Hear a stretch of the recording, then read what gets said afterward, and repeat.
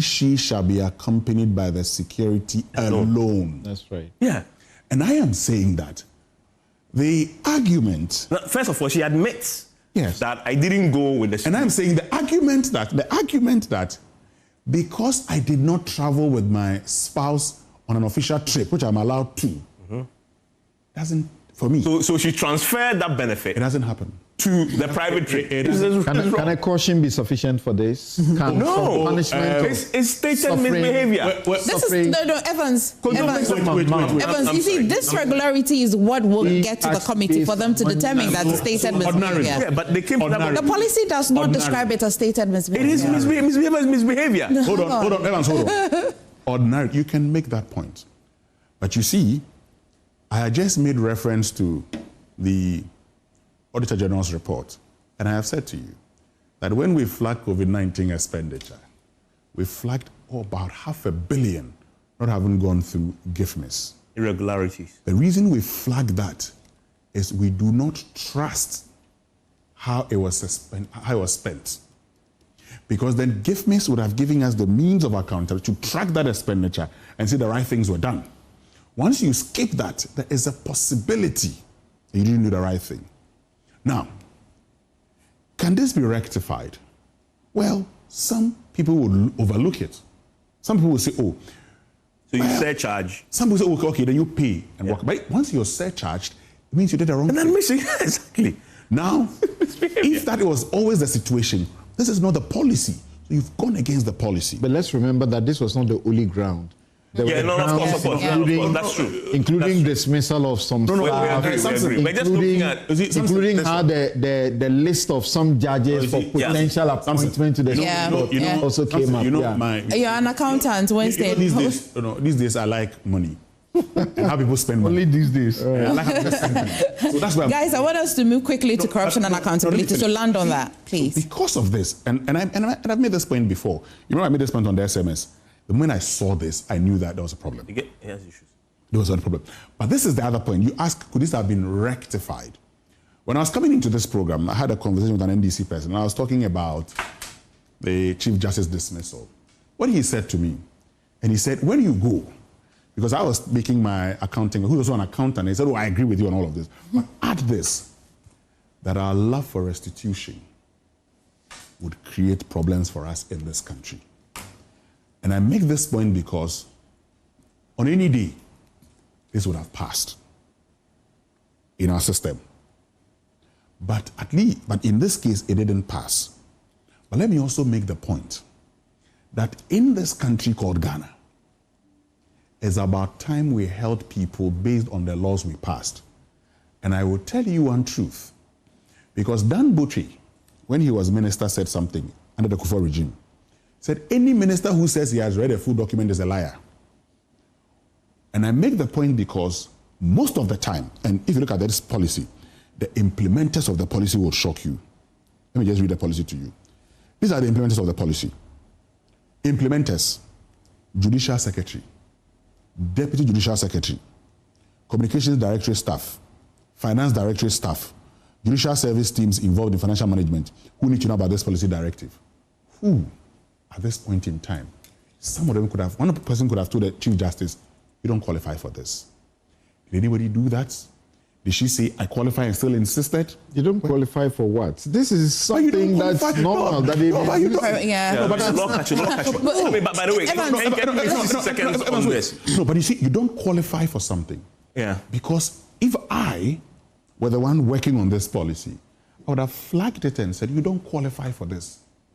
Because the moment I give you the chance to do that, irrespective, look, of what about the convention? The convention. Let me make a point on just what you said. The custodian of this policy is the Judicial Secretary. Yes. It's at the top of this policy says the custodian shall be the Judicial Secretary. Yes. The Judicial Secretary, she says in the explanation, approved this particular sort of misapplication, if you like, because she didn't qualify for this. But watch this. The Judicial Secretary resigns before the process, when the process was about to start. Remember, resigns as a judicial secretary. Yes. She's a judge. Yeah, I know. I'm not going there. I'm talking about the judicial secretary. Yeah. She resigned. Did she resign because of I don't know. But I'm saying, but the coincidence was, you just have to, it's a fact that she resigned. Could it also be a fact that she's seeing that there's a change in government? It's possible, but also whatever. I'm just making a point. Hold on. After all, she's a judge. No. She's a judge. Samson cannot say this, but at least you and I can reasonably infer from what Samson is saying. My guy. A lot of things happen. Kojo Yankson makes the point.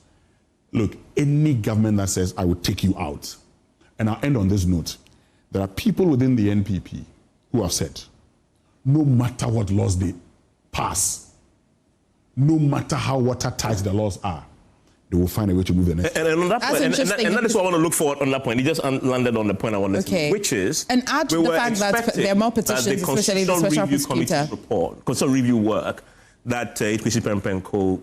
did would sufficiently cure this lacuna, a problem with the Constitution 146. Something has been screaming on top of his lungs since he did the case with Loretta Lamte, that let's define stated misbehavior.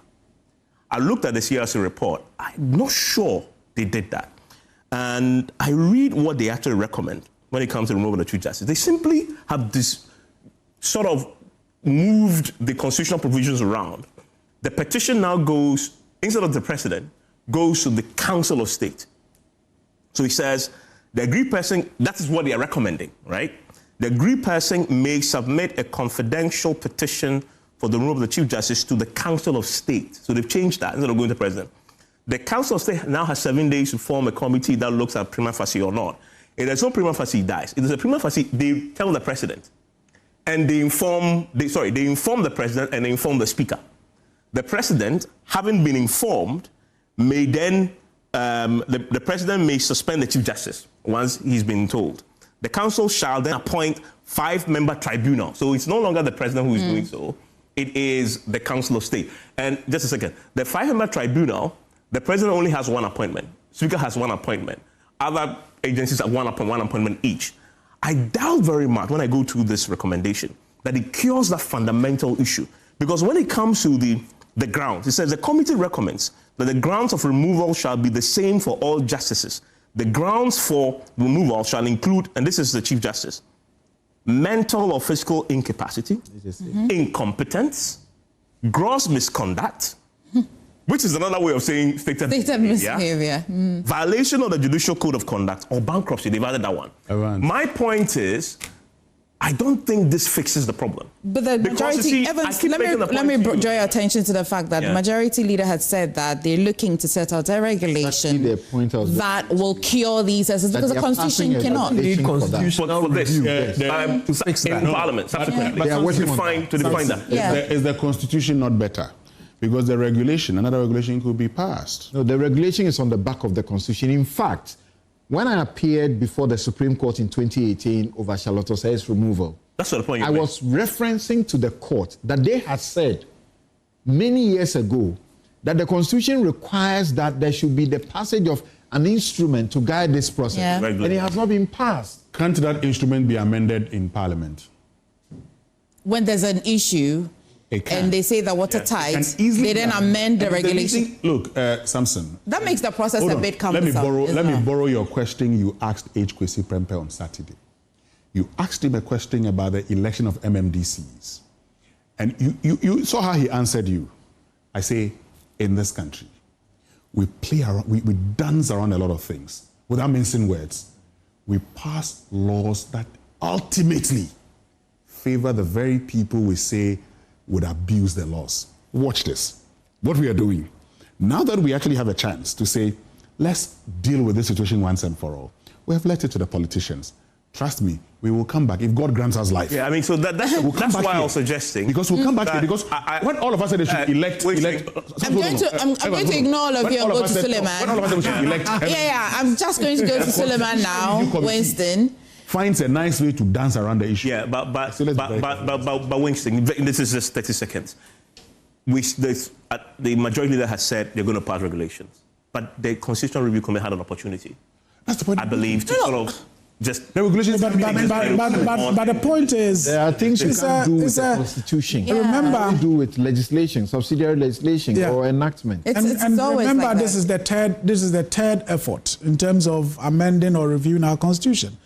We've not gone anywhere yet. They've just submitted it to the president. Whether it would be accepted, winnowed, or whatever, we don't know. So we cannot be referencing it as if it's an accepted document. No, it's not. I mean, but it's the president that asked him. So even if the Constitution Review Committee had made that provision or that recommendation, we would be expecting to see whether the president will accept it or not accept it, and so on and so forth. Let's probably just wrap on this. No matter where we wander, Africa always calls us home. And here in Ghana, Stanbic Corporate and Investment Banking, together with clients like Gensa Energy and Goldfields, is driving sustainable growth. The transition from fossil fuel to cleaner energy is quite imperative for the growth of a continent that we call home. We want to contribute to delivering affordable gas for industrialization in Africa. Stanbic is a bank that is focused on impacting lives, and Gensa has the same vision and mission. Having a reliable source of power has helped our business and our operations in a significant way. At Stanbic Bank, we bring businesses together, empower communities, and invest in the next generation. Stanbic Corporate and Investment Banking, driving growth, creating impact. Cut out the noise. The anger.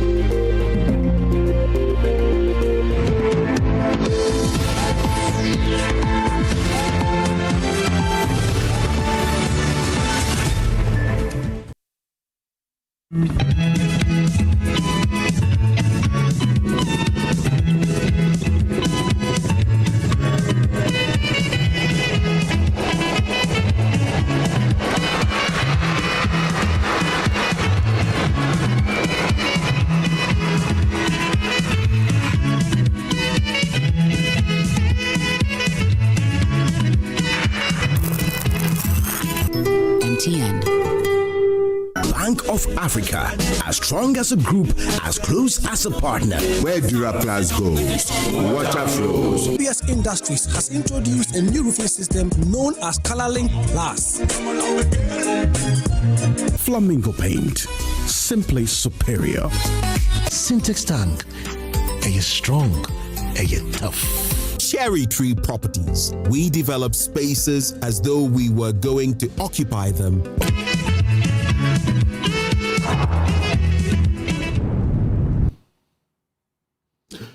Good morning, Happy New Year, and welcome to the first edition of your most authoritative news analysis platform, Newsfile. The IMF's caution about a risk to the financial stability of the Bank of Ghana over the Domestic Gold Purchase Program, DGPP, has dominated the news this week. The NPP minority in Parliament estimate the loss will rise from 214 million, an amount they say can build as many as 12 Agenda 111 hospitals.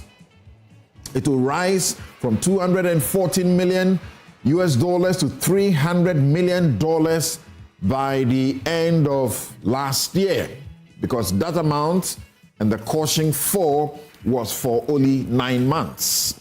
They allege a rent-seeking, corruption, stinking deal with a certain Bar Rock company, which is being made the sole gold buyer for the gold board. We probe the alleged corruption issue, the losses and its impact on our economy.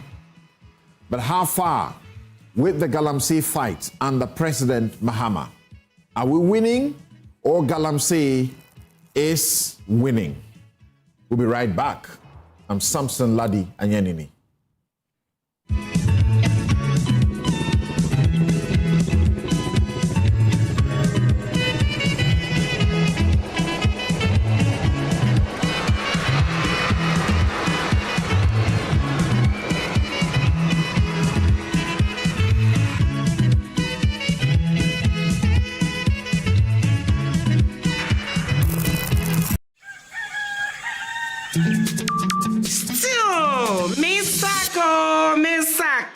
And Namum was a summer brabo. And it can afford swab Misaka pensions, Caro. Misaka or the Sika. Misaka insurance.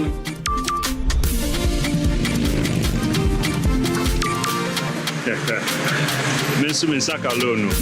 Momo Fogosuri ye echumaden, dia boye nyina ye sika ho ban. Se MTN ana momo jumaye ni befrewa or the 0244 300,000 ene befrew. Na numpo orin bitsaw one time password ana se upin code enti wonso ye wa femu die na ma weni na ho na wonsa enka omo.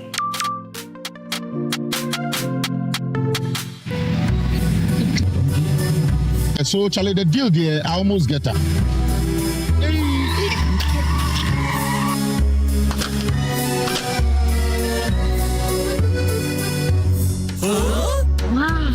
Syntax pipe, as tough as it can get. You get so sorry with your back, sorry. Oh, what you was that thing? What the cat never want me with your Hey! Na ampai. Utina yanka pai yanka bo. Hey, madam, pai many. Hey, Syntax pipe. Me tono. Omu kacha am say ne ho odem pa. Say ye fie, say ye foam. The other pipe we bia eye ne gam. Syntax pipe. Why eliki? Come, madam. From today, Syntax pipe in my pipe. No two ways. We need a pipe be na be use. SINTEX pipe. Syntax pipe. Ile carry water. No hala.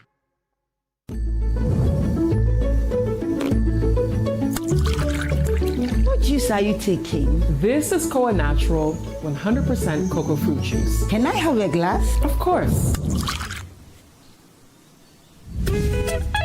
Koa Natural 100% cocoa fruit juice is not just your regular cocoa drink. This is an innovative juice made from the pulp of the cocoa fruit. Once the cocoa pod is harvested, the pulp, which would have been previously discarded, this time is set aside, and that is what is used to make your Koa Natural 100% cocoa fruit juice. Not only is Koa refreshing, the taste is incredible. Wow. There's no added sugar, no additives, and no preservatives. 100% cocoa fruit juice. Don't worry, you won't be left out. Wow, this is unbelievable. I would take this anytime, any day. For decades, we have helped businesses connect with their trade partners all over the globe. From Ghana to Burkina Faso, Côte d'Ivoire, Benin, Togo, Senegal, China, Morocco, France, Netherlands, and many other countries. We have made it possible to bring Ghana to the world. We have brought small and medium businesses closer to their customers across the regions in Ghana with our SME support facilities. We have brought relief and smiles to the faces of families with our employee personal loans. With our cutting-edge technology and digital support, we take the burden of complex thinking off you, making life simple. That is who we are, as close as a partner. Bank of Africa. We are indeed the African bank with the global reach. In Ghana, our gold is more than a resource. It's our pride. And at Gold Ball Jewelry, we celebrate that pride every day with craftsmanship that reflects who we are as Ghanaians. Introducing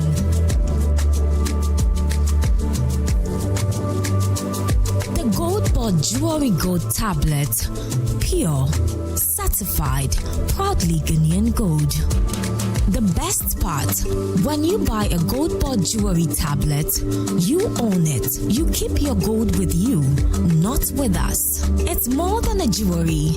It's a smart investment for every Ghanaian who wants to secure their future. Gold Board Jewelry Gold Tablet. Own your gold. Own your future.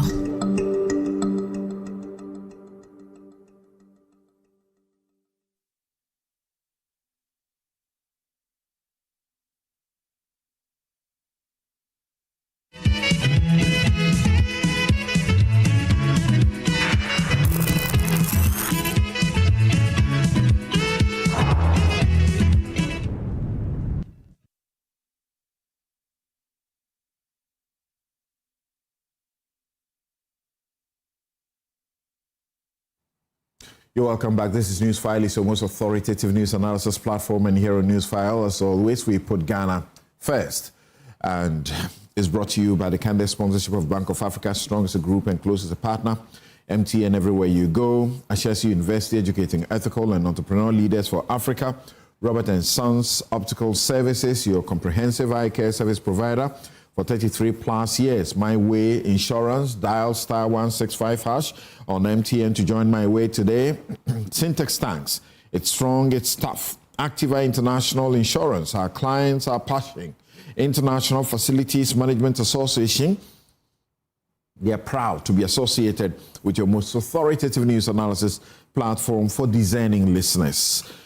Newsfile. Safari Valley Eco Park, bringing you closer to nature. Gold Board Jewelry, pure, precious, proudly Ghanaian, and Core Natural Juice, 100% cocoa fruit juice. So, Gideon Lawrence and our guests are ready. We're going to ask a few questions, seeking answers to those questions.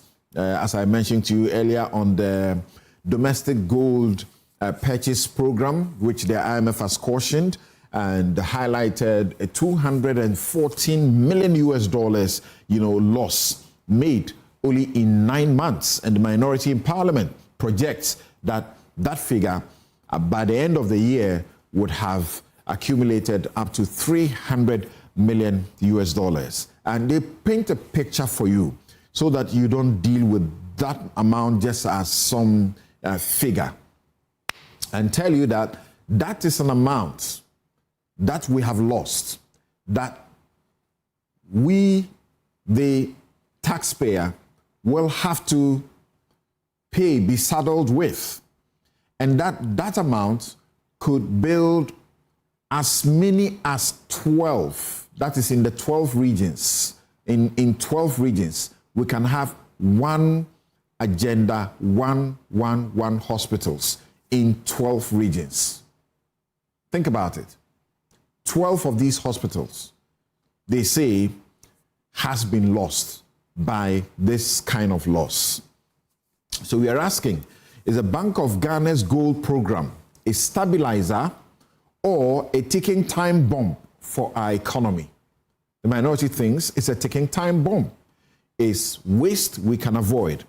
But critical questions are also being raised about a company that is the sole gold buyer for the gold board, Bower Rock. You've heard about them in the course of the week.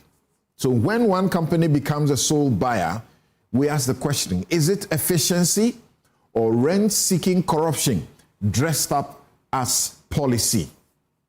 And then on Galamsey, the president never got to declare a state of emergency, but set up NIMOS. How far have we done? Are we winning the fight, or Galamsey is winning us?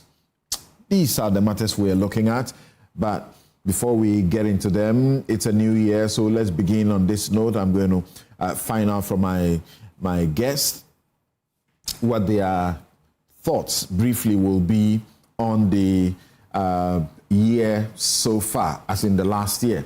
how the government has performed, what they think in their personal lives has been a matter of improvement or has not been done well.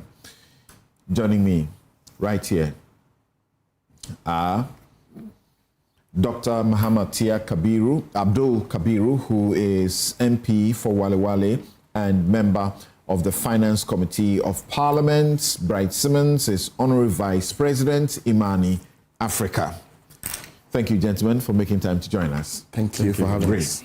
Senyor Hosi, who is convener of the One Ghana movement and a trustee of the Ghana Coalition Against Galamsey, will join us. Sami Jemfi, who is the Chief Executive Officer of the Ghana Gold Board, also joins us a little later. So let's begin with the man who you must have been in your constituency during the break. Yeah. So what's your assessment? What are your constituents telling you? Is life getting better? And John Mahama, I heard Dr. Mahmoud Bawumia give his Christmas message, and he seemed to admit that, things have improved a bit, but there's a lot ahead. Yeah, so good morning to you, and then let me say Happy New Year to your cherished listeners and viewers. Happy New Year to my big brother, Brad Simons, and to yourself, and to the people of Wale Wale, my employers. And before I do that, I like the way you say it, my employers. they are actually they're those giving me this job to do. So that's right. Whenever you have an opportunity, you need to acknowledge them. But something before we even go to that, I recall that when you were reviewing the 2025 in your last week program, you made certain comments. Those comments, I think that the rank and file of the MPP did not go down well because it was a matter of fact that they thought you were stating. And we think that if it was a statement of fact, it was not born out of the fact, because the statement was to the effect that at a point in time in our national economy, in the previous government, it got to a time that things got so bad that we had to ration some basic necessity like fuel. And I thought that we never got, even though we must admit that there were times that times got a bit harder for Ghanaians at a point in time in the administration of Nana Akufo-Addo. It never got to a point that we needed to ration anything like fuel. And once a statement of that is mentioned and people are going to town with it, I think it's an opportunity for us to correct it. I'm sure on hindsight, if your statement was misinterpreted, you would have also admitted. But the fact is that at no point in time in the previous administration that fuel crisis led to a rationing of fuel in the country. Even much as we admit that at a point in time the cost of fuel was high, it was readily available for the good people of Ghana to access. That said, 2025 it's been a year of mixed feelings. So let me do this very quick. And I decided to do something just as you were speaking, because I wanted to take a very impartial view of it. So I just put the criticism into my co-pilots, and I asked co-pilot whether or not this was wrong. And I asked co-pilot to give me what factual inaccuracies were involved. And he says, what he says effectively is that I never claimed that Ghana rationed fuel for essential service workers. And that's true. If you hear the sound, I never said that Ghana rationed fuel for essential workers. What I said was that our economy came dangerously close to the kind of collapse that in other countries had forced governments to ration fuel. So this is my view of the circumstances we're faced with the DDEP and everything, and needing to go to the IMF, that I felt we could have gotten there. We didn't get there. I never said we got there.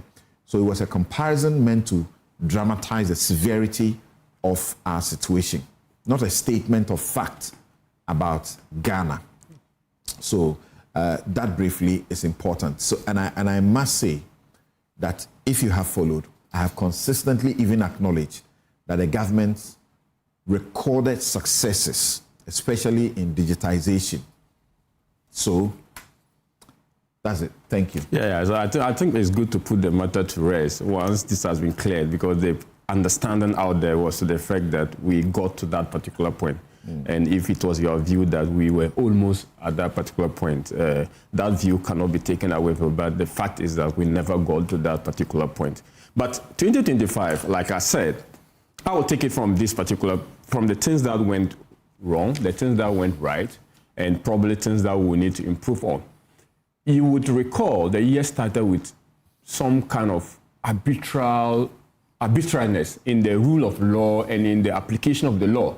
Several people were arrested without an opportunity for them to even see their lawyers.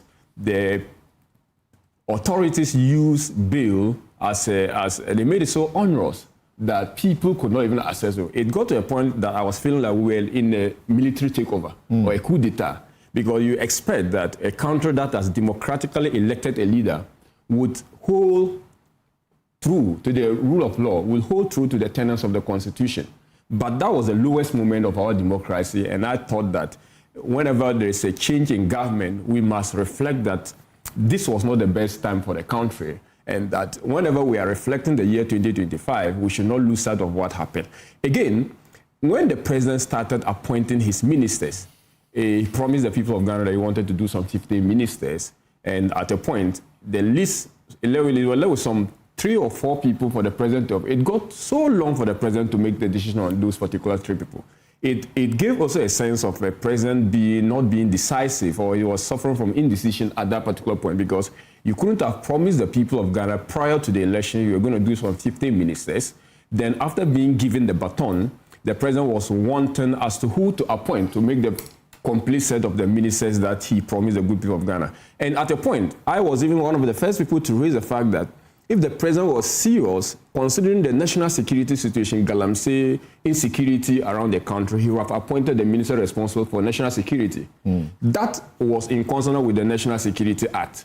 But the president, on hindsight, in fact, I was insulted and people thought that I was speaking out of vacuum. But the president, on hindsight, had to assign that responsibility again to the minister responsible for interior. And I thought that in our learning, we must learn that when these things are raised, it is the responsibility of the president to listen and to know that we are doing that in good faith. There were also certain allegations within the year that I expected the president to have thoroughly investigated and bring a possible finality to those issues. You recall that the start of any governance, the commitment, the faith the people have in your governance is how you approach issues of accusation against your own appointees. There were accusations against appointees on Galamsey. Up to today, the president has virtually not done anything about that. We've not heard of any report coming from the presidency as to how those matters have been conclusively dealt with within the year. Those 2 officers of the NDC were reported to the Attorney General, and the Attorney General asked Kiyoko to investigate them. And I think at the last press conference of the Attorney General, he gave us an update to say that the investigations have advanced, but they are on it. Yeah, I mean, but it's clearly that the president or the appointor, I mean, the president appointed representative would speak that manner, and it is clearly a way of clearing those particular people. And I think that the president needs, if we need to take the president serious, he must begin with how he handles concerns against his own appointees. There was also issues about the economy. Well, the 2025 has seen some recovery. Even before 2025, there were some signs of recovery. You recall the 2024 budget that was presented and the year 2024 ending, there were signs of recovery. For instance, growth had spurred. Also, we had some relative stability. Even though the cedi ended the year with some 14 Ghana cedi to the dollar, there were some signs of recovery. But you must admit that in 2025, the president and the leadership of the government have actually brought in much stability than it was in 2024. And that point, for instance, in the area of inflation, we've had single-digit inflation. That was something good. That is something good for the year under review. We also have some stability in the exchange rate. At what cost, we will discuss. And even if that is what we want to go on as a country, we will have to discuss that. I believe that the gains in the stability of the city is something that we need to acknowledge. There's also some issue regarding some allowance that was supposed to be paid to, some public sectors workers, teachers, and what have you. That has not been paid, and people were found, if you like, picketing at the Minister of Finance and Minister of Health. Okay. But I would want us to look at the cost of taming inflation and the cost of bringing stability. That has not been exhaustively been discussed. Okay. We only look at the numbers. We only say that inflation is single digit and we are all happy. But at what cost? No, I'm not sure we have thoroughly discussed that. We've stated that, so this was supposed to be very brief, overview. So we stated that exchange rate has stabilized. At what cost we've not discussed. I'm sure that in the course of the year, when we are reflecting on 2025, and there's an opportunity to discuss and litigate extensively the cost of these particular gains we've made. But that said, there were certain challenges for the year. There were certain gains. On the overall, I will measure the government performance based on the budget that they presented, because that serves as a blueprint. At least, not more than 50% of their of their promises in that budget were not achieved. So basically, if you promise me certain goods in the budget and you've not achieved at least 50% of them, I'll basically give you, a fair score, but basically it cannot pass as an excellent performance for the year 2025. Interesting. Excellence is a different, category of assessment, but it does appear the Ghanaians are generally,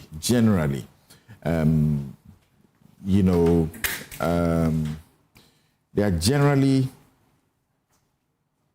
I don't know the word to use, but accepting of whatever progress has been made, including inflation, stabilization of the cedi, inflation management, as you say, from, is it a high of 15, 14 to single digit? Right. 23.8 or 23.9. Who said it was 15? 23 to single digit. Correct. In fact, almost 24. Almost 24. Yeah. Right. Thank you. Yes, Brian. Absolutely. So, from my point of view, there are 4 or so key promises that the current president made when he was sworn in. There were, 4 big buckets of promises that he made. One was obviously what we've been discussing, which is the stabilization of the macroeconomy and the restoration process. We all have to admit that from 2022 onwards, when we had the financial crisis, quite a number of the key elements of the economy went awry. And so some kind of restoration and within that same category, stabilization had to be considered utmost priority to the government. The second thing that he mentioned was the business and investment climate, where it was a sense that some confidence had been lost in the economy, which is obvious if you've inflicted haircuts on investors. You're not going to expect that confidence will be high. So restoration of business and investment climate parameters such as confidence and sentiment was very important. The third one, if I recall correctly, was about governance and constitutional improvements in the country. Right. And then the last one was job creation, and within job creation, particularly agribusiness. So my view is, of course, we can look at so many other things, but one sensible approach would be to say of those 4 big buckets of issues that the president himself raised as constituting the mandate that he has to improve, on the outcomes of governance in the country, where are we? And I think on restoration and on stabilization, regardless of all the debates about the very specifics that many of us, have concerns about, we cannot deny that stabilization has been more or less achieved in broad strokes. Certainly in the area of inflation, in the area of cost of capital, in the area of exchange rate, some of these very key economic variables have definitely improved. There's no one who can look at the numbers and then look at us in the face and claim otherwise.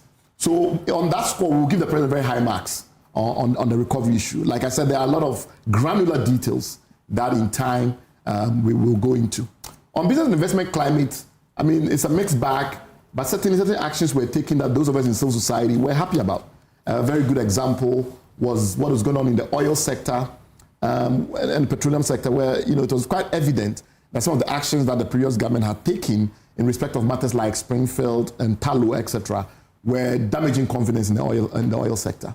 And we know that since 2017, there's more or less not been a major petroleum development in this country. That's kind of serious, because confidence in the sector was pretty low. Investment was not coming in.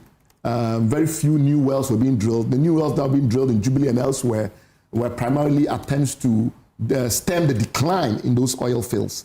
So it was very important that the government prioritizes restoring confidence in the oil sector, in the petroleum sector, as an example.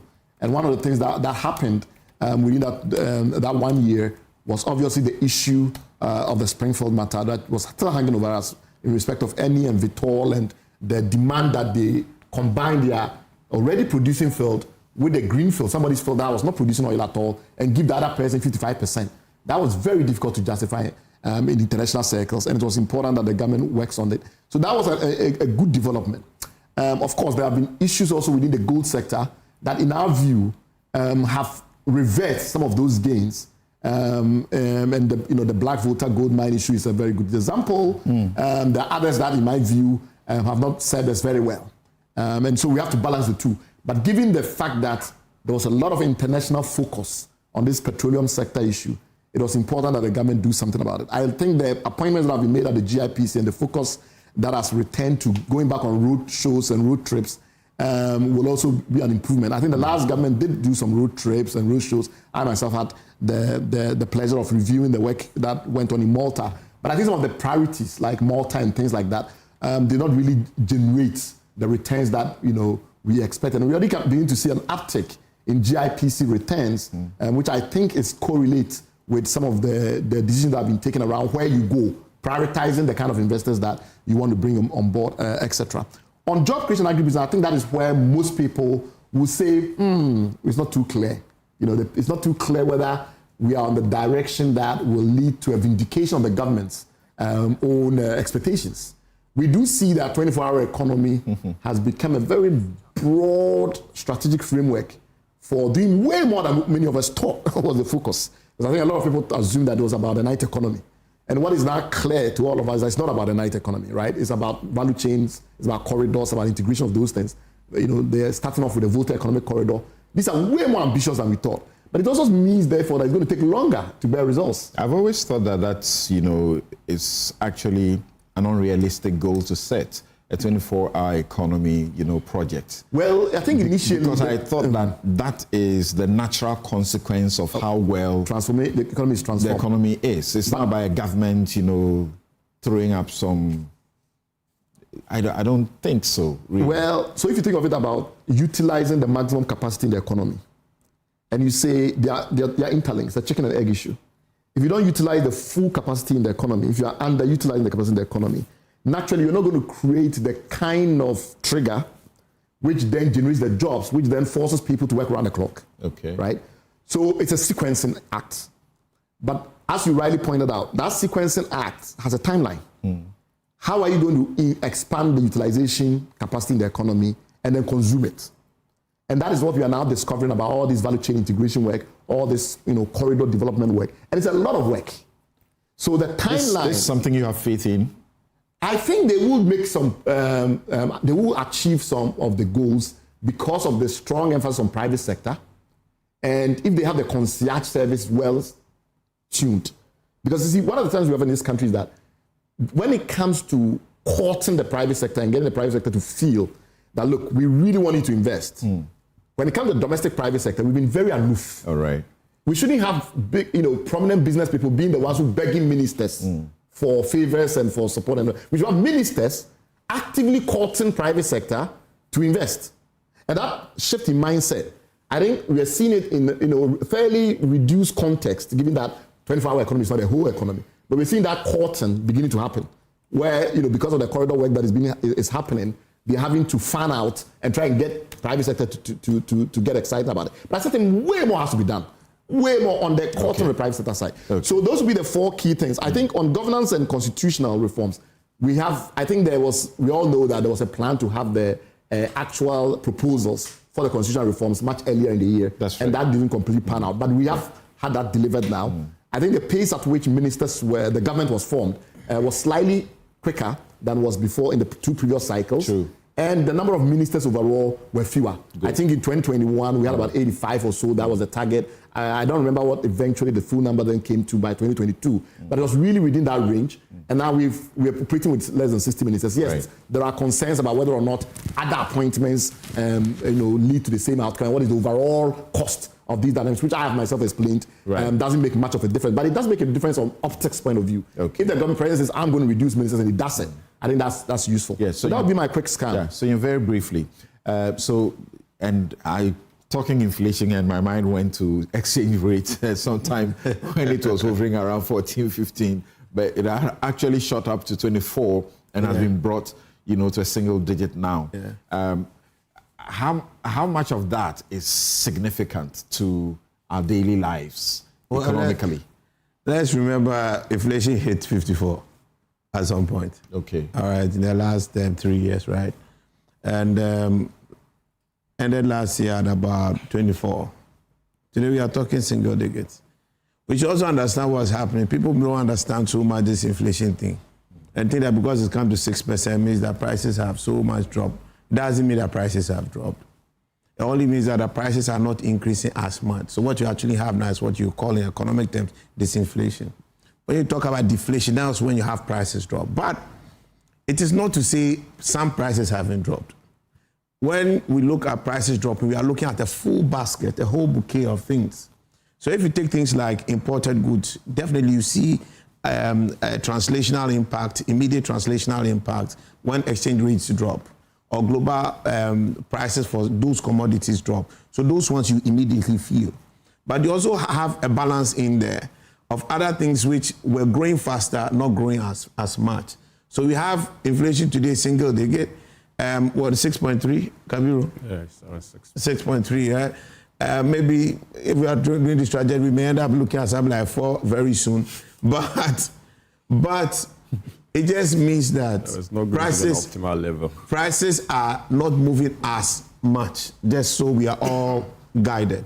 It means that your money, if you have returns today on your treasury bills, your real returns are actually going higher. You're really making money from your investment returns, which are still above 10. T-bills are above 10, I guess, and 12. So those are things that are happening. So it's created a lot of macro stability for everybody. And we must commend the government for it any morning. Some facts are not disputable. Kabiru will not disagree with that. But there are also other governance issues, since you were talking about last year and what we are looking at. I'm expecting to see better governance reforms. I agree with Bright. Government's policy as far as the real sector is concerned must be a bit more intentional and less reactive, which is what we've seen for the most part of our economic life in this country. Politicians think they are doing businesses a favor by entertaining you or even picking your call. But everybody has a contribution to make to this country. It's the real sector and its developments in there that will transform this economy. Right. And the politicians must. But look, let me set that aside. I only have one question. Good morning, Mr. President. Please, where are the kingpins? Galamsey is at the foremost of our national security, our environmental sustainability. You promised us kingpins, and you were going to take down the kingpins. Mr. President, where are the kingpins? Good morning. All right, and Happy New Year. We'll get to Galamsey because it's an important subject we are looking at. It's an existential threat. It continues to be so. Continues to be so, and we want to see what can be done or is being done about it effectively to neutralize its impact. Something I just beg you. Today we lost our mutual friend, Dr. Vera Fiado, I guess, the UTAG president. The lady UTAG president, and I think that's recent. Yes, she lost. Yes, victory. Yes, having a woman. She lost her child, and today is the burial. Very, very sad, sorry, and our hearts go. I believe it comes from all of us. We're all in school together. Our hearts go to you, Vera, and your family. Our deepest condolences. May God grant you guys strength to navigate it. Unfortunately, we have to do this public service, and we can't be with you to commiserate with you. All right. So, Now let's get to what the IMF is signaling. And as you know, Bright Simmons is here. We want to get to what the IMF is signaling about the loss of 214 million United States dollars, and the minority in Parliament, led by Akufo-Addo, is estimating that that would hit $300 million US at the end of December last year.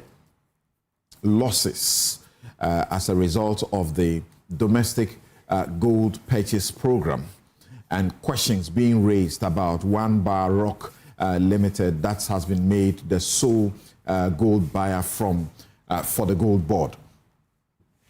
And they give a graphic representation of what that amount could have done for this country, and the taxpayer is being saddled with it.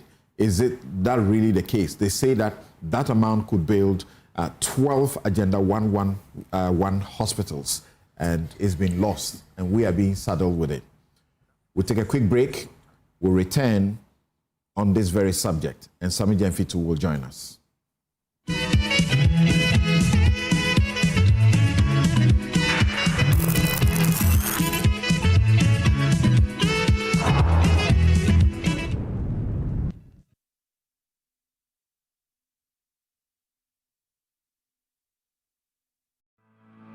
For decades, we have helped businesses connect with their trade partners all over the globe.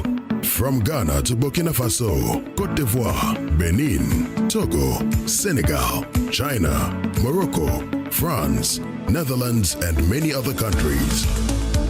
We have made it possible to bring Ghana to the world. We have brought small and medium businesses closer to their customers across the regions in Ghana with our SME support facilities. We have brought relief and smiles to the faces of families with our employee personal loans. With our cutting-edge technology and digital support, we take the burden of complex thinking off you, making life simple. That is who we are, as close as a partner. Bank of Africa. We are indeed the African bank with the global reach.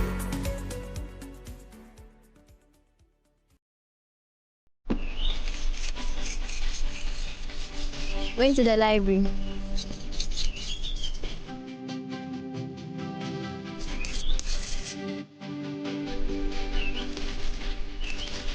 Going to the library. Okay.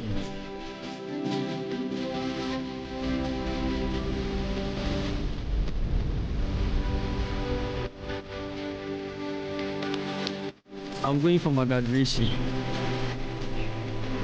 Oh, well.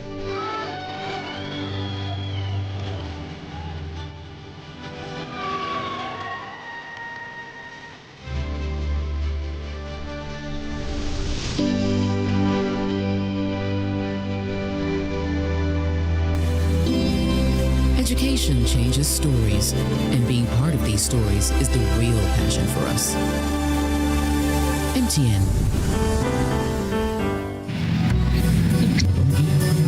So, Charlie, the deal there, I almost get her.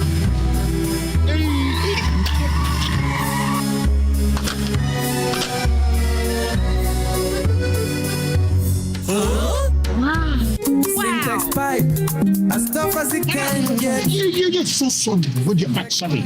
Oh, what you was that thing? What the cat never want me with your catch. Hey! Na ampai. Uti na yanka pai yanka bo. Hey, madam, pai many. Hey, Syntax pipe.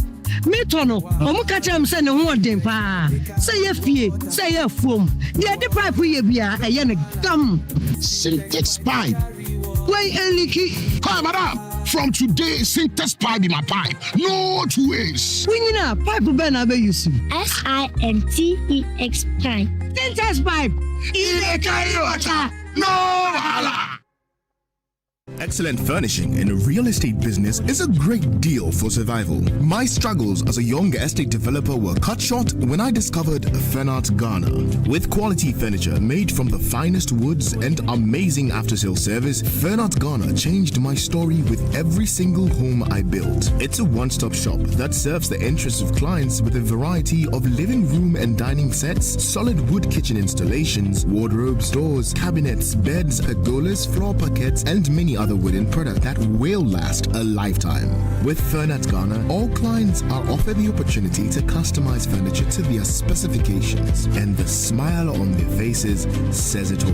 Thanks to Fernat, now your home can look beautiful with furniture that would last for generations. Visit Fernat Ghana today and share my story. Locate us at Yaniba Estate, Osu, Accra, or call 0303 966085 or 055-278-4097. Think wood, think Fernat.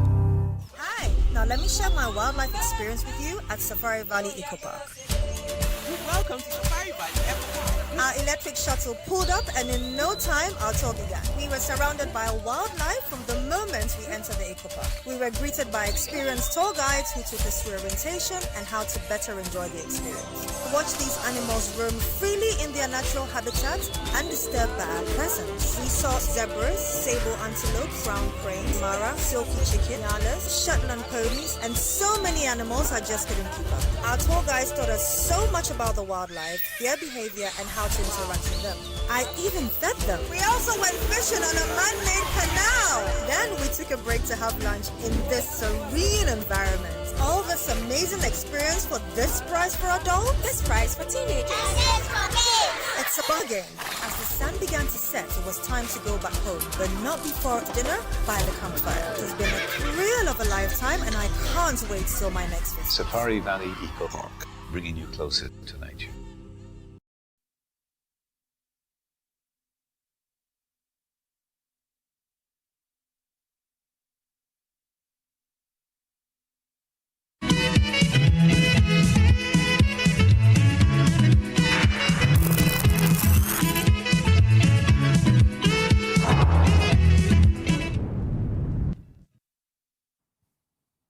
You're welcome back. This is Newsfile. It's your most authoritative news analysis platform. And here on Newsfile, we put Ghana first.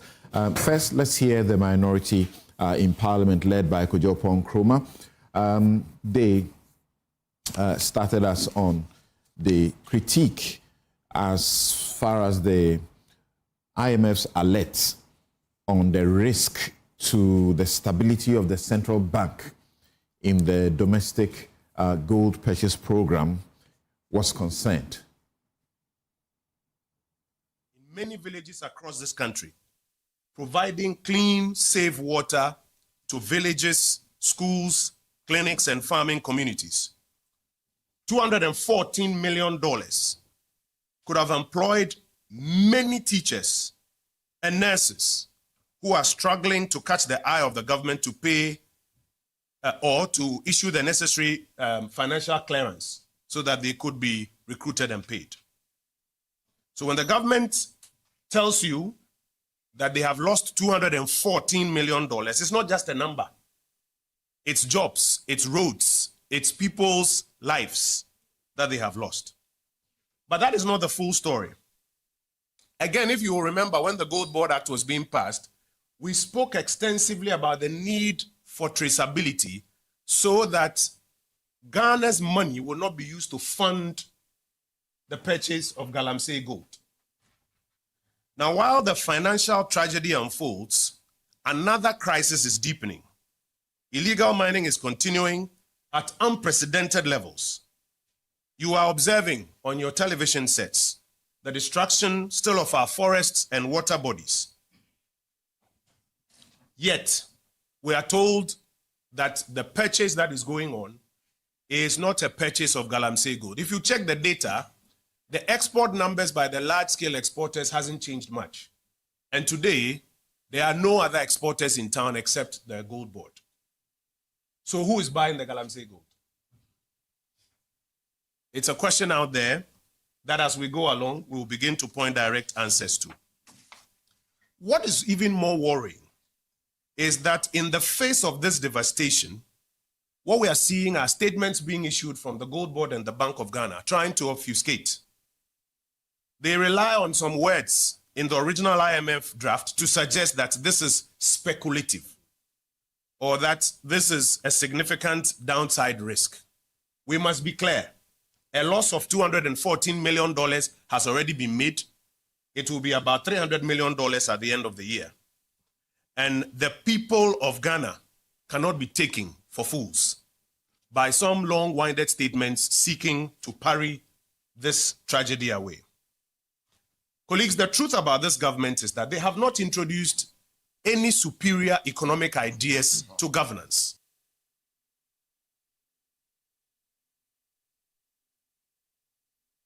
All right, so Kojo Opon Nkrumah, MP of Fwasia Yerebi, and the former minister, they're taking on the Bank of Ghana and the Gold Board for what they have, confirmed on the back of what the IMF has said as losses. They actually say these are losses that the taxpayer will have to pay. Is that a fact? Sammy Gyamfi is the Chief Executive Officer of the Ghana Gold Board, shortly referred to as Gold Board. Good morning, and thanks for making time to be with us. Good morning, my senior brother. Let me extend my greetings to your cherished listeners and viewers across the world, and to my esteemed colleague panelists on this show. Wishing everybody a happy and prosperous New Year. So I'm going to begin with you, and for a long time, to allow you to explain to Ghanaians the situation we are faced with and what the IMF said. Bright Simmons had, done 2 articles asking certain questions, including whether or not the IMF was being truthful or not. The role of the central bank in our economic situation now. So maybe let's begin with that aspect of the minorities' concern that has led to a petition to the Attorney General for Yoko, OSP, and all of them to look into this issue about the Bower Rock Company. What is the Bower Rock? Right. From where you sit as a Chief Executive of Gold Board? Thank you very much, Samson. Bower Rock Company Limited is a company incorporated under the laws of Ghana.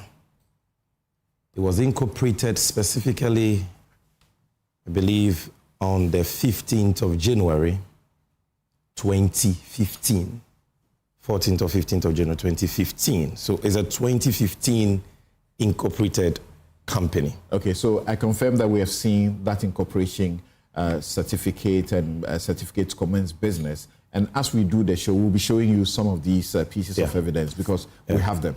And in fact, I have, when I'm done answering this question, I'll give you all the evidence to the answers I provide. So first of all, it's a company incorporated under the laws of this country in the year 2015, meaning that it's been in existence. Is dealing in precious minerals, among others. So when you hear people say that, this company has nothing to do with gold trading, it was not registered for that purpose, it is not true. And I'll give you the evidence for you to know that, yes, it is registered to carry out a number of activities, from mining to farming to dealing in general goods. But one key principal activity of the company is dealing in precious minerals. Now, this company is also not a mushroom company that just, surfaced in the gold trading space. As a matter of fact, it was licensed by the Precious Minerals Marketing Company to deal in gold in the year 2016. 2016. The predecessor of the Gold Board. Yes. And since 2016, the company has renewed its gold trading license every year until 2025. Every single year, the company has renewed its gold trading license. Now, this company we call Bower Rock has been one of the major gold suppliers in the country. In fact, they were one of the major gold suppliers to aggregators under MIFs. When I say MIF, I'm talking about the Minerals Income Investment Fund established by the MPP. The MIF's Gold for Reserve program in the year 2024 when the MPP was in power. And I'm going to give you evidence to that. So now let's go to the evidence. These are the company's registration or incorporation documents showing that it was first incorporated on 14th January 2015. As I'm saying, all these copies I'll leave with you. Okay. I've also given soft copies to your producers. They can project it. Again, the company updated its incorporation on the 20th of November 2023, right, and became Bower Rock Company Limited. It was initially Bower Rock Limited. The certificate is also here. This was 2023. Then these are the articles of incorporation of the company showing that its principal activity is what? Number 1, mining. Number 2, farming. Number 3, construction. Number 4, trading in general goods. Number 5, dealers in precious minerals. Number 6, oil and gas. Number 7, import and export of general goods. So that is the evidence. Why is it necessary to be exhibiting the incorporation documents to show that they were incorporated on 14th of January 2015? Yeah, because some have suggested that Sammy Gyamfi just went to Gold Board as CEO and decided to appoint a sole buyer of all the gold that Gold Board has been buying. And the company we have appointed is a company that was incorporated only in 2025. The MPP has been making that claim. And that company is even a company registered for the purpose of farming and fishing. It has nothing to do with gold trading. So we need to educate Ghanaians accordingly. No, hold on. No, please. This is one-on-one. Hold on. So it's not your time yet. Now, number 2, let me give you the evidence. This is the first PMMC license given to the company dated 10th March 2016, expired on 9th March 2017. A year after its incorporation. A year after its incorporation. It got a license from the PMMC. To deal in gold. Okay. A few licenses to show that they were renewing and very active from 2015 when they were incorporated to 2025. This is dated 14th February 2020, another license from the PMMC. This is another license from the PMMC dated 19th October 2023, and there are many others. Again, let me give you evidence of gold trading work, significant gold trading work done by this company. Now, I told you that the MPP under MIF rolled out the Gold for Reserve program in 2024 on the instructions of the then Vice President Alhaji Bawumia. The main aggregator, one of the main aggregators for MIF was a company called Gold Rich Refinery Limited. Right. One of the people who were the main suppliers of gold to this aggregator is Bower Rock. And I'm giving you evidence. This is a letter from Gold Rich addressed to the manager of Fidelity Bank. I've given your producers a soft copy, which is redacted because this one has the bank details of the company. Right. So they can project that. And as you can see on the screen already, it says transfer Gold Ridge Refinery Limited. This was a transfer instruction of 40 million cedis to Bower Rock under the MPP to buy gold. And there are many of these letters. Number 2, in the year 2017, the main gold buyer in Ghana, one of the biggest gold buyers in Ghana, was a company called AA Minerals. If you are you're well versed in gold trading issues in country, you would have heard of the name AA Minerals. There's a certificate issued by AA Minerals to Bower Rock dated 3rd August 2017 as what? Their buying agent, 2017 when the MPP was in power. Now you also know of the biggest refinery, gold refinery in the whole of West Africa called Gold Coast Refinery. This is an invoice from a wire transfer from Gold Coast Refinery to Bower Rock dated November 22, 2018 for Bower Rock to buy gold for them.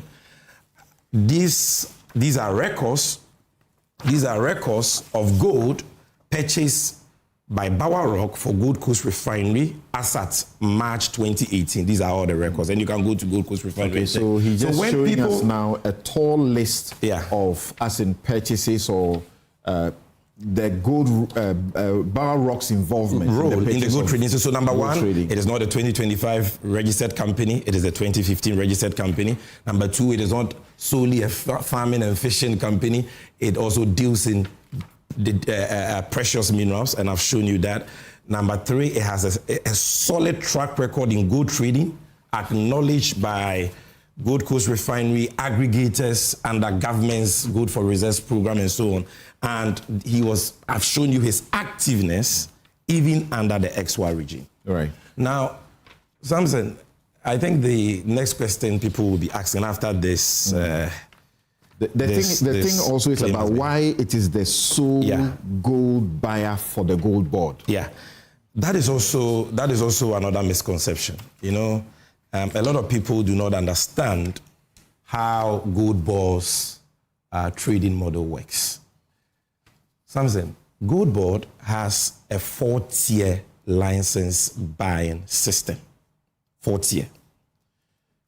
The first is the tier 1 buyer. The second is tier 2 buyer. The third is the self-financing aggregator. And the fourth is the aggregator. All these licensed buyers buy gold for the Gold Board. So not only the aggregator buys gold, the self-financing aggregator buys gold. The difference between the self-financing aggregator and the aggregator is that the self-financing aggregator uses his own funds to buy gold for Gold Board, while the aggregator is funded by the Gold Board to buy gold primarily. Okay?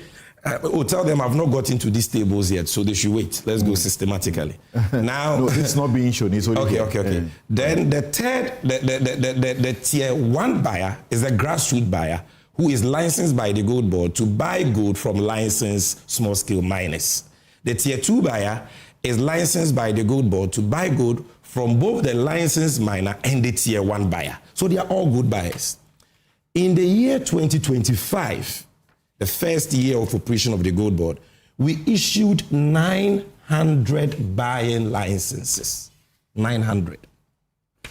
Under our tier 1 license, we issued 269 licenses to qualified applicants. Qualified applicants underlined. Under the tier 2 license, we issued 578 licenses to qualified applicants. Qualified applicants underlined. Under the self-financing aggregator, who are also aggregators, just that they are using their own money to aggregate gold for us, we issued 52 licenses to qualified applicants. Qualified applicants underlined. Is that where Bower Rock belongs? No, Bower Rock is the aggregator. And that aggregator category, we issued 1. There were 31 applications for aggregator license in the year 2025. Only Bower Rock met the eligibility criteria for the aggregator license in 2025. That is why Bower Rock is the only person as at now to have been licensed as an aggregator of the Gold Board. But that license application and approval process that the board of Gold Board, the governing board of Gold Board does, not Sami Jenfia CEO. Sami Jenfia CEO and management only recommends. The board grants approval for aggregator license. That process is an ongoing process. It has not terminated. So today we can have 1 aggregator. Tomorrow we may have 0 because we can even revoke his license or suspend his license. Tomorrow we can have 10 because 10 people can meet our eligibility criteria. So people say, Bawa is the only one buying gold. They don't understand. They lack information. We have 900 licensed buyers, all of whom buy gold. Then they say, why is he only the aggregator?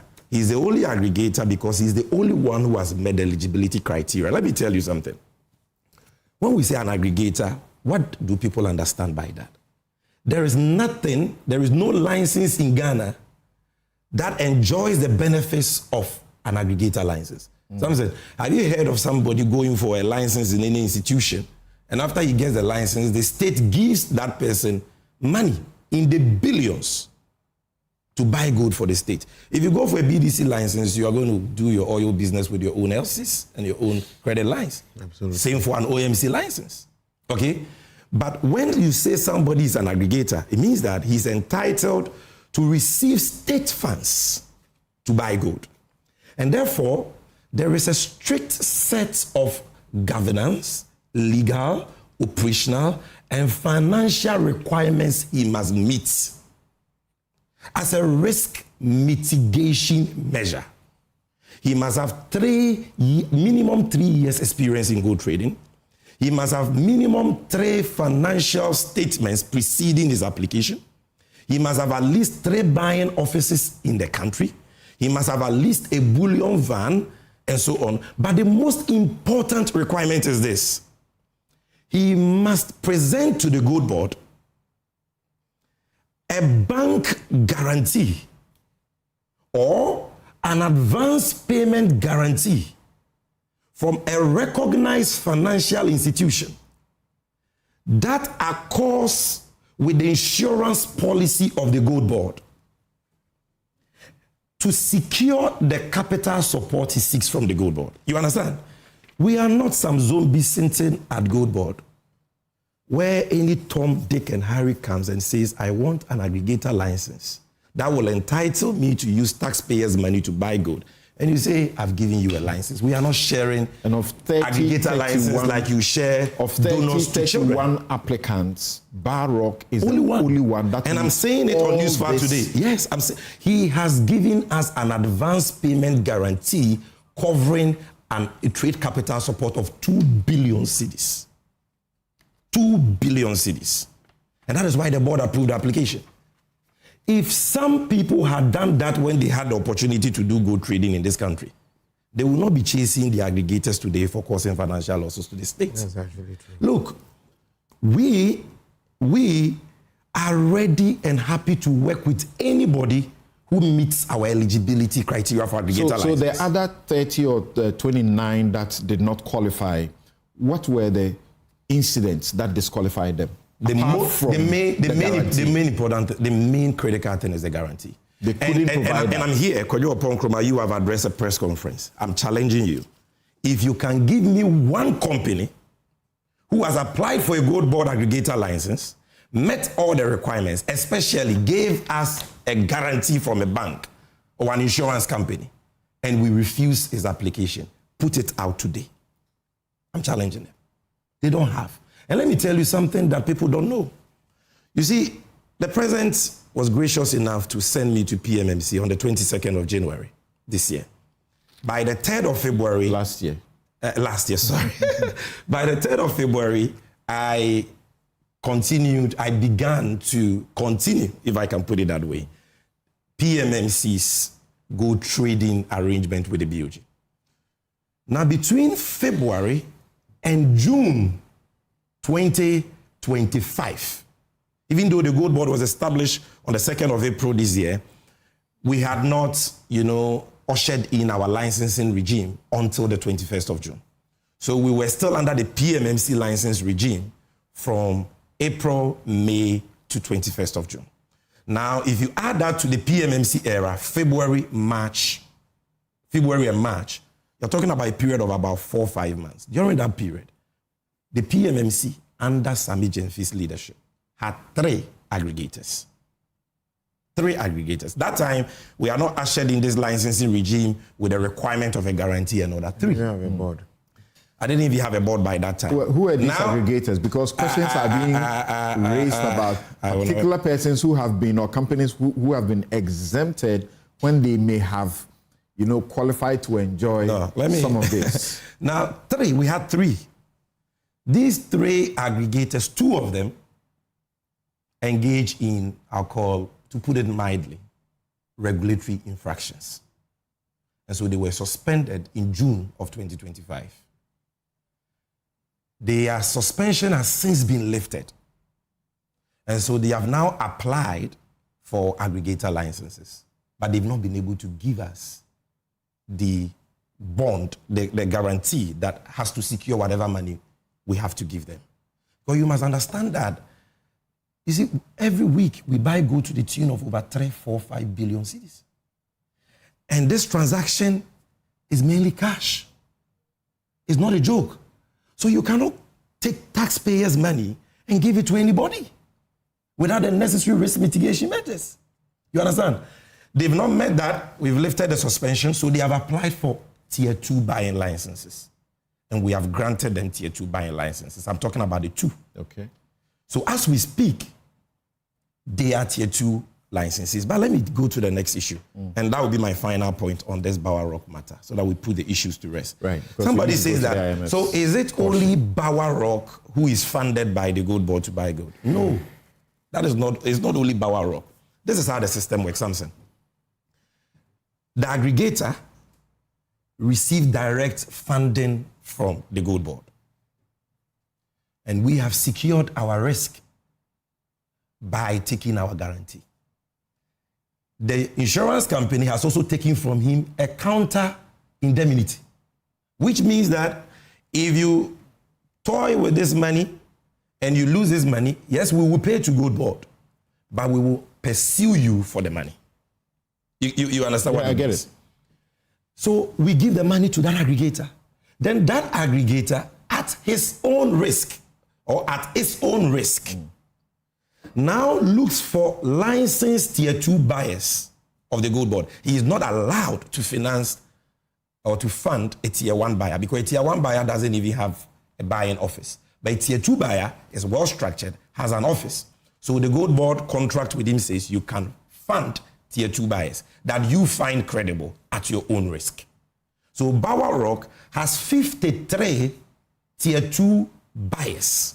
Licensed by the gold board. Licensed by the gold board that he funds on a daily basis. Because when you give him the money, he must give the money to other licensees to go and buy gold. That is gold board money. These 53 Tier 2 licensees also have other Tier 2 licensees and Tier 1 licensees that they also give the money to supply them.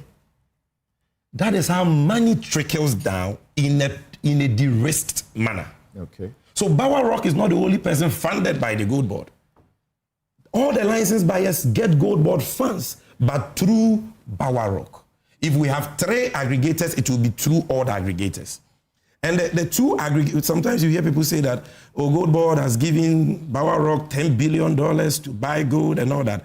Let me prove to you the quantities that the 2 aggregators that we had to suspend, they bought within the 4 months we worked with them. One of them bought gold, supplied us gold worth 13 billion cedis. The other supplied us gold worth 11.8 billion cedis. You understand? So, and this is money we gave them. That's cumulatively over a period of 4 or 5 months. So this, I believe, answers all the questions on the Bower Rock issue. And if anybody still has questions, we welcome that. We are not averse to criticism. What we don't accept are people who go out there to engage in play jandam. If you do that, we will expose you. If you are just joining us on Newsfile this morning, those of you who woke up to Newsfile at 9 a.m., we started at 8 a.m. Because we wanted to have sufficient time to deal with a number of issues. And our guest, Bryce Simmons, Dr. Kabiru Tia, Senyor Hosi, have been here giving their views of how the economy has performed, the things that have happened or governance within the 1 year of the John Mahama administration.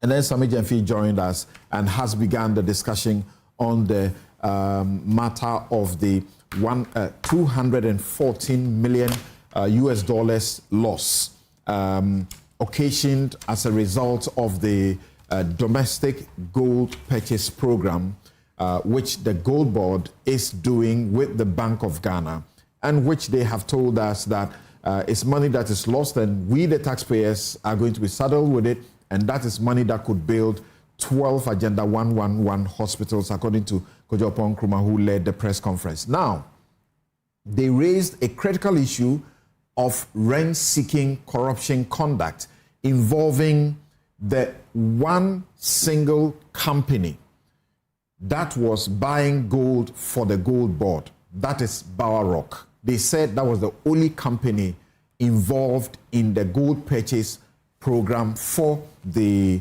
Gold Board, Bar Rock.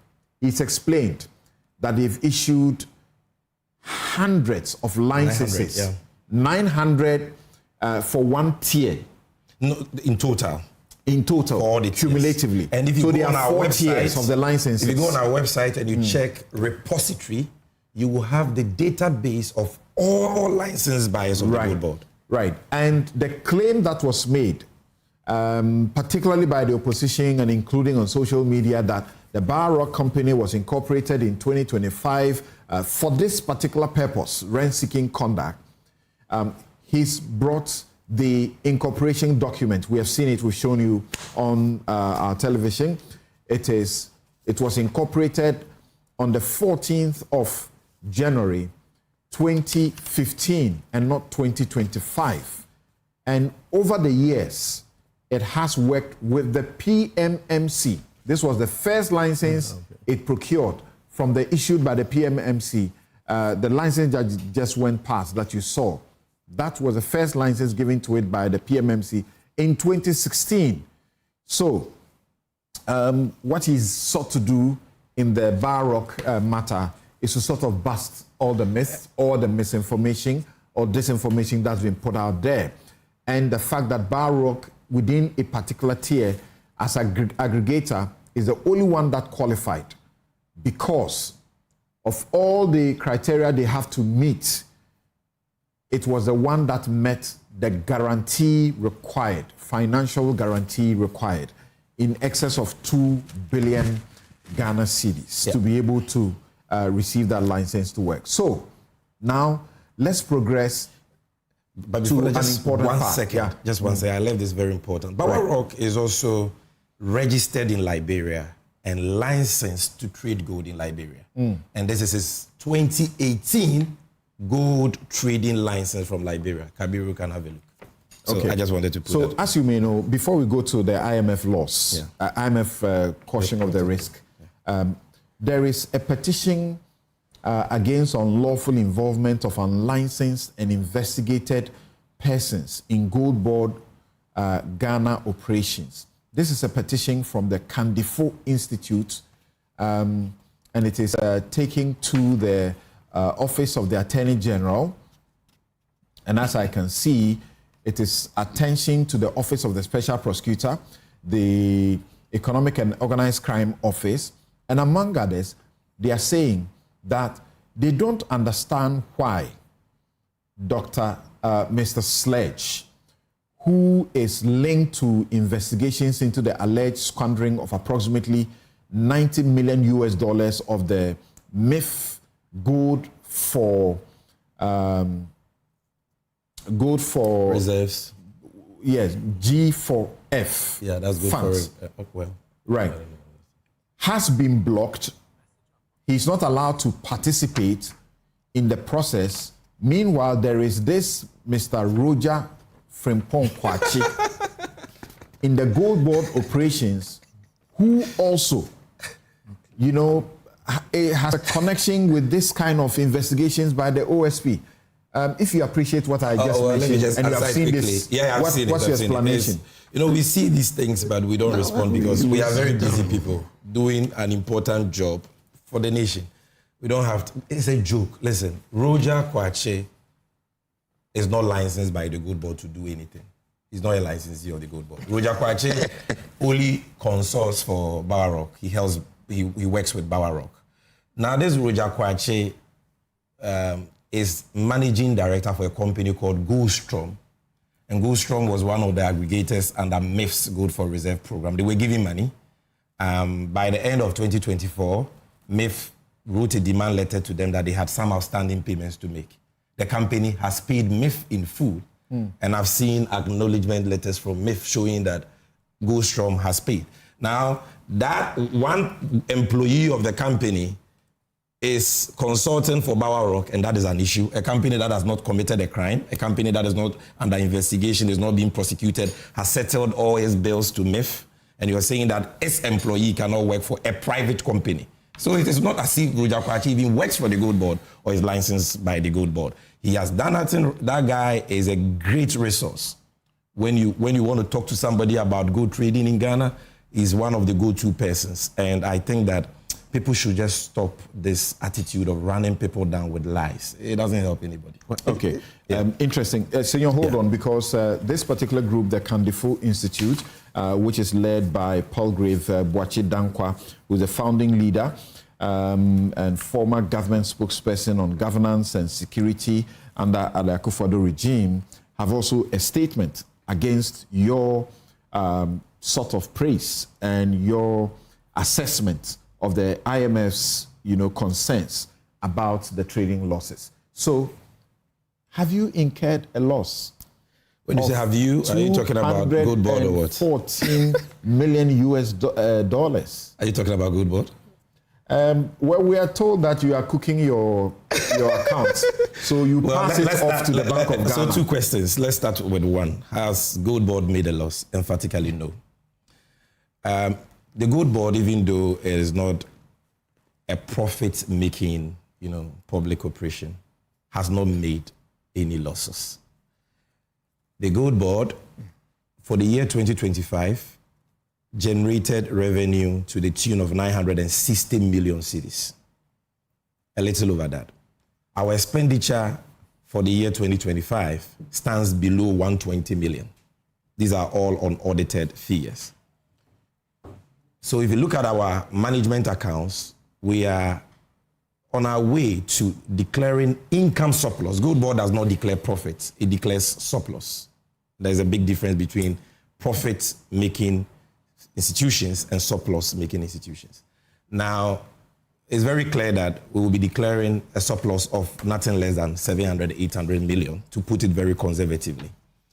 The law that established the Gold Board, the Ghana Gold Board Act, specifically under Section 42, requires us to publish all our quarterly financial reports on our website.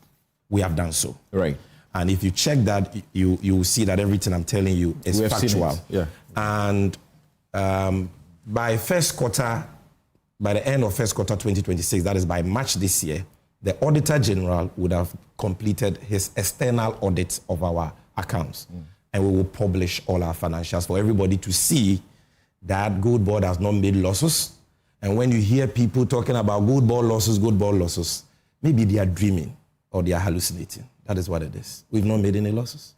These are imaginary. You are buying in excess of 3 to 4 billion Ghana cedis of gold every day. Yeah. And you are taking money from the Bank of Ghana for this purpose. Yeah. And every week, you didn't say every week. Every week, yeah. Every week, yeah. 3 to 4 billion Ghana cedis, not dollars. Right.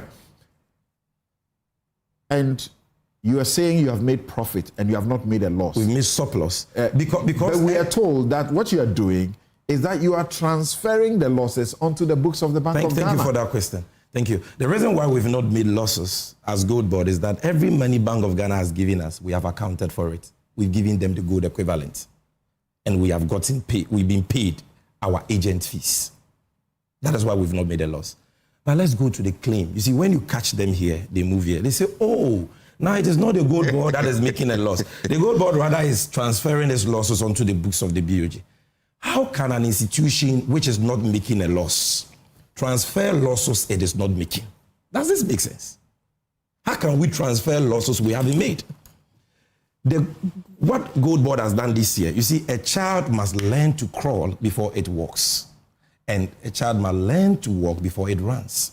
We established on 2nd of April, but by law, we took over the PMMC structure. And that PMMC structure is not fit for the purpose of the Gold Board mandate. So we needed to put in place the necessary institutional and operational framework that can deliver the Gold Board mandate, which means new departments, new units, new employees, new systems, new policies, and all that. So our supervising minister... Including police powers. Exactly. Setting up your task force and all that. Because PMMC didn't have a task force, PMMC didn't have a risk unit, PMMC didn't have a trading department, and we have to put all that in place and employ workers. Then our minister, to his force, says, you have 7 months to the end of the year. This is the time for you to learn how to crawl. So put in place these measures. But while at that, you can't be doing nothing. Continue PMMC's Gold for Reserve program with the Bank of Ghana because you inherited that agreement under the transitional provisions of the Gold Board Act as Section 76. So continue it. That is what we've been doing. So that program we have been running this year is a BOG program introduced by BOG in 2022. That program is funded by the Bank of Ghana. And that program has always sat in the books of the Bank of Ghana. In 2023, 2022, 2024, when the MPP was in power, G4R accounts did not sit in the books of PMMC or BOST. The accounts sat on the books of BOG, rightly so, because it's a BOG program funded by BOG. So where from this claim that it is Gold Board that has made an 8-month-old company now is responsible for the losses of BOG?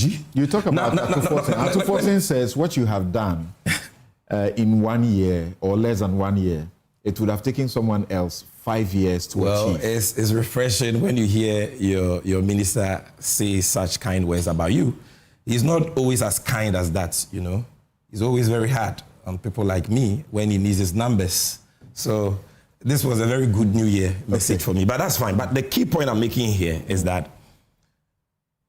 the G4R program was introduced in 2022 by the BOG. It is funded by them. It is their program and therefore it sits in their books.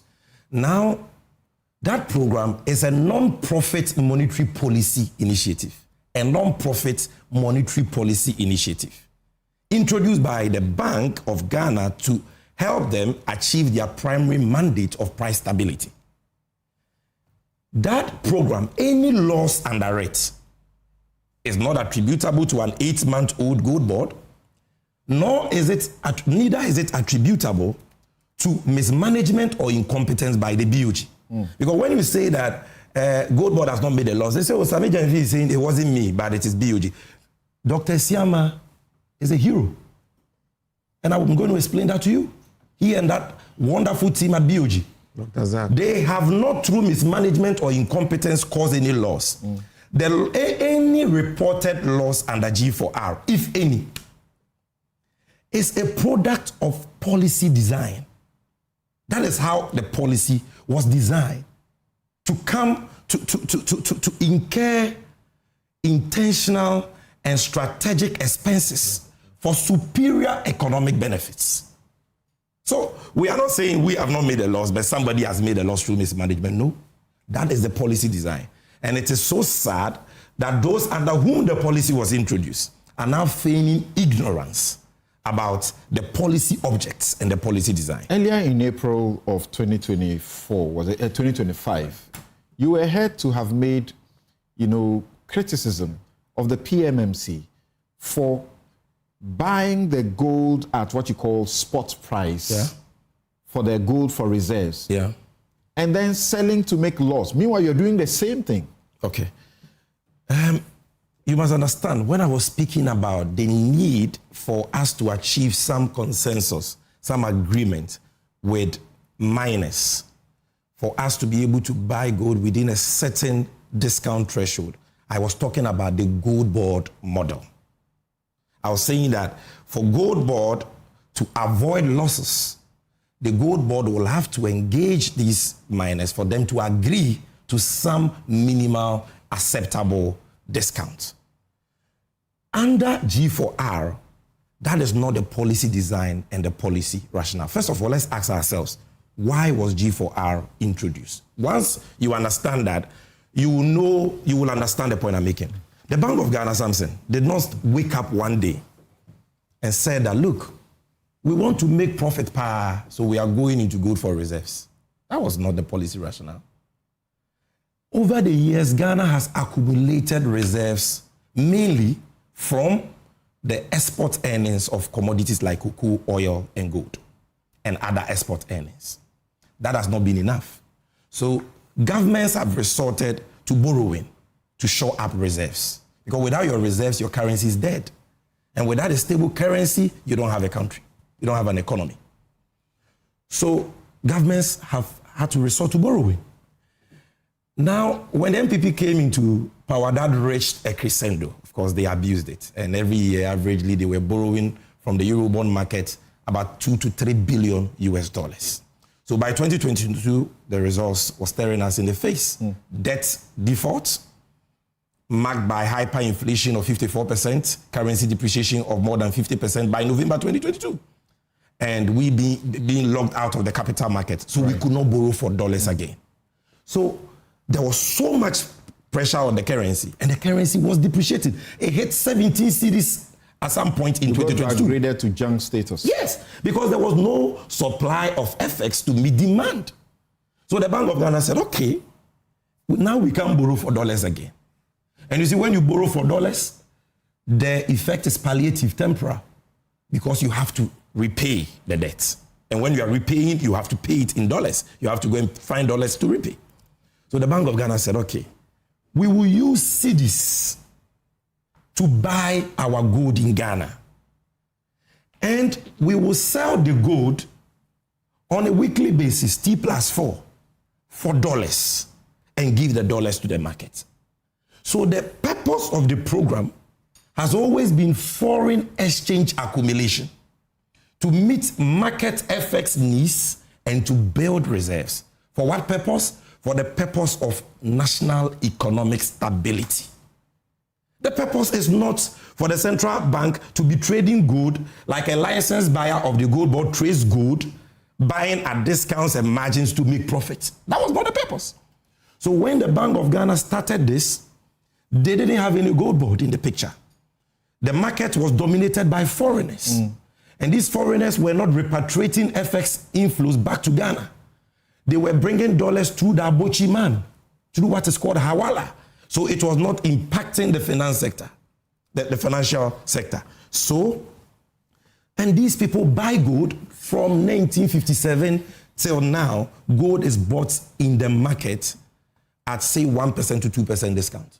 But the exchange rate is always market rate, the informal retail rate. So Bank of Ghana says, I need a strategy to get the gold instead of these foreigners. So Bank of Ghana, through the Minister for Lands, Samuel Abujinapo, and I can give you the statement, announced to gold traders that henceforth, buy gold, but you can't export. Sell the gold to PMMC for and on behalf of BOG. And that BOG will buy the gold at spot price. That was the incentive to encourage people to give their gold to the state so that we can get the much needed forex.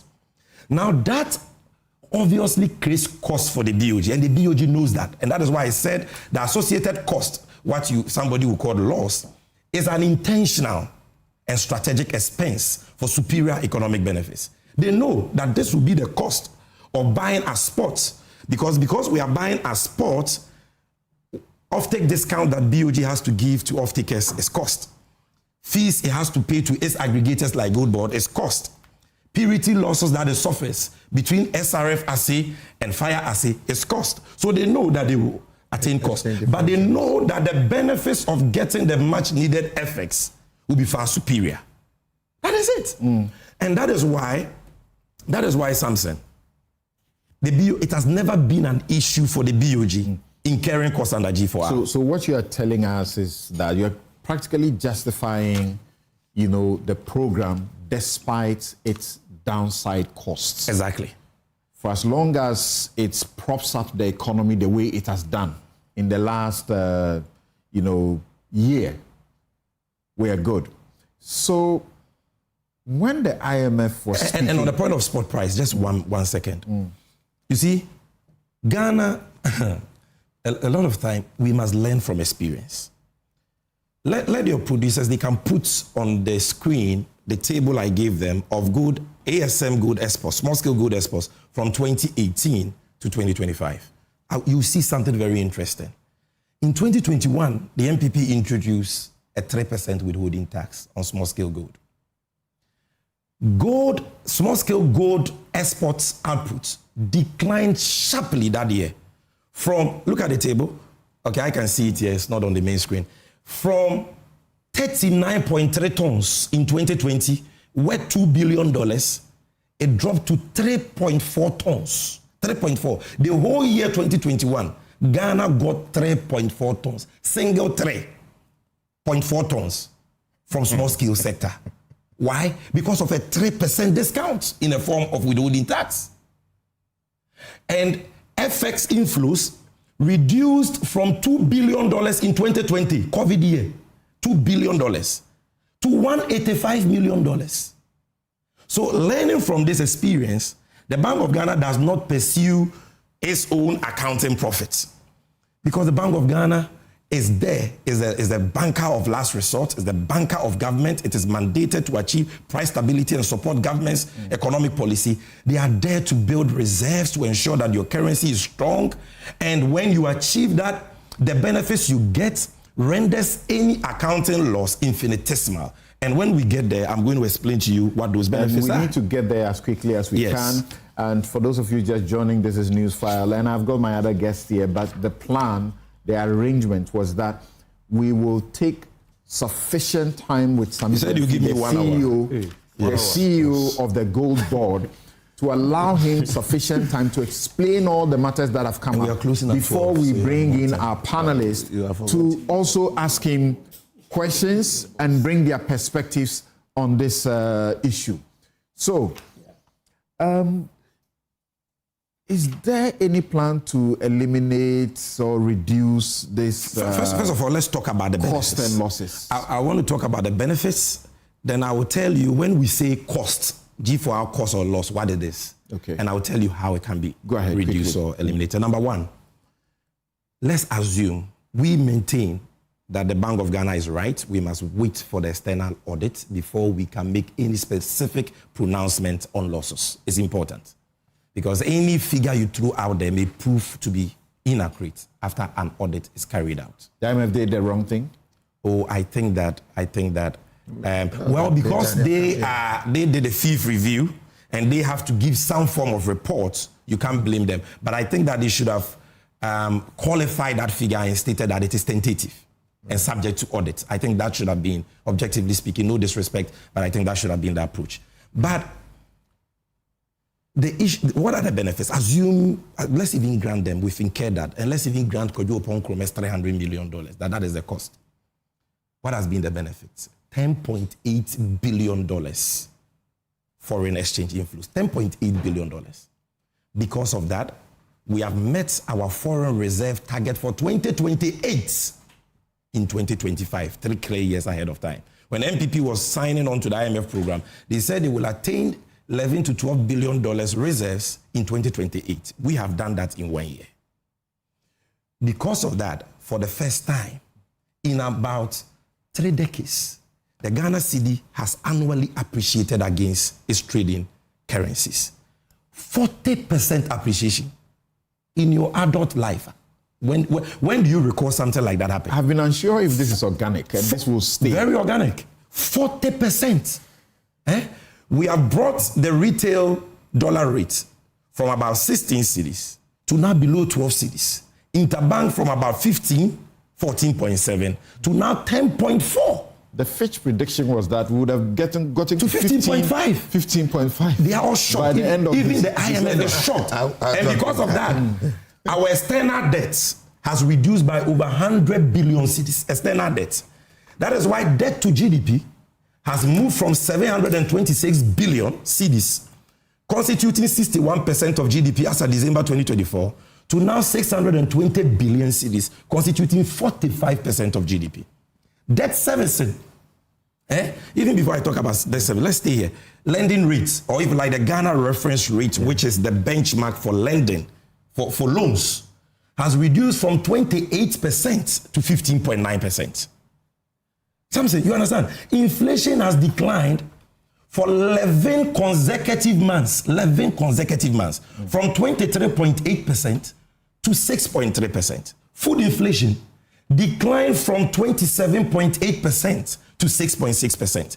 And according to AGRA, food prices have reduced by averagely 32%.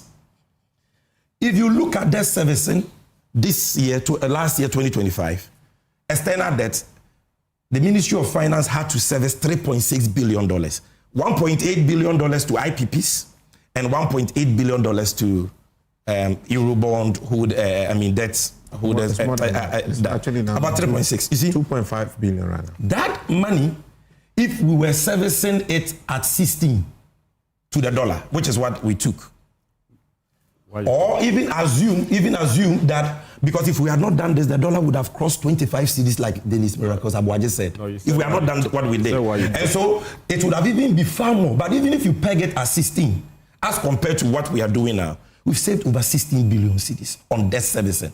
This is real saving to the taxpayer. Does this include the $709 million yes. that has just been because paid? Because that $709 million, by which the state has saved 3.5 billion Ghana cedis. Because that $709 million, the finance minister would have had to convert cedis at a higher exchange rate than now. Yes. So that difference is what I'm telling you. At least if we are using the Fitch, yes, we would have had to convert to 15.5. But today, and the saving is still more than 10 billion. Today it's at 10.1. Exactly. Yeah, but benchmark actually to budget. We even benchmark it at 11. The saving is more than 10 billion cedis. Okay. Pick the import bill. As at September, $11.8 billion. If importers had to import $11.8 billion worth of goods at averagely 16 cedis to the dollar. And mind you, 16 is even conservative because without this program, dollar would have been 25. It's going to be around 18 billion. You pick even the 11.8 at 16 as compared to 11, the saving is over 50 to 60 billion cedis to consumers. You understand? So this is not a joke. The impact has been a significant national economic gain. The cost is infinitesimal. But when we say cost, when we say losses, what are we talking about? Sometimes people think that Bank of Ghana has taken taxpayers' money, gone to buy gold, sold the gold, and we lost $240 million. Somebody has stolen money or somebody has mismanaged.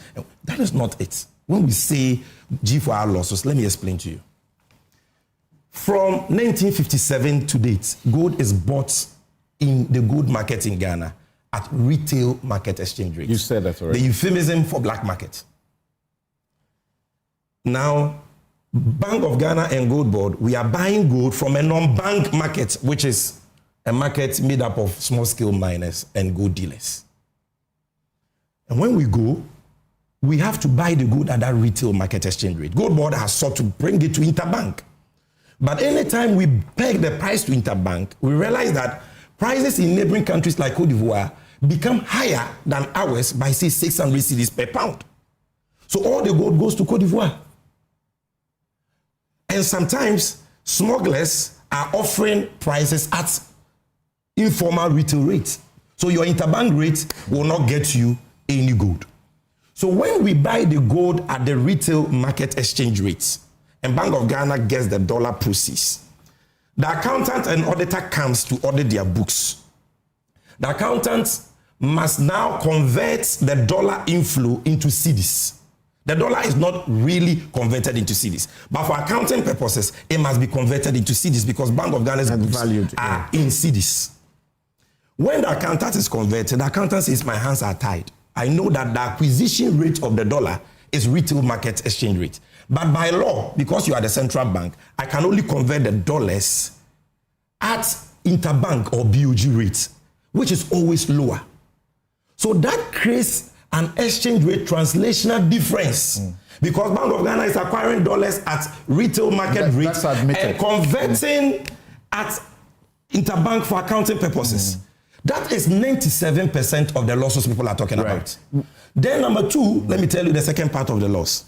Bank of Ghana says, by policy design, I want to buy gold at spot to fend off smugglers and make sure that what happened in 2021, when gold output, export output declined from 39.3 tons to 3.4 tons, I don't have that situation on my hand. I need the dollars.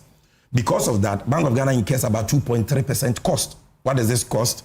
Offtake discount, which under MPP used to be at some point 2.2, came down to 1.25 in late 2024, and now Governor CMR has brought it to 1.1, the offtake discount. Gold board fees, and of course, purity losses. Purity loss basically means that as a country, since time immemorial, we don't do the golden standard of assay to determine purity of gold. What we do is SRF, which is only indicative. But when the international buyer buys the gold, he must subject it to the golden standard of fire assay. That creates a purity difference, and that can cause a loss. That is what we are talking about here. So an accountant is right to pick that and say, from a pure, plain vanilla, accounting perspective, I mean, you've made an accounting loss. But it is, like I said, an intentional, strategic, economic policy cost for superior benefits. Now, is there any way to reduce it? Emphatically, yes. Because we are not throwing our hands in the space and say, oh, this is policy design. So at all times, we will incur costs. But first of all, let me even acknowledge that if what the MPP and the IMF are saying... No, please, this was what I was told, that I will be giving 1 hour for a one-on-one. He's insisting on the 1 hour. And I started at 8:50. I'm 7 minutes away from my 1 hour. So let me finish. I'll sit here and listen to you. I agree together. Okay. So the rest of the time, you guys... It's for you when we are closing at 12, senior. So no, we have 3 other topics. That's the issue. Okay. Unless one cancel. There are not 3. Only one other, apart from this one. Okay. I was told what's the point I was even making? They've distorted my... Yes. You see, under the G4R program, cost is the necessary evil for national economic stability. And the BOG is not a good trading organization, so it doesn't hedge. Okay, it doesn't engage in hedging and all that. So it is unable to take advantage of potential increases in world market price. But under the new gold board model, which we are rolling out in 2026, where gold board will be the buyer and also the seller, because currently we are not the seller. BOG is a seller. We are just their agents, and we are paid fees for that. Okay, we will be able to go into effective trading to be able to take advantage of potential increases in global prices. Aside that, the BOG is having a very important conversation with fiscal authorities. You're talking about the finance ministry. Now look, as central bank, we know that this is our role. This is our work. We need to do this. But let's have some burden sharing about the cost, because the cost is a necessary evil for the economic stability that we all need, which you, the fiscal authorities, even benefit more from. So can you absorb the cost in your budget? That conversation is going on. That has been the IMF's main concern. Look, people claim, sometimes create the impression that is very unfair to the IMF. They create the impression as though the IMF thinks that what we are doing is wrong. This is what the IMF said at paragraph 32 of their staff reports. They actually commended us. This is what they said. Very important. The BOG has significantly strengthened its reserve buffers. The scaling up of the domestic good purchase program has allowed the BOG to miss its program reserve accumulation objectives, reaching the 2028 reserve coverage target in 2025. That's IMF. But however, they come to paragraph 36 and says that the program poses risk to the financial sustainability of the BOG, because for the IMF, as a central bank, being the last bank of resort, they don't want this cost to negatively impact the books of the central bank. So they think that fiscal authorities must come in. And that conversation is ongoing. Of course, the Minister for Finance must also find a space for that in the budget. So that is all there is. But lastly, in concluding, I realize I have just 4 minutes. When you hear people talk, Kojo Oponkroma, somebody has made a loss of $240 million. He could have built 12 Agenda 11 hospitals. Correct. Then you ask them, how much losses did you make under that same program? How much? They can put that table too on the screen for viewers to see. I have given you, this is from the Bank of Ghana, all G4R losses since its inception. Am I equalizing to score political points? No. Am I comparing losses? No. I am exposing the duplicity and hypocrisy of a group of people who know that G4R is not for profit and yet are kicking the fuss about losses. People who themselves made more losses. So let's calculate how many hospitals their losses could have built. In 2022, they only bought 76 kg of gold. They made a loss of 74 million cedis. In 2023, they bought only 24.8 tons of gold. They made a loss of 2.1 billion cedis. In 2024, they bought only 45.3 tons of gold. They made a loss of 4.8 billion only last year. 4.8 billion. So, Kojo Ponkroma, tell us how many Agenda 111 hospitals your loss in 2024, which is 4.8 billion, could have built. 2025, we have bought higher volumes, 103 from 45, more than double. Look at the value, more than times 3, from $3.1 billion to $10.8 billion. And we are saying our loss will be determined, our cost will be determined after audit. But let's assume your $300 million is correct. That is $3 billion. Is that not a reduction despite higher volumes, despite higher prices? If you bought 103 tons like we have done and brought in $10.8 billion, you would have made maybe times 10 the losses you posted last year. So please, we are saying that let's approach the discussion from a position of objectivity. What the Johnson Esiaman-led BOG has done, and I don't like to give myself plaudits, you understand? But what they have done is something worth commending. They have done what in 8 years? What somebody did in 8 years, they have done it in 1 year. Yeah. And everybody can feel the benefit. Taxpayers have been saved money, cost of living has come down. Living conditions have improved. Then you see people saying somebody has made this loss. Thank you very much. A couple more questions will come up and you will have to answer them because my guest, almost everybody has a question for you. I also have a question. I also have a question about since you are the only buyer of these artisanal gold, who is buying the Galamsey? Should I answer now? No, hold on. Okay. We'll return to you. Right. Who is buying the Galamsey I will gold? answer it for you. Right. Yeah. So, Bright, it sounds like a miracle, but I don't know if it's a fluke. What's your assessment? So I'm sure you're going to give us extensive time because you have time. An hour. You have time. His phone is different. You will not speak for 1 hour. Chief Executive Officer. You will not speak for 1 hour. There were plenty allegations against them over this subject matter as a very important matter. And he needed sufficient time. The concern is that he's raised so many issues. Yeah, so you have to time. have a very effective conversation. You need to tackle them as much as possible. Can we start? Let's start off by making it very clear that when it comes to the cost of policy, it is not unique to the Gold Board, the Bank of Ghana, and the related gold matters we are discussing. There are so many issues in this country which are of a policy nature and where we still track costs and where we assume efficiency. I'll give a very practical example that everybody in Ghana can understand. Take Cocoa Board. In essence, there's not much difference between Cocoa Board and Gold Board. Cocoa Board is also not a limited liability company. It's also a statutory public institution. It was not set up primarily for profit. It was set up primarily to promote the development of the cocoa sector, the welfare of farmers, and various other matters, including obviously to promote foreign exchange. Which is why there was a time the syndicated loan, we used to track it and its impact on the exchange rate in this country, if you remember. And yet still, we track Cocoa Board losses. In fact, the chief executive of the Cocoa Board, serving the same government as my very good friend here, has been consistent about the challenges that these losses pose to the cocoa sector in this country. In fact, I've shown in my article, which I'm happy to circulate through your online portal, that Cocoa Board losses are lower than the losses we are talking about, significantly for the last 4 years. So if we are willing to track the efficiency of Cocoa Board's use of resources, we cannot in any way be restrained from tracking the efficiency that Gold Board is currently operating with. It's the same logic. Okay. Anybody who tells you otherwise doesn't know what he's talking about. It's absolutely the same logic.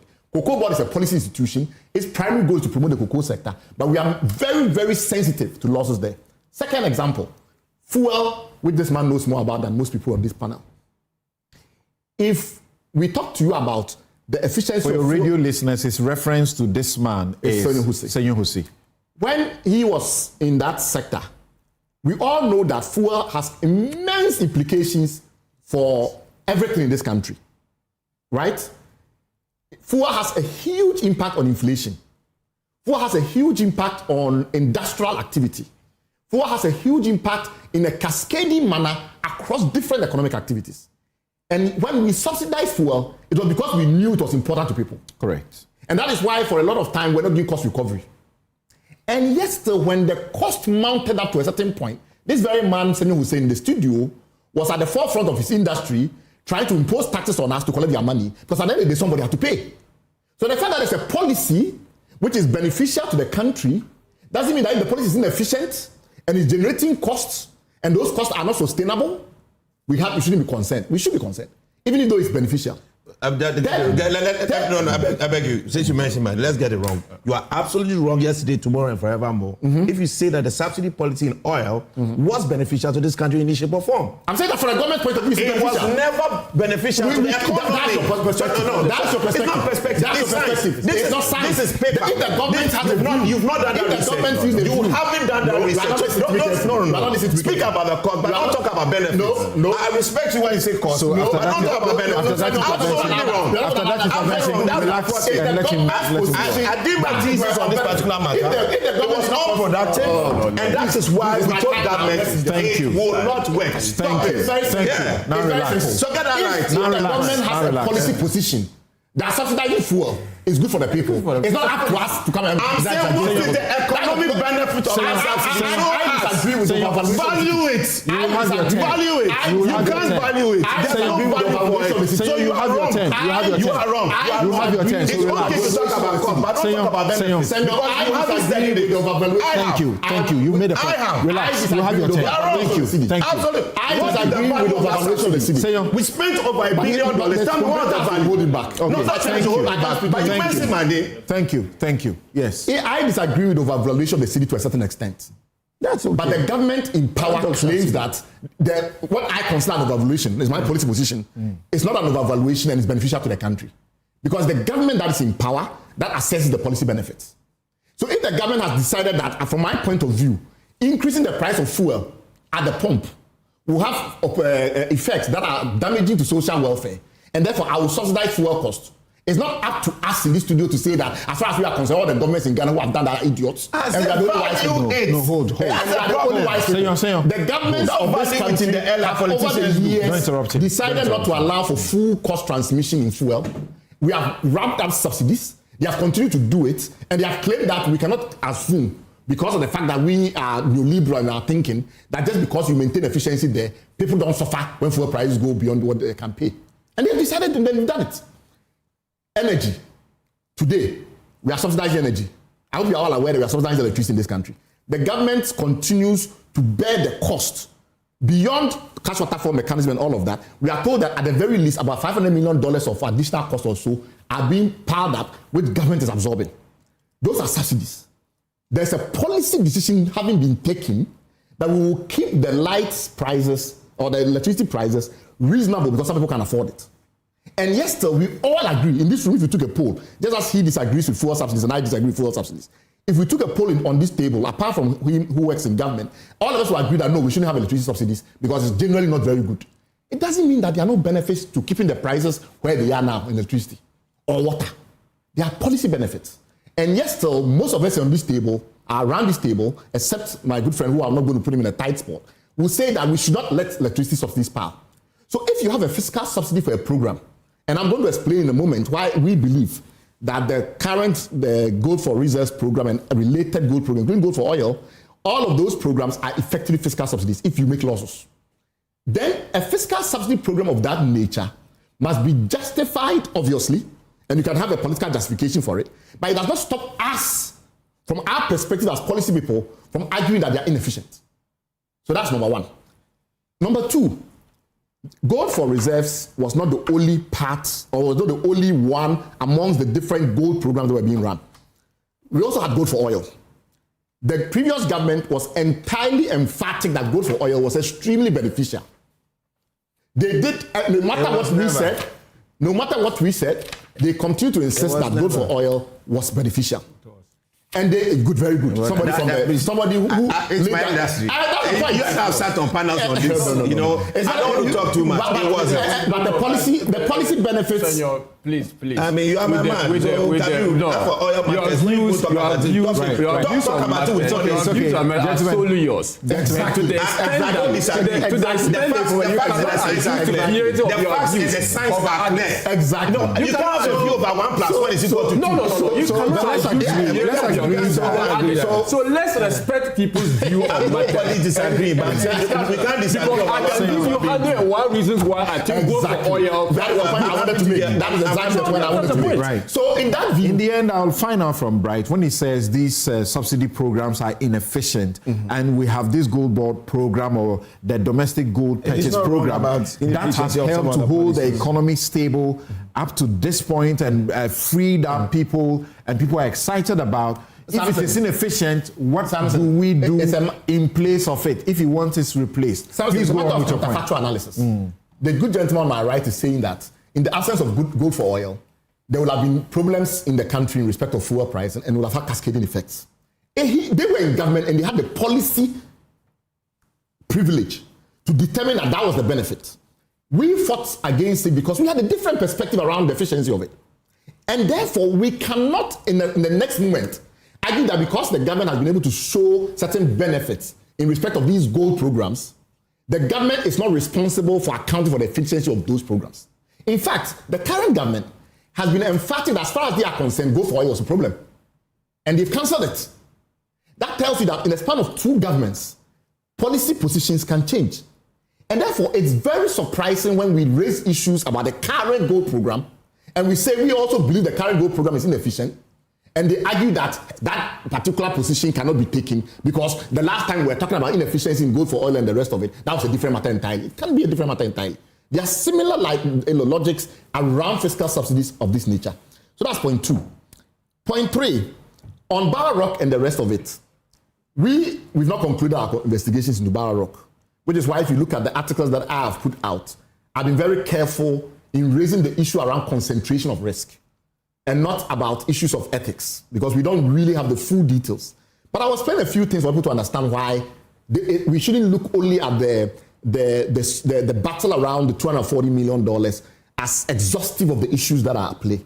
Let me give a very interesting hypothetical scenario. If you have a non-transparent system, we don't know how the losses appear.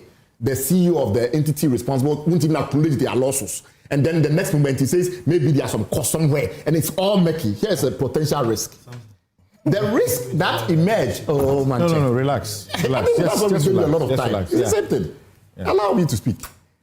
Let me give you a very hypothetical scenario. Imagine that tomorrow, some off-taker, somebody in Ghana, goes and sits in India and registers a company. And that company becomes an off-taker. Today, we don't disclose the off-takers to us. We have had to do our own research to find out who the off-takers are and the rest of it, because they don't publish it. And then that off-taker is some Ghanaian person. He's sitting there in India. He has the means to, acquire USD because there's almost a guarantee that he make profit, and I'll explain how that matters. And then you give the person a discount, and then you give the person room to manipulate purity, resource, and the likes of it, and you give them room for all these other potential inefficiencies. I'm going to explain something very carefully. Ultimately, when you send the gold to that person will end up making a significant profit. And that's what people are not paying attention to. What, from our point of view, is a discount, from the point of view of the other person, the counterparty, it's an implied premium. It's a kind of profit for them. So if, for instance, their real cost, in terms of their financing cost, in terms of their asset cost, etc., was 1%, but somehow we collaborate and we collude and we make it 3%, and we pay them the 3% discount, from that person's point of view, that's a 2% profit. It's a very simple symmetrical balance. So in those circumstances, we are interested in understanding the full chain of where the potential losses may arise, which is why we have to stop this sophistry around whether or not they were lost or not, because there is no doubt that when it comes to the gold that we get and we benchmark it against world prices, and the money that comes back in terms of dollars is not equivalent. There's no doubt about that.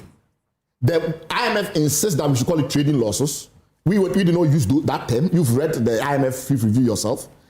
In connection with Article 4 and other type consultations, it's a worldwide treaty which makes the IMF, give the IMF the right to come into our country. People think it's only because we've gone for ECF and things like that, and therefore who's the IMF to come and tell us? People don't understand it. The IMF is a treaty organization. We as a country are members of the IMF. We are the ones who, as part of the treaty, has allowed the IMF to come into our country and look into things. Countries in the world who are not on IMF programs like ECF and the like, through the consultation process mechanism of Article 4, still allow IMF to come in. So even if you are a rich country or whatever, it doesn't make a difference. As long as we are part of that treaty organization, the IMF surveillance function applies. So the IMF has the right to go to any country in the world, look at the way you run your economy, and write whatever they want, so long as it's reasonable and within the engagement that they had with authorities.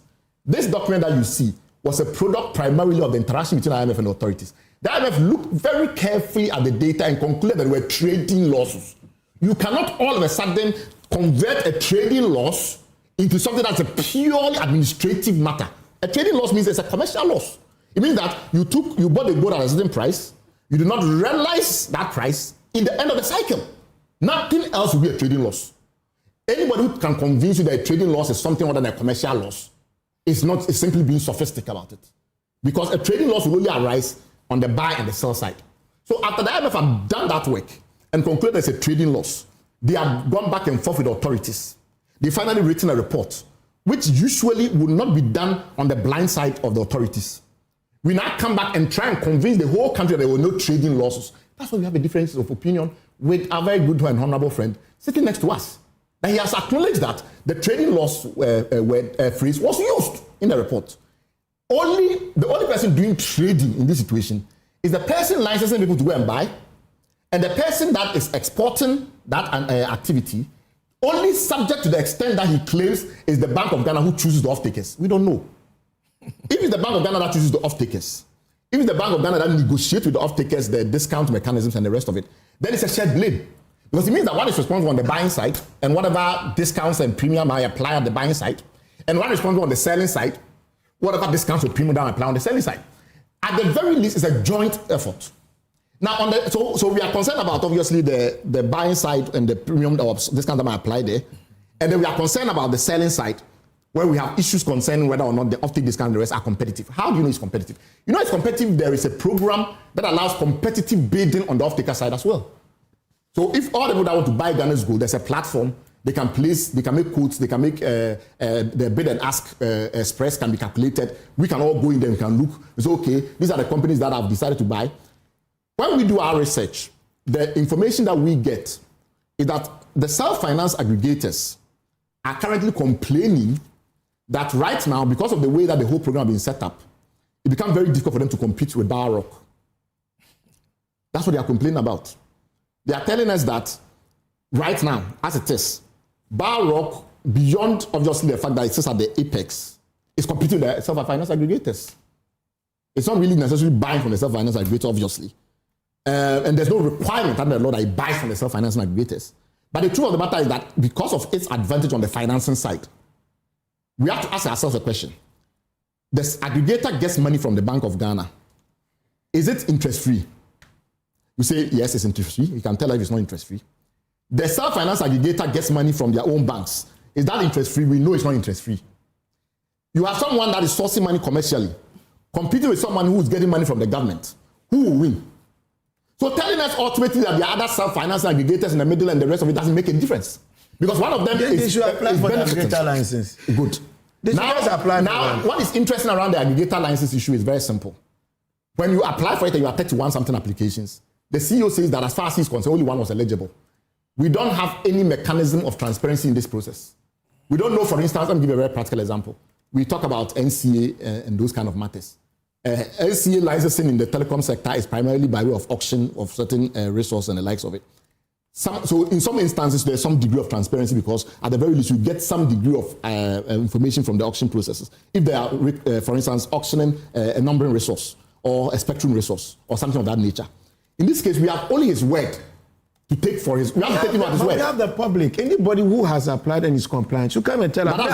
So the 45 minutes ago, you are expecting that by now we should have 100 people. Right. It's just 1 week. It's just 1 week, 24 hours. Somebody should show up. But I'm saying that he just threw out that challenge now.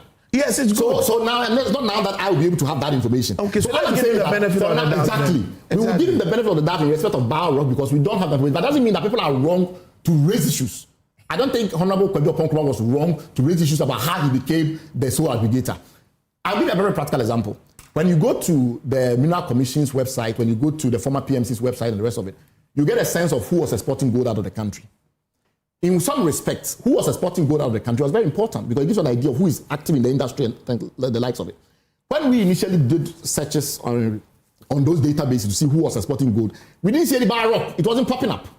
We're seeing the likes of Red Sapphire, we're seeing AU Minerals, we're seeing all of these countries as major licensed exporters. But today, we're not seeing bar rock. Today we are being told that he was an aggregator. No, he was a buying agent for some of these. It's not we are being told, though. So we have been shown the documentation. All you have been shown, that is conclusive in this matter about 3 things. You've been shown that he was a buying agent for another company, AA Minerals, who all of us know is a very prominent company in this country, who for some reason can't get an aggregator license, because for some reason can't get an insurance guarantee or a performance guarantee. And so they should come and tell us. Let me analyze it for the purpose to. I mean, we are not the only people in listening to this. Yeah, but so let me explain and break it to people. They were buying agents for some companies. For some reason, those companies that were buying agents for cannot qualify. For some reason, they cannot get a performance bond. For some reason, after doing all the assessment and the rest of it, only Bar Rock, who was not a major feature in exporting of minerals out of this gold out of this country, when you look at those lists over the last 5 years, somehow because it was a buying agent, he's thrown an open challenge to them. If they qualified but were discriminatory, blocked, I am not suggesting wrong. Yes, I am not suggesting wrong. Okay, I am explaining where Honorable Kwedu Oponkruma and others will have got their suspicion that there may be something wrong. Which is okay. It's a logical and a rational position when you know the industry a little bit, and you know that this was not one of the players that was the more prominent, one of the more prominent players. And then somehow only he managed to get an insurance bond guarantee of some kind. And I'm explaining to you also that in this country, we know for sure that the insurance companies in this country, they don't have the extensive capital that will go to the kind of trade that is happening, unless they are a syndicate. If you take a single insurance company in this country and you look at the total exposure, risk exposure that we are dealing with, there's an imbalance. So we have to assume that there's a syndicate, and he knows very well what I'm talking about. There has to be a syndicate of insurance companies that are backing this risk. We don't have any of those information. This very honorable gentleman, we have said a lot. Then why should we elevate it? Why should we elevate it to that point to require further duty and burden? No, I'm trying to explain to you that on the gold board. No, because a lot of people don't understand due diligence. If I, as a policy activist, I'm doing due diligence on this matter, most of what Mr. Jemfi said was very useful. But there are about 40% of what I need to come to the conclusion that actually there's no risk. There are issues there cannot be no risk. Very good. I'm talking about risk on the policy and ethical side. Okay. So from a policy and ethical side, I had to know, for instance, which is this insurance company that issued this performance guarantee. What was the nature of the guarantee? There are so many different products, financial products that are used to manage this. It's listed on their website. I saw it yesterday night. What is listed on their website? Yes. The insurance policy. The full we have a copy of the policy. It's on their website. A copy of the Bar Rock insurance policy. Not the requirement, the policy requirement. I'm talking about the nature of the instrument that has convinced them. That is exactly what you have in there. No, but that's we are saying. Let's get your turn. The terms of the product. And I just must remind you that you have done about 20 minutes now. Like I said from the beginning. I have a lot of issues, but they are interrupting me constantly. So, Mr. Moderator, either you ask them to shut up completely, so I can roll out, or this is going to get difficult. Okay. There are a lot of issues. Let's do this. Anyway, let's hold it. I'll take a quick break. We need to do some, understanding and return. We'll be right back. Okay.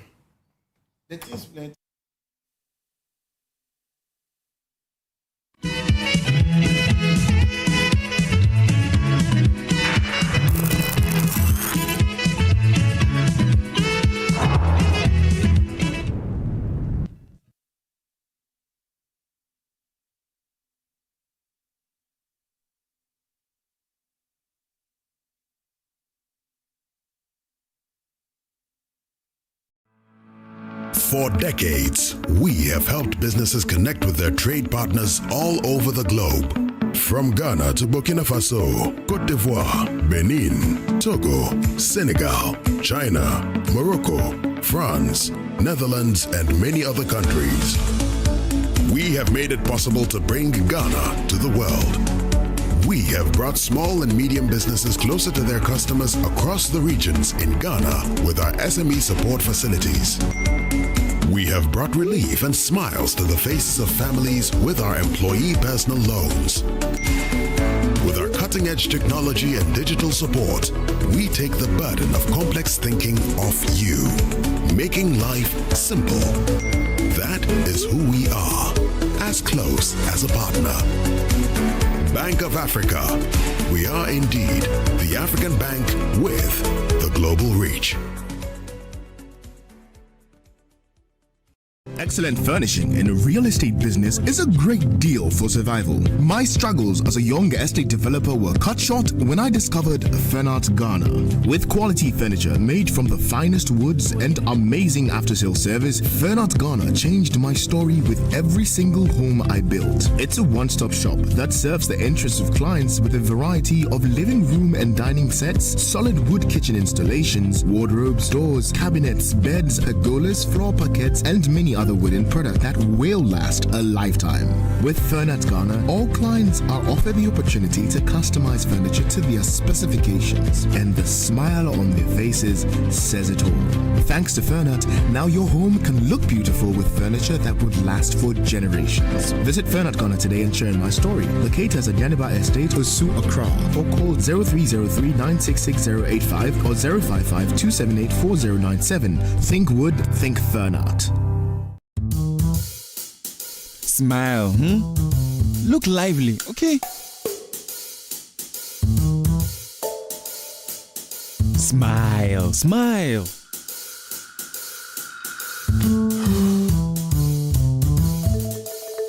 Is the money too small? A bad stomach ruins your day. Don't let it. Take Gastron, your most effective antacid, for the relief of symptoms of peptic ulcer, heartburn, gas pain, flatulence, and indigestion. Hey guys, what are you waiting for? Let's go, let's go. Mwah. Can you bring down the smile small? Gastron, effective relief from stomach discomfort. Manufactured and distributed by NS Chemist Limited. This advertisement has been vetted and approved by the FDA. So, Charlie, the deal there, I almost get her.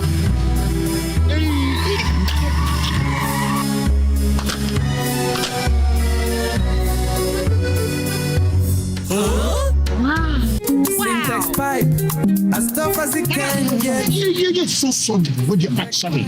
Oh, what you was a thing. What the cat never will be. We can catch him. Hey! Na ampai between the high and carbon. Hey, madam, pipe menu. A Syntax pipe. Me tono, catch him send one dem pa. Say ye fee, say ye foam. The pipe we be a yen gum. Syntax pipe. Why leaky? Come, madam. From today, Syntax pipe in my pipe. No two ways. We need a pipe ben abe you see. SINTEX pipe. Syntax pipe. In a carry water. No hala.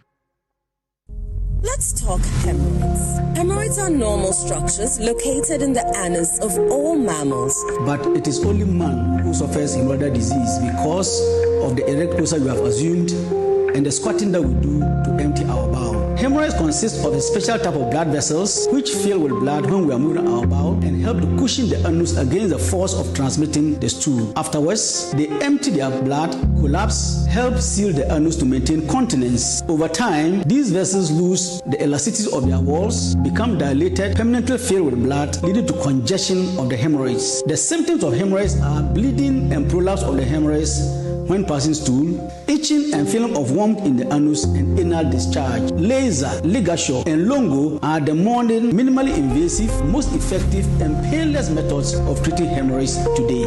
Mwintuba Hospital, first Ghana Colorectal Center, in to serve a peculiar health need.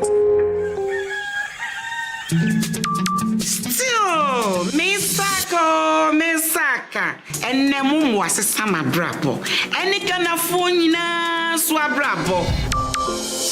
Misaka pensions, Caro. Misaka or the Sika. Misaka insurance.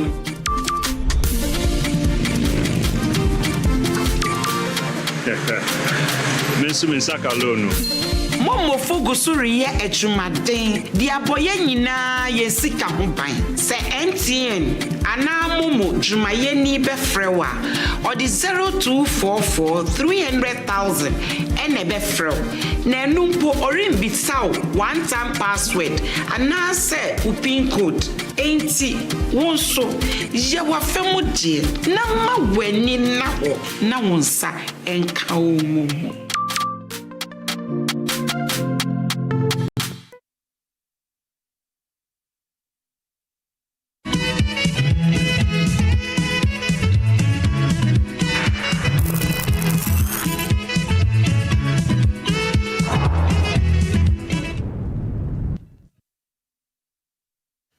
You're welcome back. This is Newsfile. It's your most authoritative news analysis platform. And here on Newsfile, we put Ghana first. It's brought to you by the kindest sponsorship of Bank of Africa, Strong as a group and close as a partner. MTN, everywhere you go. Ashesi University, educating ethical and entrepreneur leaders for Africa. Robert & Sons Optical Services, your comprehensive eye care service provider for 33 plus years. My Way Insurance, dial *165# on MTN. To join My Way today. Syntex Tanks, it's strong, it's tough. Activa International Insurance, our clients are passion. International Facilities Management Association, they are proud to be associated with your most authoritative news analysis platform for discerning people. Safari Valley Eco Park. These holidays, that's where you must be. If you haven't been there, there's still time to go to Safari Valley Eco Park, bringing you closer to nature. Gold ball jewelry, pure, precious, proudly Ghanaian. Koa Natural Juice, 100% cocoa fruit juice. And thanks for staying with us. And we began at 8 a.m. and Bright Simmons, Kabiru, Dr. Kabiru and Senyor Hosi took turns to share their brief review of the 2025 governance and economic issues with us. And then Sami Jemfi joined us and we had an hour of an encounter with him because his institution, the Gold Board, has come under siege with the minority also holding a press conference and demanding a parliamentary probe. I'm not sure they have backed down those demands yet. A parliamentary probe of what they called the $214 million loss, as was indicated by the IMF, trading loss by the IMF in its report, and took time to show us that the company Bower Rock, which the minority had flagged and suggested was incorporated only in 2025 to do this business for rent-seeking corruption, showed us the documentation. It was incorporated on the 14th of January 2015 and got its first license to do this business in 2016 from the PMMC and showed us a whole lot also that it had been involved in. And the fact that it was the only, aggregator qualified to be selected to do this job. There are 4 different tiers of aggregators or licenses that they issue. And that is not true that they have only issued one and it is only to this entity. But they have issued a total of 900 licenses for the 4 different tiers. But it was Barrock that won for this particular tier as an aggregator because it met the most important qualification or criteria, which is bank guarantee they required in excess of 2 billion Ghana cedis. After Sami Jemfi's submissions about benefits rather than losses and what is propping up the economy over the period and keeping our inflation at single digit and the economy so stable, we have had Bright Simmons beginning his presentation or his commentary. And in 20 minutes, he has done with some interruptions I've tried to tone down, particularly from Senyor Hosi. We'll get Bright to continue in the next 10 minutes, and he has some, yes, and I mean that 10 minutes, which would have brought us to 30 minutes of your commentary, and we'll bring Kabiru in. We'll bring Kabiru in. And gentlemen, please, let's respect these rules. All panelists are not being given same time.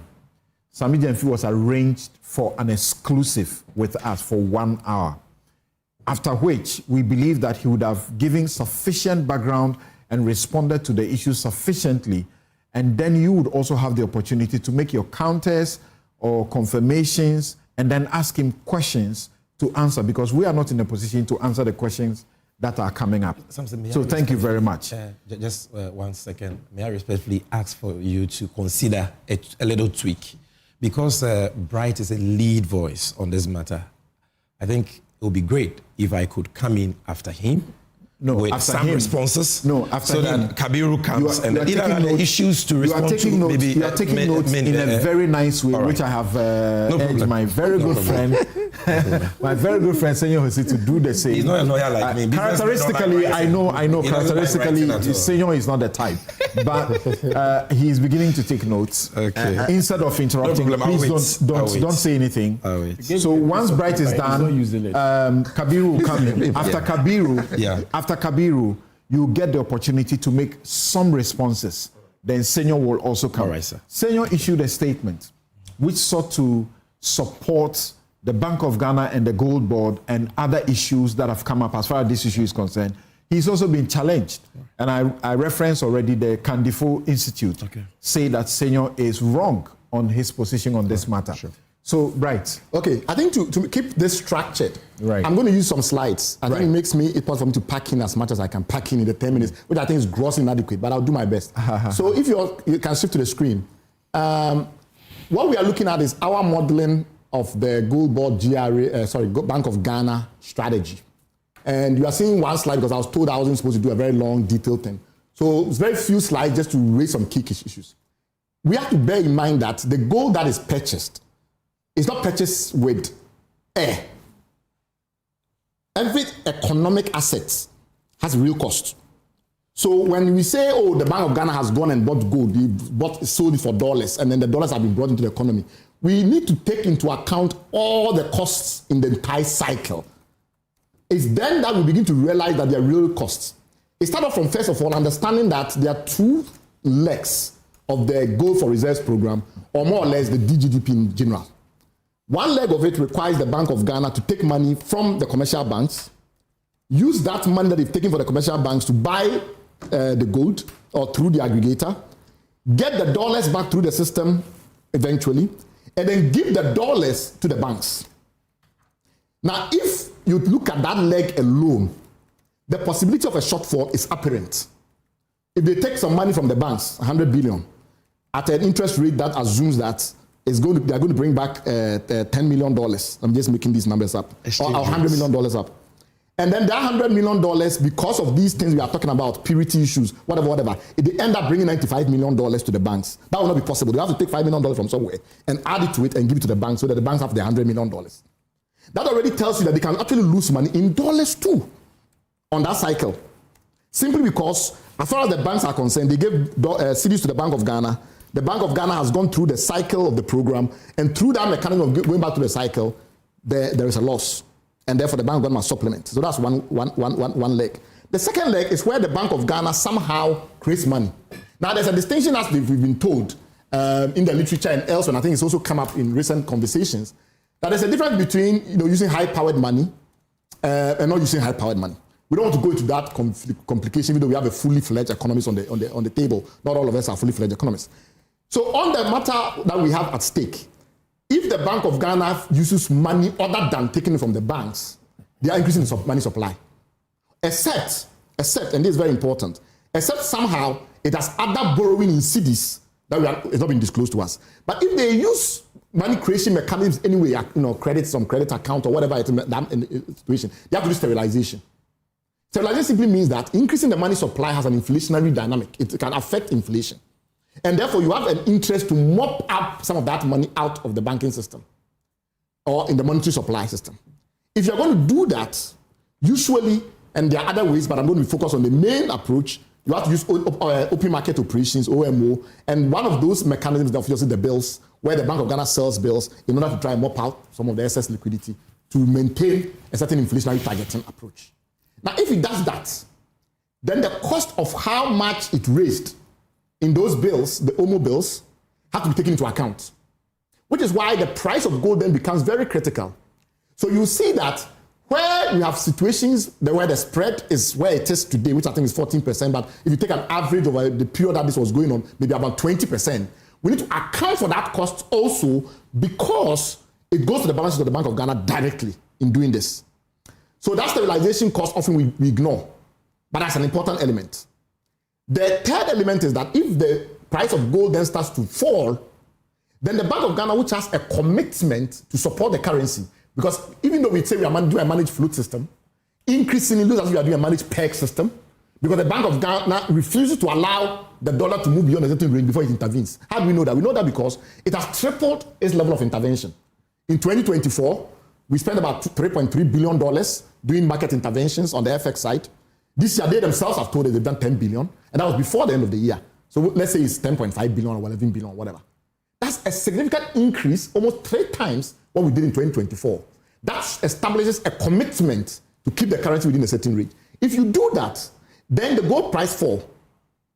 What then happens is that you need to escalate that commitment by finding even more cedis, finding even more dollars with your limited resource, because then the gold price has, let's say, halved to go and close the cycle.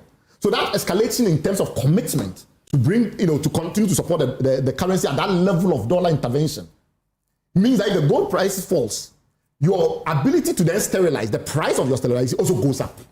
Because now you are using more cedis to get less gold. You say a significant drop in the price of gold will hit the program very hard. Yes. But then again, the entire export channel will implode anyway.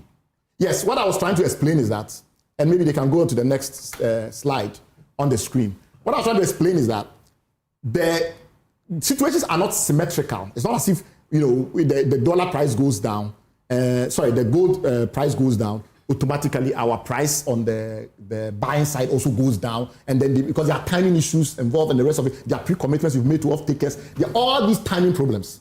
So that's something we should note. So it's not as if that is a symmetrical balance. The second thing we should note is that it affects our other exports as well as channels. It's not just the gold board channel. It also affects the large-scale miners. So right now we assume that the gold board is the only reason the Bank of Ghana has the resources to intervene. It's not the only reason.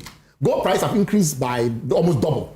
So the large-scale mining sector and the surrender requirements, as well as their repatriation requirements, have also increased. So the Bank of Ghana is getting more gold also from the large-scale sector.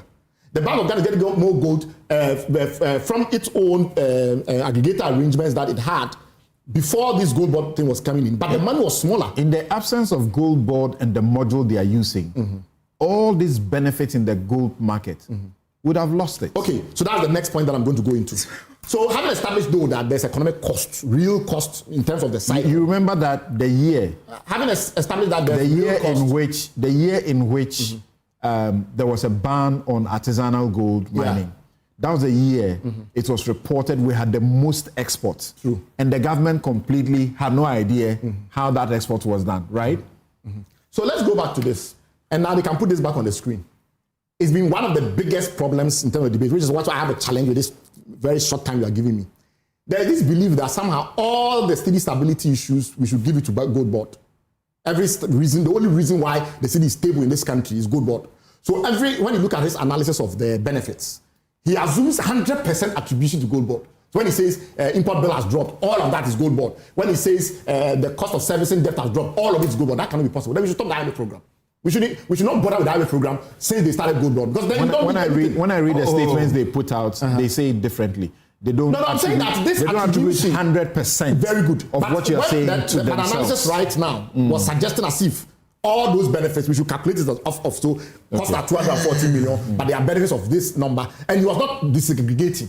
How much of it should we give it to the fiscal consolidation program? The fact that my very good friend Akufo-Addo is not spending as much as he should because of arrests keep piling up still. How much, and that is obviously have an effect in terms of stabilizing the currency because of the inflationary channel. how much should we give to the fact that we did a domestic debt restructuring program, and therefore our debt servicing cost by itself, because you give people haircuts, so you're not paying as much. How much do we attribute to that? You just saw the very good, the very honorable gentleman suggest that our debt servicing cost, our debt to GDP, all those benefits are somehow gold bond benefits. Forgetting that we did give haircut to people around this country to reduce how much the government owes people and to reduce how much the government uses to service. You remember that game? How much we attribute to that? You remember very much that. Go back. No, give me time. Remember that we've created a set of situations in this country where we've been shut out from the international capital market. So our ability to borrow internationally has been constrained. Yeah. How much we attribute to that in terms of the reduction, in terms of the accumulation of debt? There are so many contributory factors. On exchange rate alone, there is a group called Consensus Economics that does a worldwide survey of economists. And they each indicate which of the matters that they consider important for the exchange rate in their own country. I have counted 15 priority channels beyond reserves. So to argue that because reserves capacity has increased through gold bond intervention, that reserve capacity alone for interventions is the only way the exchange rate will improve. It doesn't make sense because we've always had interventions, and sometimes they are not, the resources are not sufficient because the amount of gold dollars was not enough. In this case, the price of gold has increased. So the price of gold increase itself must be accounted for as part of calculating the reserve intervention capacity issue. Okay. And that's one issue. But then there are other contributing factors beyond the central bank's ability to intervene. And those matters, we have not discussed them at all. Yes, so we are in an IMF program where we have multiple structural benchmarks, multiple quantitative performance benchmarks, etc. Why are those benchmarks there if they were not important in establishing restoration? Why do we do a ECF program for that restoration? The question that we have for you is very simple. If we had a situation where those other things were not being done, would merely doing gold bond alone lead you to the outcome that we have today? No. If that is the correct answer, then the question becomes, how much of this should we attribute to gold bond? When we did our analysis, we came to a conclusion at that time that it was about 3 percentage points out of the 20-something percentage point that at that time. Now it's gone further because they dropped again at the end of the year. So let's say it's a 30% or 32% improvement in the currency. What many percentage points of that must go to gold bond when you consider all the factors that also affect the exchange rate? Right? So you need to disaggregate and to say that gold bond cannot be responsible for the entire benefit spectrum. Right. And which of the spectrum? Last point, which is important. If we don't pay attention to the so-called losses, and if, as I've tried to explain to you, they are real losses, as in somebody actually bought gold at a certain price and realized a certain price, and we give money to gold bond, $279 million, and we say go and use it as a working capital.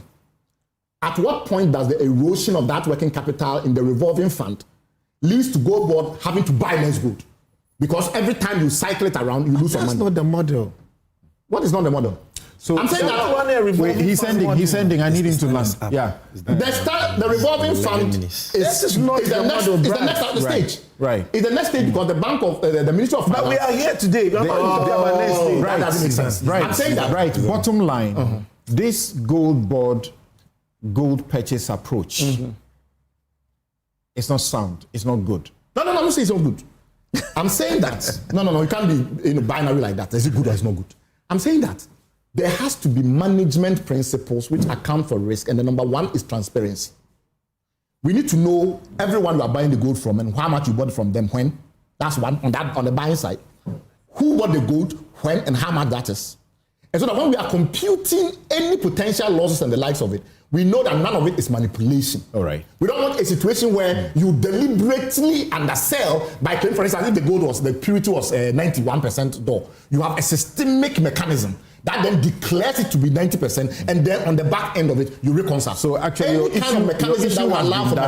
has been that this is not efficient. It's not efficient to the extent that you cannot continue to aggregate the kind of loss we are talking about, which is why he admits himself that they need to improve that efficiency, especially when they start to trade on their own balance sheet. Right. The second issue is that the transparency is needed to avoid potential manipulation. Because every time you have discounts and premium, and those discounts and premium are not market determined. So what you are doing is proposing ways in which they have already said they are in the process of ensuring that they reduce or terminate that situation. They have made an admission that the system can be improved to reduce these losses. Or they call it cost. Well, whatever you call it.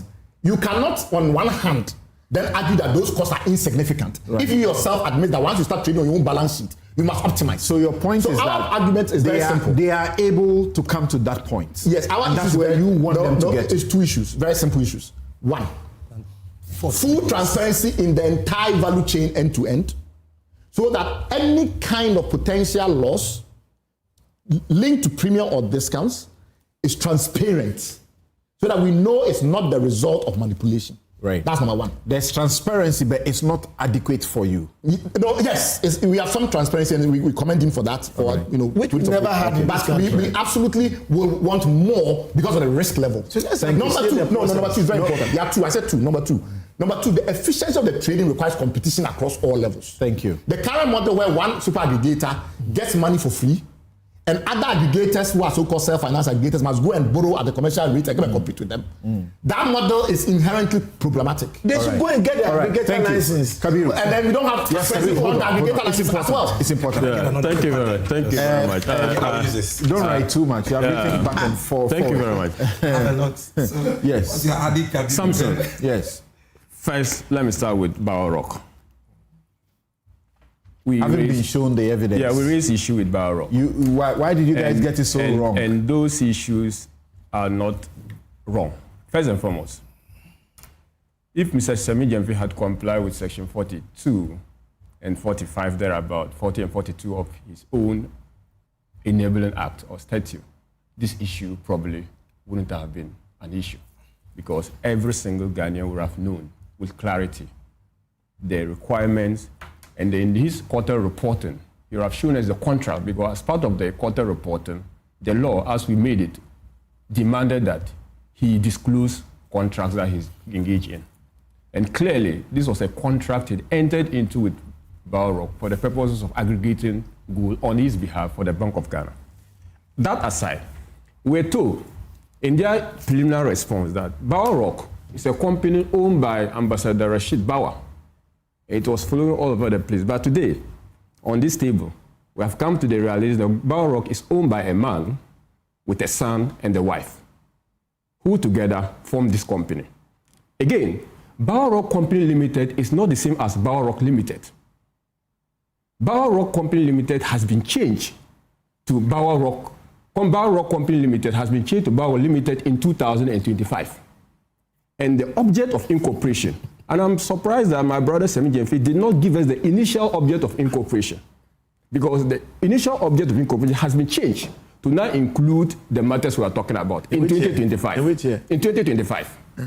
Okay, because the parent company, as it was established in 2015, clearly has in his object the things that they were doing: farming, of course, mining. But it did not have as its core mandate being an aggregator and being a trader. Gold trading being as its major object of incorporation. So that is a point that we need to also establish. How do you determine the major object? The object of incorporation. There is a multiplicity of objects. For instance, on his own document, they have the object of incorporation. They've stated, and they say nature of businesses. Yes. Principal activity and nature of business. The principal activity clearly tells what you are going to be doing. Yes. So you are saying that in the initial incorporation in 2015, it included mining, it included trading gold, it included farming. So what's the point? The point is that, the question is that what's the point of change in the object of incorporation? That's the question that it means. Tell us about the change. The change, I'm telling you that in 2025, he has brought a document, which is the change in 2025. In the spirit of disclosure and the fact that he's presenting evidence before us, he should have brought the 2015 document of this nature for us to compare. You are challenging it, so you must show I am telling you that we even challenged before he brought it. We didn't provide it, and we actually submitted a document that shows the object of incorporation. Original one. I've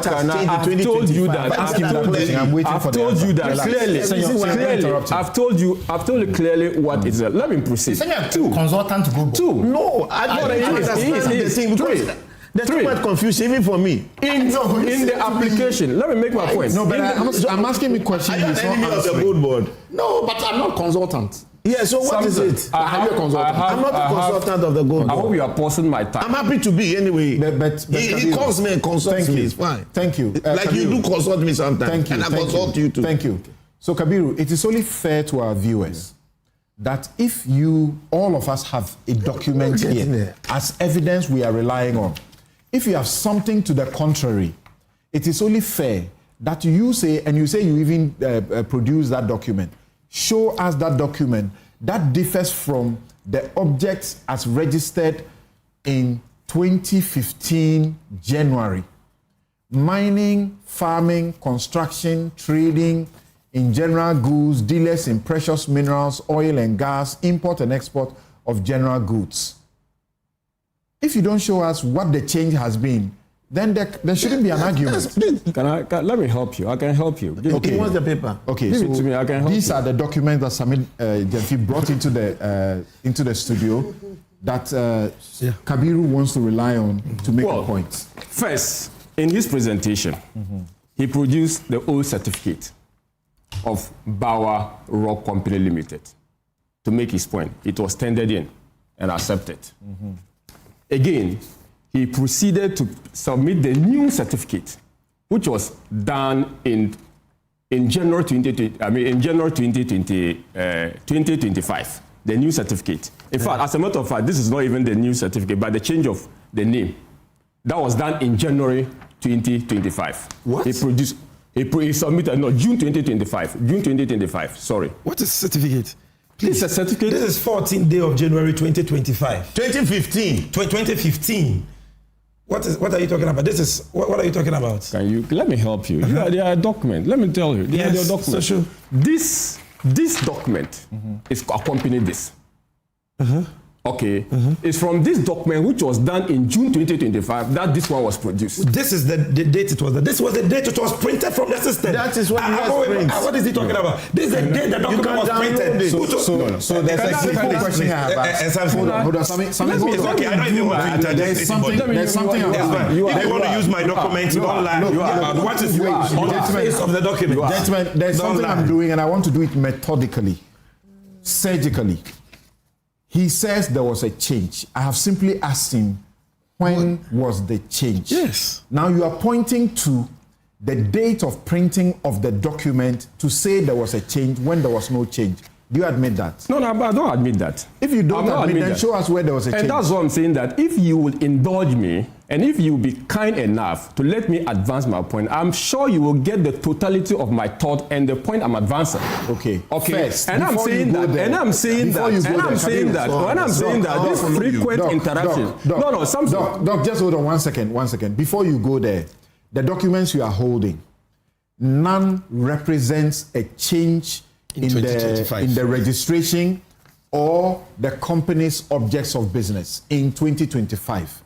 They are documents dating to 2015 as to the registration of incorporation and commencement of business and their objects. The date of print is 2025 of the objects which you are holding. The date of print, first and foremost, cannot be communicated to say first and foremost, that the company has changed its business. It's not right that the company changed its business in 2025, in 2015. It's not right. Its own document says that the name of the company, this change, let me start. Certificate of incorporation of a company. I hereby certify that Bauer Rock Limited, original called Bauer Rock Company, which name was changed by a special resolution and with the approval of the Registrar of Companies on the 20th day of November 2023. Was incorporated under the Companies Act 1963, Act 173, as a limited liability company on the 14th day of January 2015. So this is referring to the 2015. Yes. This is referring to the initial incorporation. But subsequently, there was a change of name. And there was a change name and a change of object. When?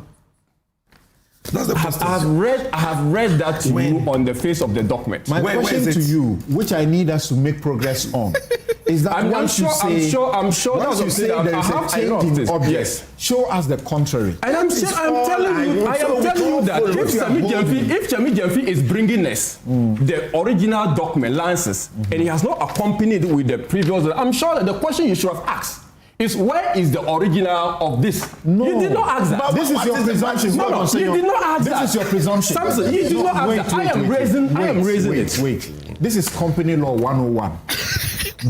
The presumption you are making, I can say here, has no basis. Unless you show me a document that says that there was a change in the objects of the business.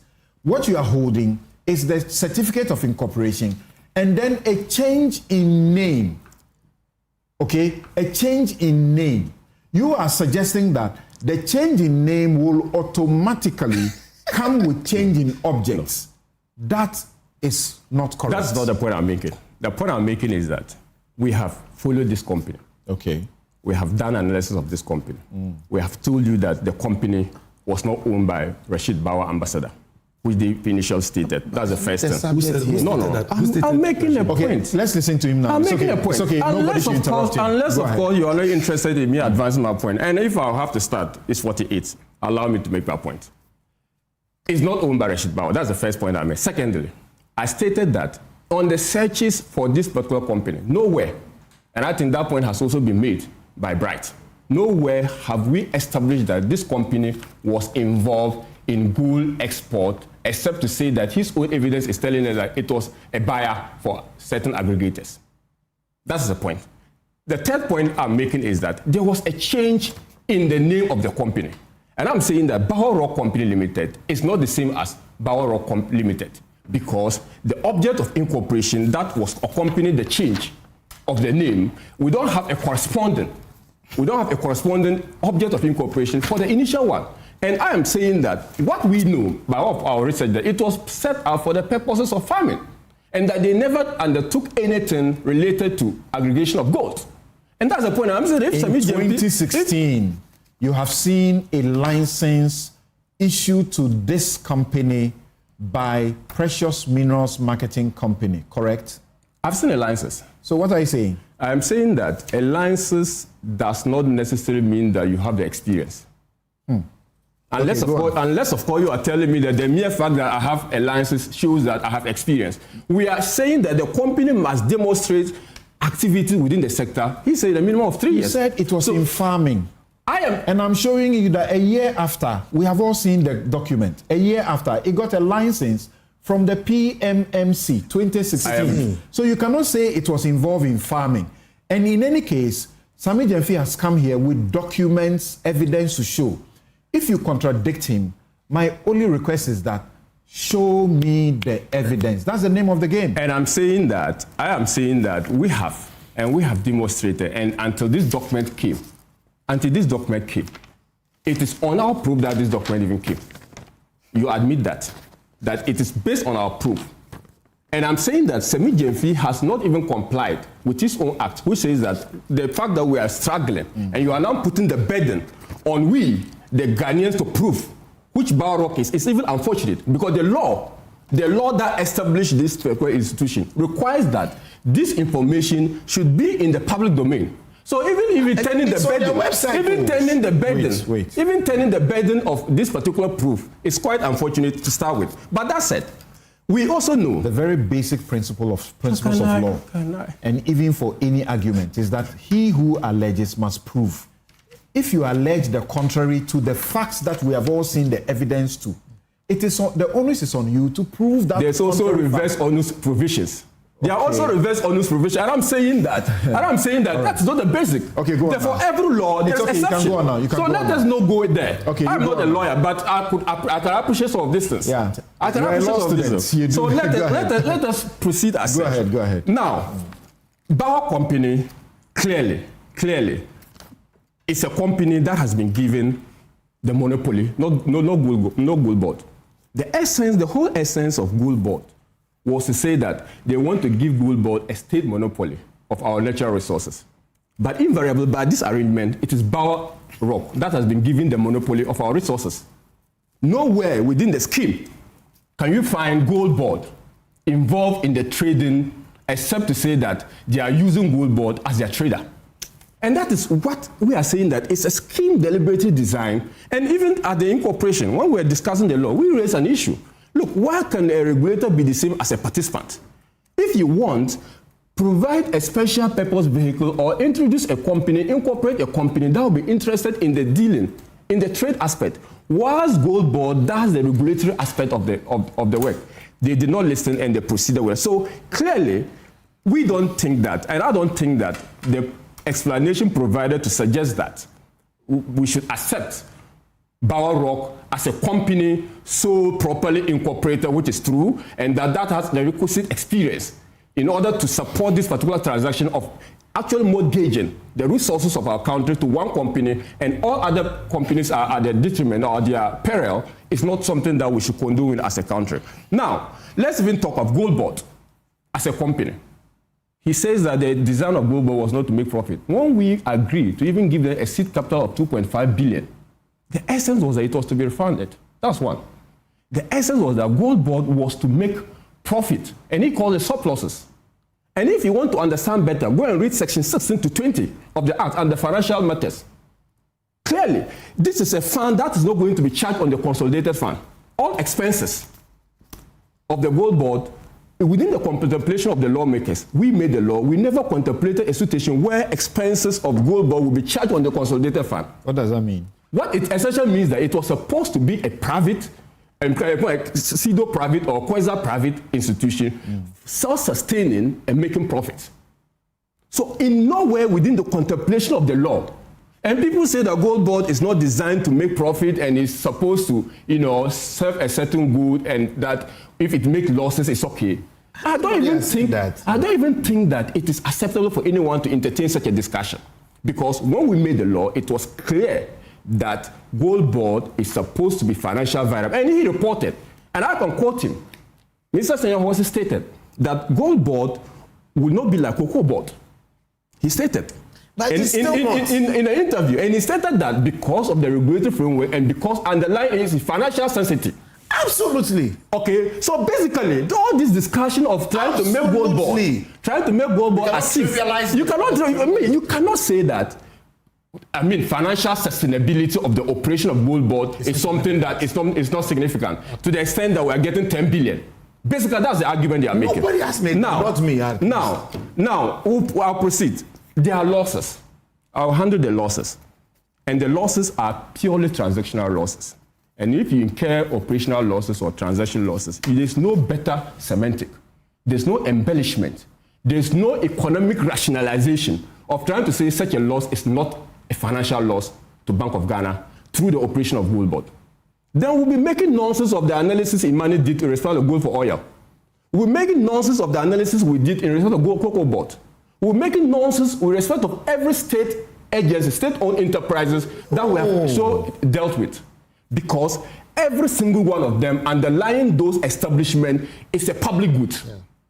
All of those particular institutions that have been incorporated under the banner of the state, underlining them are public goods. So if Gold Board cannot be an exception under the circumstances for people to come and tell us that, it is okay for Gold Board in his operation to make losses before, because, and even, I need to state this record straight. He stated, even his concluding remark that, it is normal because we made losses in the previous government. It is factually inaccurate. I stated that. It's factual because under the gold for reserve. So he stated, and he showed a graph. No, this is what he did. This is what he did. This is what he did. Hold on. This is what he did. He tried to differentiate between the costs they have incurred and the losses that were occasioned in 2022, 2023, and 2024. Yes. And then project that, because I had asked the question, what were they doing or what are they doing to reduce this? He doesn't want to call it losses, cost. Yes. That's where he went to.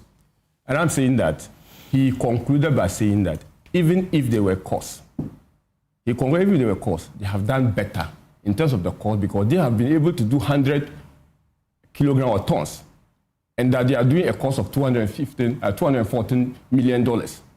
Basically, that was the conclusion he made. And I'm saying that is even factually inaccurate.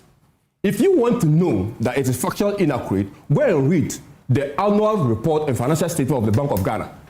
And if your production will be kind, I'll be kind enough to give them a specific page. Page 59 of that report. It clearly states the cost. And that cost has nothing to do with gold for reserves. The cost was associated with the gold for oil program. So this is the first time, unprecedented, that we are making a loss from trading of gold. Really? This is the first time. The losses that were made in 2023, 2024 were for the gold for oil program. 2022, 74. And these figures are even wrong. 2023, 2.15 billion. 2024, I'm telling you that they are wrong figures. 4 billion. You are saying that all these losses had nothing to do with. I'm saying that gold for reserve program. And this is the first time a government is making loss from trading goods. Okay. And that's the point that every Ghanaian has to know. For instance, the Bank of Ghana, page 59 of that annual report, stated that the losses from the gold for oil program for 2023 was 1.82 billion. Right? Gold for what? For 2023 was 300, gold for oil, 317 million. And for 2024, 1.82 billion on page 59. So those figures are different from these. That's the point I'm making. Where did he get those particular figures from? And that is the disservice we are doing to the good people of Ghana. Samson, one quick point. There is a jewelry subsidiary of Gold Board. It would be good when Mr. Sam Major is explaining this notion that they don't have anything to do with commercial. He should explain to us whether that jewelry subsidiary is also a policy mechanism. That's a commercial entity. And you see, it's a commercial entity under Gold Board. Yeah. So he should explain whether that's also a policy mechanism. That's a limited liability company. It's a business. Yeah. Under Gold Board. Yes, it doesn't matter. Okay. As a business, it's a business. It's Kabiru's time. Yeah. There are two different things, guys. So the point is that even if we sell perishable commodities like tomato, people still make profit. Okay. And in the trading of gold, you are making losses and you think that it is okay because of some economic benefit you are getting. Even if you want to do the economic analysis, what is the opportunity cost of crowding other participants from the market? The VAT that they will have been paying, the employment that they will be creating, the income tax from the export by those people. Have you valued all those as part of your economic cost? When you do that analysis, you realize that it far exceeds the 10 billion that they are talking of. So you cannot hide under economic analysis to say that. And the 10 billion is not a profit. The 10 billion is not a profit. It's far excess. You should be careful. And even if you are going to factor in the operational cost, it's clear that the profit that is being made is nothing to write home about. Okay. So that explanation that the losses are okay and this is and you see something. The very design of their gold purchase program is designed to make losses. And if you look at the financials of Gold Board, you realize that about 60% of what they are claiming they have made profit is come from the Bank of Ghana. Take the breakdown of their financials. No, I think all of it. Okay. Even that the large one, except the large one. So they are basically bleeding the Bank of Ghana to say that they are making profit. You understand? But for the Bank of Ghana, Gold Board will be on its knees. And you don't call that operational efficiency. You don't call that making profit. You don't say that you are financial commercial, because at the underlying your success or so-called success, it's a bleeding state institution. And you see, if DOG is even grounded to its needs, it has implication on the very economic fundamentals we are talking about. Why do we raise concerns about DOG finance of central government? As a matter of fact, this particular transaction has been characterized as quasi-fiscal. It's characterized as quasi-fiscal because... Very good point about domestic restructuring. When Bank of Ghana made losses because it decided that it was not going to get the money that it has borrowed back from the government. Remember that debate? Yeah. Why didn't we say that was to help the country? So if Bank of Ghana says, we are going to accept haircuts from the government, that's fine. Why were we in this studio that we were berating the Bank of Ghana for allowing the government to overborrow and therefore make those losses? Right, okay. The point would have to be made clearly that, one, the so-called losses or the so-called economic losses are not economic losses, let's say. They are financial losses. That is one, because they are arising out of financial transaction. Okay. Two, the argument that economic losses are okay because it is coming at a cost or at a benefit of some foreign reserves coming in. It is not also entirely true. Because let me give you the data. Before the NPP left office, reserves were over 99 billion. It was over 9 billion. How did you build that reserve? the reserve was built because of goal for reserve program. It was not. It's not the same thing. It's not the same thing. It's not the same as today. It's not the same thing. Look, under this government, they are doing goal for depending on borrowings. Please. They are doing goal for talking about. There are different methods. They are doing goal for fans under this program. That's my only problem. And that's the goal for fans. Funds. Yes, they are doing goal for funds and they were not for goal for reserves. You mean FANS? FAFUND. Funds. Yeah. Funds. Yeah. Okay. They are doing that. You know how they are doing that? By asking the commercial banks, bring money. They'll take the money, provide CD to Gold Bank. Gold Bank will go and buy. They'll bring it to support the CD. Basically, it's not reserve. Reserve it's a liquidity issue. Reserve is basically building the reserve, and they have other Did you hear what the IMF said about what they've been able to do? I've read it. The IMF is talking about the goal. I mean, the goal for reserve program. The IMF didn't talk about the goal for funds program. Speaks about the DGPP. Okay. Please, give me that page again. And also what the IMF said about. I am telling you that. Can you allow us unpack these things? Because you see, if you don't allow us unpack these things, you are not doing inaccurate information. That's my problem. The question I was asking is. Wait. The question I was asking is when the IMF says in page 20 of the report, when it says that the scaling up of the domestic gold purchase program has allowed the BOG to meet its program reserve accumulation objectives, reaching the 2028 reserve coverage target in 2025. Now, what does that mean? The question is, good, let me explain to you what that means. There's a domestic gold purchase program. Under it, even in the previous government, under it we have gold for reserves. And then we have gold for oil. That was a part of the domestic gold purchase program. The whole essence of the gold for reserve was to build our reserve. And that was why when we took over, reserves was about 8 ounces. And it was built to 31. It was a conscious effort within those particular period to build the reserves. I think there's some slight confusion we need to clear. In terms of the difference between gold reserves and general reserves. General reserves, yeah. So gold, we have moved from gold from 31 to 34. Yes. But general reserves is what that account says. So on the general reserves, the IMF says that the large and increasing scale of gold for reserves program, notably since the creation of Gold Board, is a source of Ghana's FX. Is it source of Ghana's FX markets? The continuation is somewhere. It's a source of Ghana's. It's a source of significant downside risk. They are saying it's a bad thing. That's what they are saying. That's the English that you just read. It is a bad thing. It's risk. Downside risk. It's not a good thing. Yeah, so even their own report is telling you. And you see why you even pointing that for you to read it. It's not vindication. Because it's the only matter. Risk is the problem. No, they are telling you that. Even the report, they are telling you that program, because of the opacity of that particular program, and because the Bank of Ghana is using money that is coming from this particular program to intervene, which they call FS intermediation. Where's the opacity? Which mediation we don't even know the broad contours of which. The IMF has raised significant issues. Thank you. About how the 30 minutes that hold on.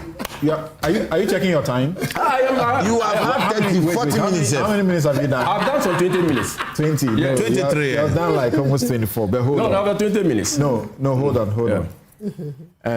You see, I've heard you speak about issues and repeat them over and again. And then new things come up, and then you get back on that to discuss. So let's not give the audience an impression as if you are being stifled from your presentation. At a point, it was almost obvious that you had exhausted your presentation. No, I've a few things that were asked brought you in, and Bright also mentioned something that led you to say a few things. So please, let's pause here. I'm taking my next break. When I return, Senor, you have been pushing me, but I'm going to submit the fee because I made him a promise. Hold on. You are here. No. Kabir, hold on. Kabir, hold on. A number of issues have been raised all of them are thrown at the same gold board. And the reason the gold board CEO is here is so that he can respond to some of these things you raise. You don't like that? So hold on. We take a break. When we return, I'll give Sami Gyamfi a very brief time to respond. Very brief time. And I mean it. Then there is no point. Because hold on. You should be patient. Hold on. We'll take a break. Right has said a number of things. Kabiru has said a number of things.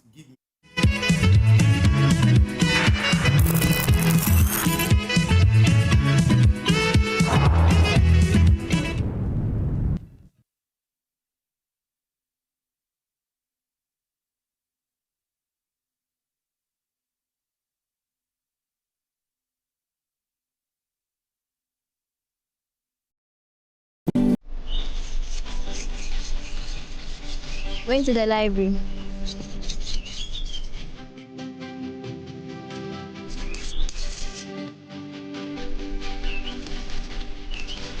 Going to the library.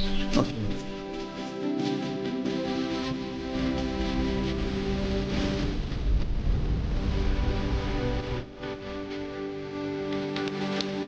I'm going for my graduation. Go well.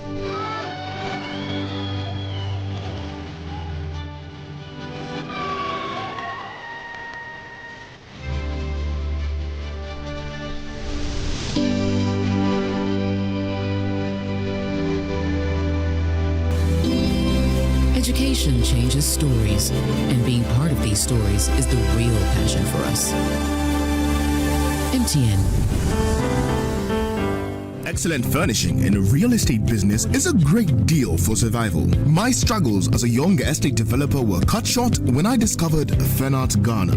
With quality furniture made from the finest woods and amazing after-sale service, Fernart Ghana changed my story with every single home I built. It's a one-stop shop that serves the interests of clients with a variety of living room and dining sets, solid wood kitchen installations, wardrobes, doors, cabinets, beds, pergolas, floor parquets, and many other wooden products that will last a lifetime.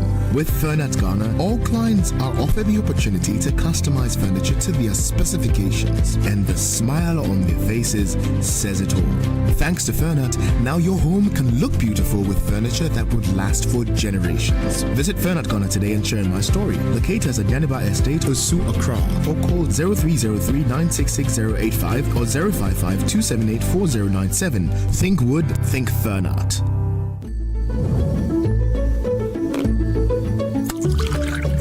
What juice are you taking? This is Koa Natural 100% cocoa fruit juice. Can I have a glass? Of course. Koa Natural 100% cocoa fruit juice is not just your regular cocoa drink. This is an innovative juice made from the pulp of the cocoa fruit. Once the cocoa pod is harvested, the pulp, which would have been previously discarded, this time is set aside, and that is what is used to make your Koa Natural 100% cocoa fruit juice. Not only is Koa refreshing, the taste is incredible. Wow. There is no added sugar, no additives, and no preservatives. 100% cocoa fruit juice. Don't worry, you won't be left out. Wow, this is unbelievable. I would take this anytime, any day. In Ghana, our gold is more than a resource.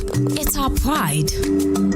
And at Gold Board Jewelry, we celebrate that pride every day with craftsmanship that reflects who we are as Ghanaians. Introducing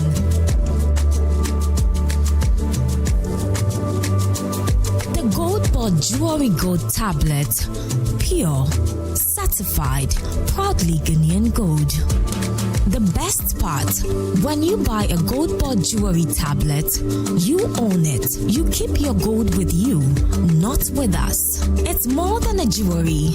It's a smart investment for every Ghanaian who wants to secure their future. Gold Board Jewelry Gold Tablet. Own your gold. Own your future.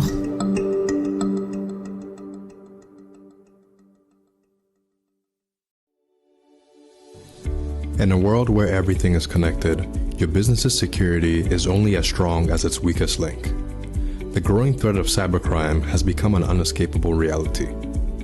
In 2025 alone, the projected cost of cybercrime is expected to grow to $10 trillion globally, with small and medium businesses disproportionately targeted.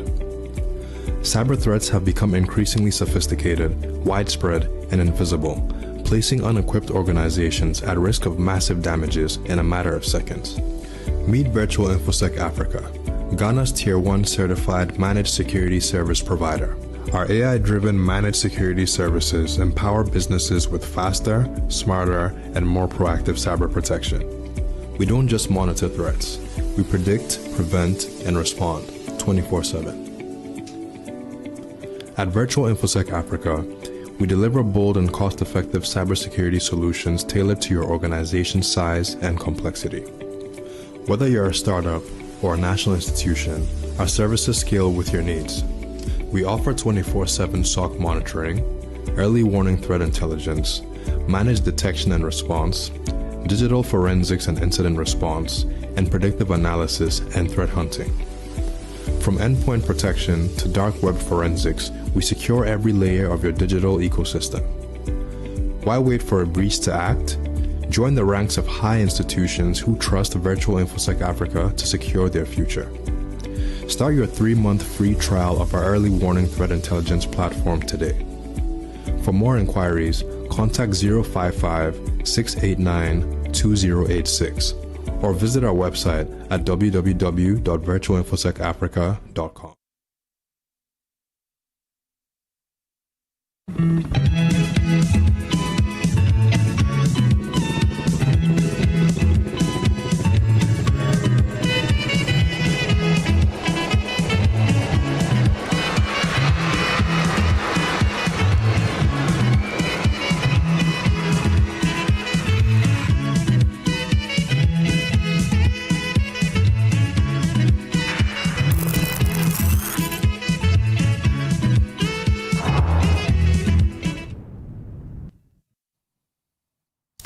You're welcome. This is Newsfile. It's your most authoritative news analysis platform. And here on Newsfile, we put Ghana first. And my guests you've been listening to so far, Sammy Gyamfi, who is the Chief Executive Officer of the Ghana Gold Board. Bright Simmons is Honorary Vice President, Imani Africa.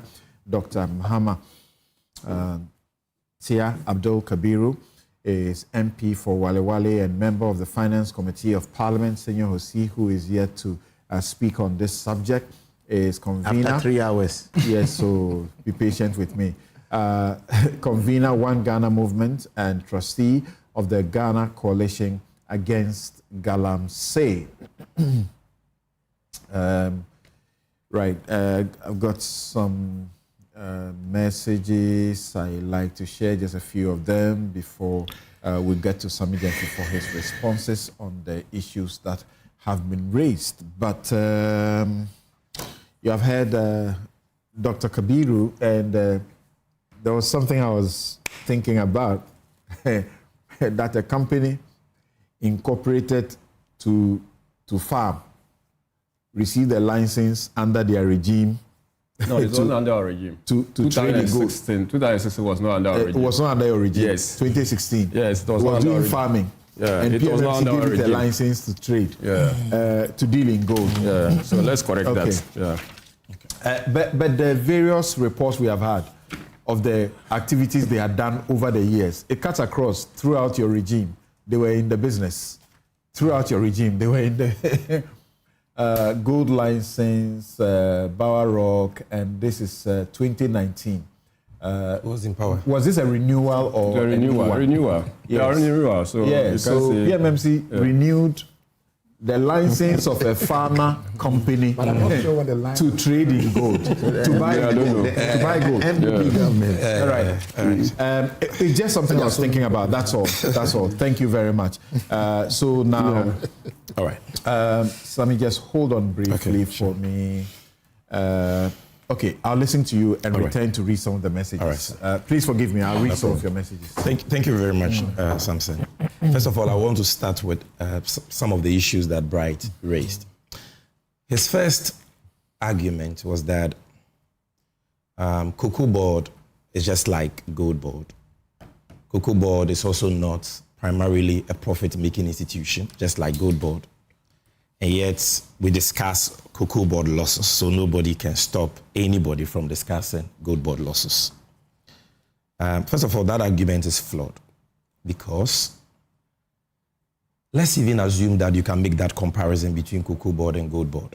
Cocoa board has been recording losses, gold board has not recorded a loss. So that comparison doesn't cut it. That's number one. Gold board has not made a loss. And it doesn't matter how many times you repeat that falsehood, it will not make it right. Gold board is a corporate body, a body corporate. In fact, it is a public corporation. It has not made a loss. Number two, no, you must understand that there is, even though gold board and cocoa board has similarities in terms of mandates, our trade models are different because we are dealing with two different commodities. Cocoa board provides incentives and support to cocoa farmers in the form of cocoa rows, cocoa fertilizer, chemicals, rehabilitation. And so by virtue of that, are justified to give cocoa farmers prices that sometimes are 30-40% discounted. Gold board provides no gold rules or no such incentives to miners, and therefore cannot have a justification to buy gold at a discount or to trade gold the same way cocoa is traded. Understand that. Number two, whereas cocoa is very difficult to smuggle because it is bulky. To smuggle cocoa for it to make financial sense means you're carrying bags and bags of cocoa, putting it in a truck to smuggle. Gold is a small asset, but high value asset. You can put 1 kg of gold in your pocket and cross the border, and nobody will know that you're carrying something. So you don't manage cocoa the way you manage gold. And when you're drawing parallels in a debate like this, make sure you're comparing like with like, not oranges with apples. In any case, this is the main point. Nobody is saying don't assess the efficiency of the gold board model like you assess the efficiency of the cocoa board model. But in assessing the efficiency of a policy, any policy analyst worth his salt would do that assessment from the perspective of policy objects and policy goals. So, cocoa board is making losses. Yes, you are right to assess that. Is cocoa board delivering on its mandate? Gold board was established for the purpose of foreign exchange generation and supporting gold reserve accumulation. So when you are analyzing the efficiency of our model, you don't only look at cost, if indeed we were even incurring cost, but we are not. Currently, it is the BOG. This year, we may. Okay? But you look at it from the perspective of our cost versus the realization of our mandate or objects. That is not what you're doing. You're talking cost. In all your write-ups, you have never acknowledged the role and impact of gold board on this economy. That's not correct. Which the IMF even does. So that's number one. Number two, I'll come to it. He makes the argument that G4O was not for profit, and yet we discussed losses under it and it has been scrapped. Yes, G4O was also a monetary policy intervention, not for profit per se. Our criticism of G4O was one, opacity. We didn't know who were the aggregators. We didn't know how good was being bought. We didn't know a lot of things. And the most important thing was that it was not delivering the outcomes it was supposed to deliver, at least relative to cost. So BOG did a cost-benefit analysis and said that, look, the exposures we are having under G4O, both on the gold side and on the oil side, is not worth the benefits we are getting in terms of fuel price reduction, which was or stability, which was the object of G4O. On inflation. So that is why they have scrapped it. So when you're doing the analysis, situate it in the right context. Then he says that we are interested in knowing the full chain of risk and issues and so you are interested in knowing. It means you don't know. And when you are interested in knowing something, you ask questions. You don't jump into hasty conclusions. That's number 3. Then number 4, he says the CEO of Gold Board will not admit losses, but will say that there is some cost anywhere. Hello, I said Gold Board has not made losses, and you have not been able to show that Gold Board has made losses. All you're talking about is cost under a BOG program. And you want to create an impression that cost under a BOG program on BOG books is Gold Board's cost. Where did you get that kind of analysis from? Where? So you are wrong. And we are not sharing blames, because what the BOG has done is worthy of commendation, like all Ghanaians are commending them. It is only you, or you Kabiru and the likes, who want to create an impression as though somebody at BOG has done something wrong, for which reason blame should be shared. For you to say that, oh, if at all that there is, you are saying that the issue is about burden sharing, or what did you even say?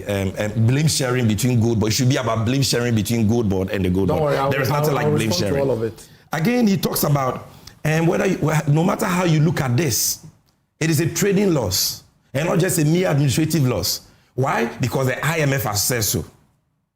Okay, we are saying whether trading or administrative or whatever, we have explained to you that the bulk of this cost, which you are calling loss, over 97% of it, comes about as a result of exchange rate translational differentials, because we buy gold at market exchange rate as pertains to non-bank transactions, but accountants convert FX proceeds at BOG rates.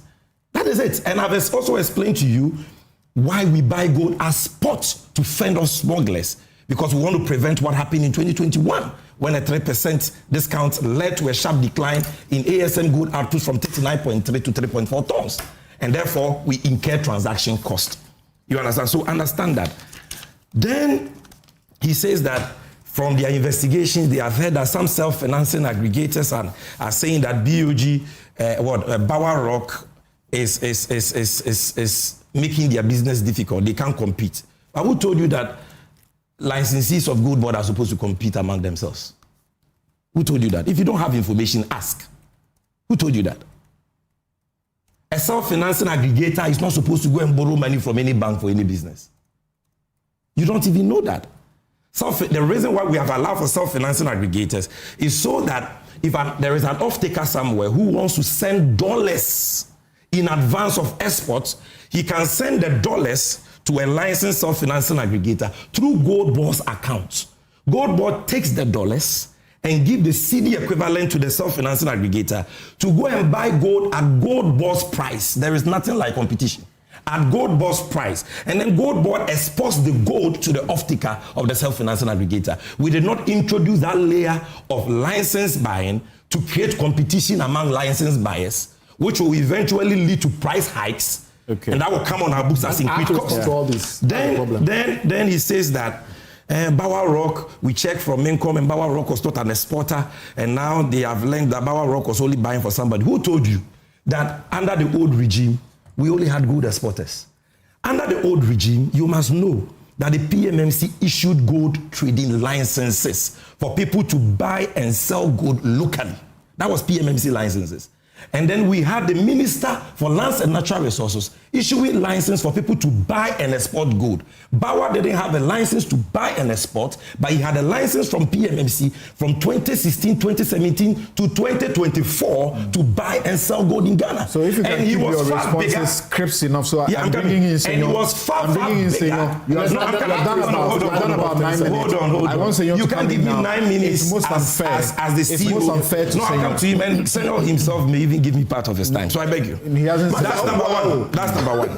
Then number two, he says that everything I've said about Bower, all the issues about Bower Rock, is enough for Kojo Oponkroma and the MPP to have a suspicion that something may be wrong. Really, Bright? You hold press conferences based on suspicions? Yes. You write yes. All your write-ups based on suspicions? In a democracy, yes. No. You don't go to town with suspicions as though they are conclusive facts. They say, when you have suspicions, it's not mere suspicions. I mean, they say it is an arrangement, a system to bleed the state whilst an individual is making a benefit. Rather, and I've explained to you with documents that they cannot dispute, that rather it is a sensible risk mitigating measure to make sure that if you are going to give public funds to somebody to buy gold, you get a guarantee against it. That is a no-brainer. Again, he says that all he's asking for is transparency. Really? And I heard Kabiru saying that what we are doing is opaque. BOG raises CDs, syndicate CDs from the market, FSCs, for gold board through an auction. Do you know the meaning of an auction? You call an auction opaque. It means you don't even know what an auction is.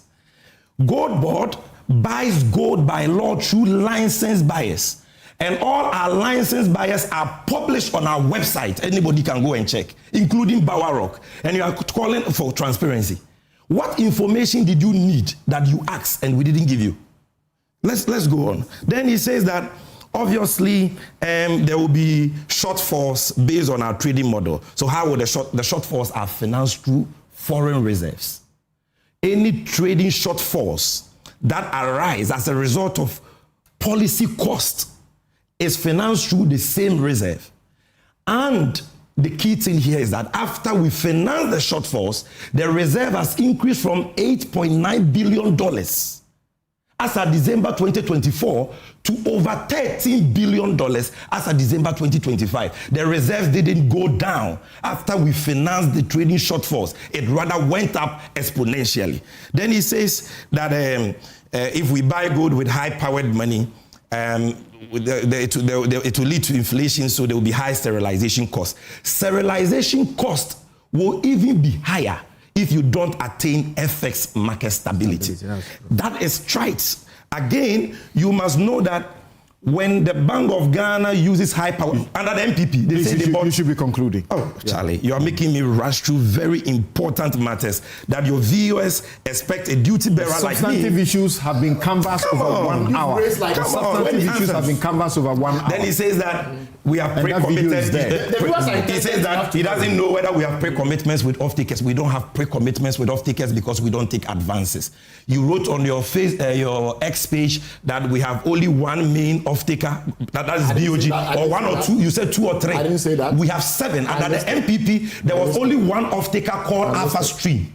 One off-taker. You didn't write anything about Alpha Stream. Let me finish. Alpha Stream was selling to Stonex, who didn't even have a contract with the BOG. I was the first person to talk about Alpha Stream. Dr. Esiama-led BOG has introduced 7 off-takers. They are Vintage Bullion, they are Gold Saddle, they are Well Gold, they are Sovereign Pinnacle, and all that. All of them are published on my site. Again, you say that large-scale gold is also bringing dollars. Who has said large-scale gold is not bringing dollars? But we are saying that for the first time in the history of Ghana, the small scale sector, because of the good work done by Gold Board, has beaten the large scale sector. Whereas as at 24th December 2024, large scale gold sector had brought in FX to the tune of $9.2 billion.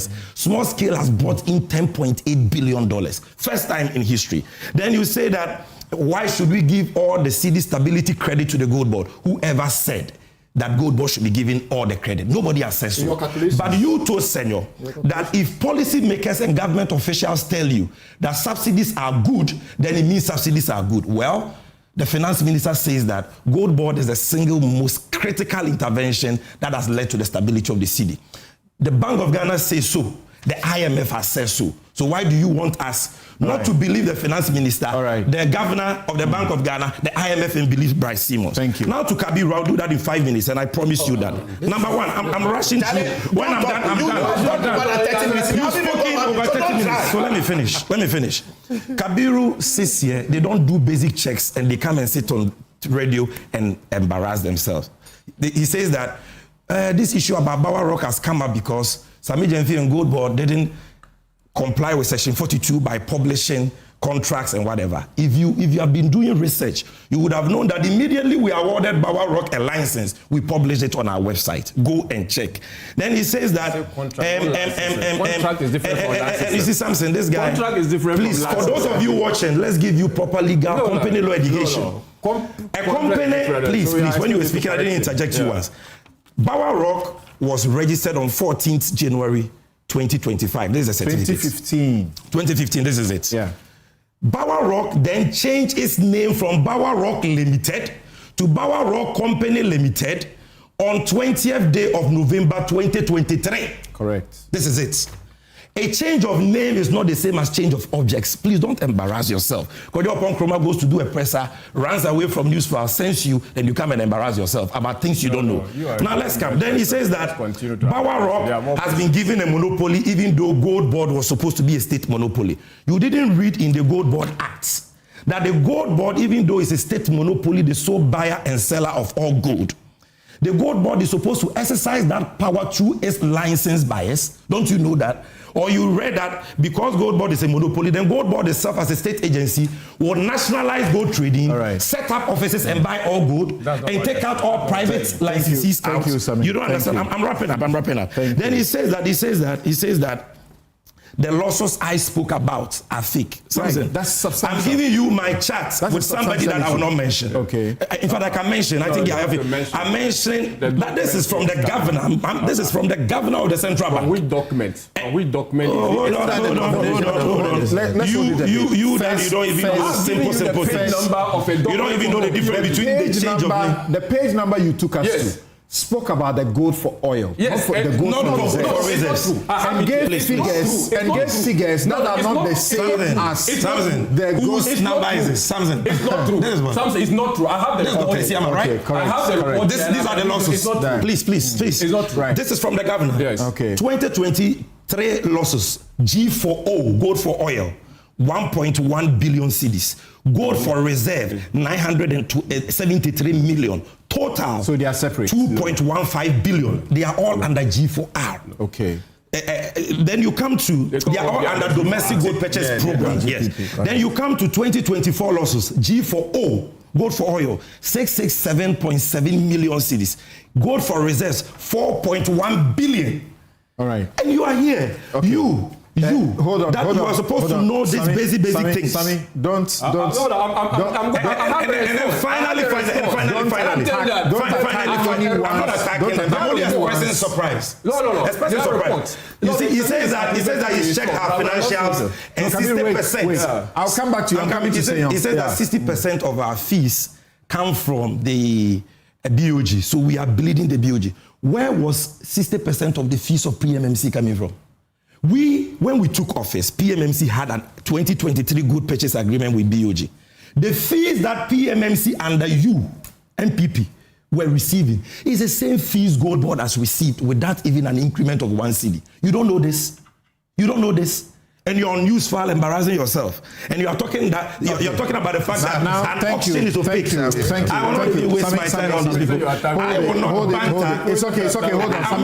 Some you have done 15, 16 minutes extra. Who said that to review a policy means to cancel it? Hold on. I will not banter with that.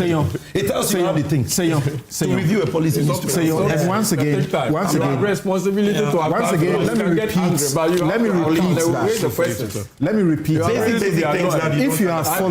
If you have followed Newsfile for as long as I've hosted it, I have insisted that it is not the case that everybody must be giving the same time.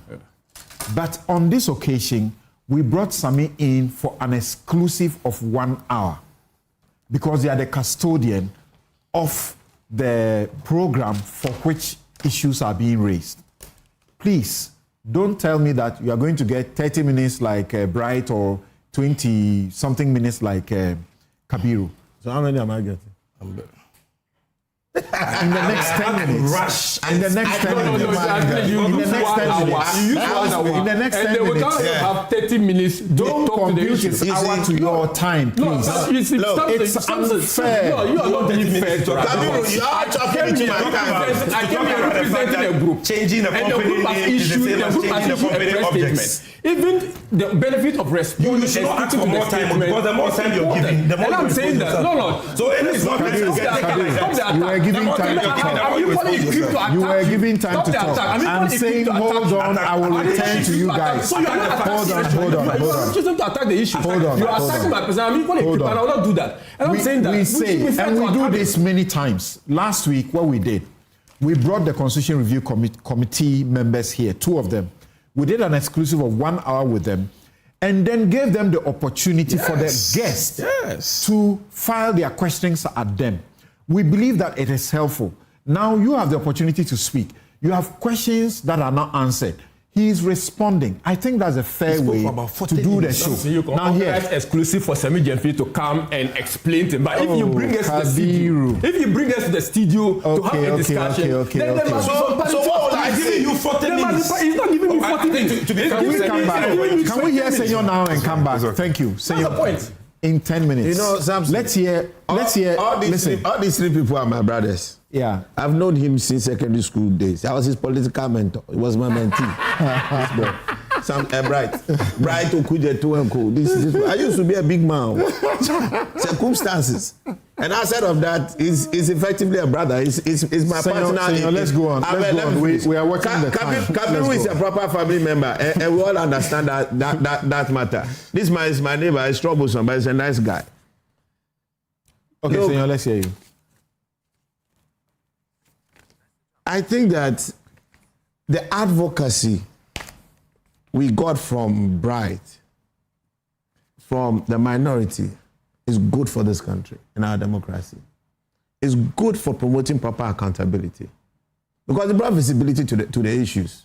It brought, some will be sitting here today to even give an explanation of all the things that are happening. I wasn't even following. Somebody tagged me on somebody's thing about the IMF thing. I don't follow things these days.